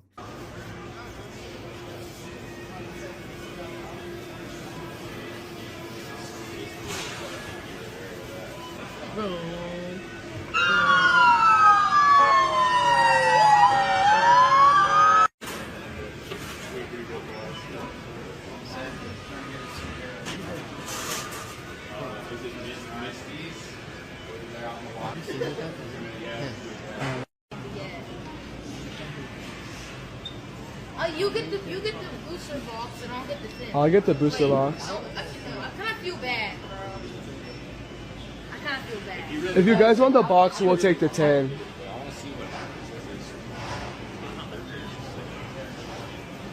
There you go. Taking the box and the ETB. That's pretty cool, man. Methed out Slim Shady here, flashing a gun at the people waiting at the vending machine, including a child.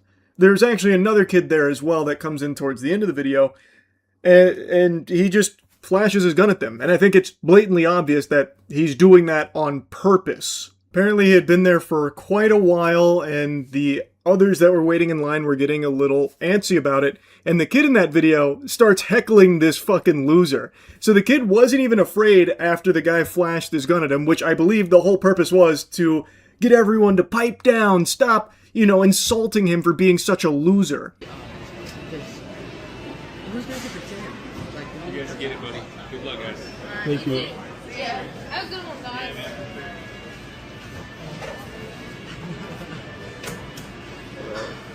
That $5 waiting paid off,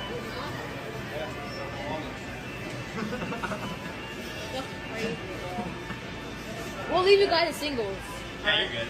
You can hear the kid say, I guess that 5-hour wait paid off, huh? To the guy who's now taken the walk of shame out of there. Again, after he had just flashed his gun at a child, by the way. So 2 other people also left because this guy apparently was just taking an extremely long time to do his business here.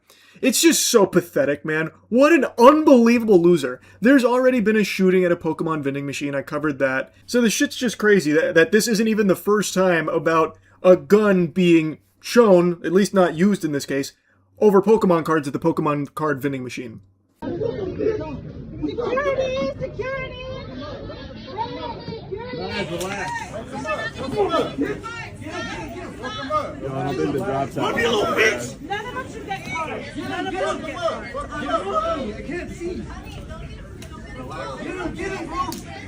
Some wonderful sloppy fighting over Pokemon cards there. The way that they're just rolling around on each other, throwing these wet noodle punches. This shit looks like something you'd see at a Tory Bash back in the day. Kind of a deep cut reference, but that game did slap. Point is, though, these two are now ground and pounding to get their hands on Pokemon cards there, as the others look on, and one person there even says, none of us should get cards. Yeah, you know what? Fair enough. The second the knuckle sandwiches start flying, they should just shut the entire fucking thing down for the day.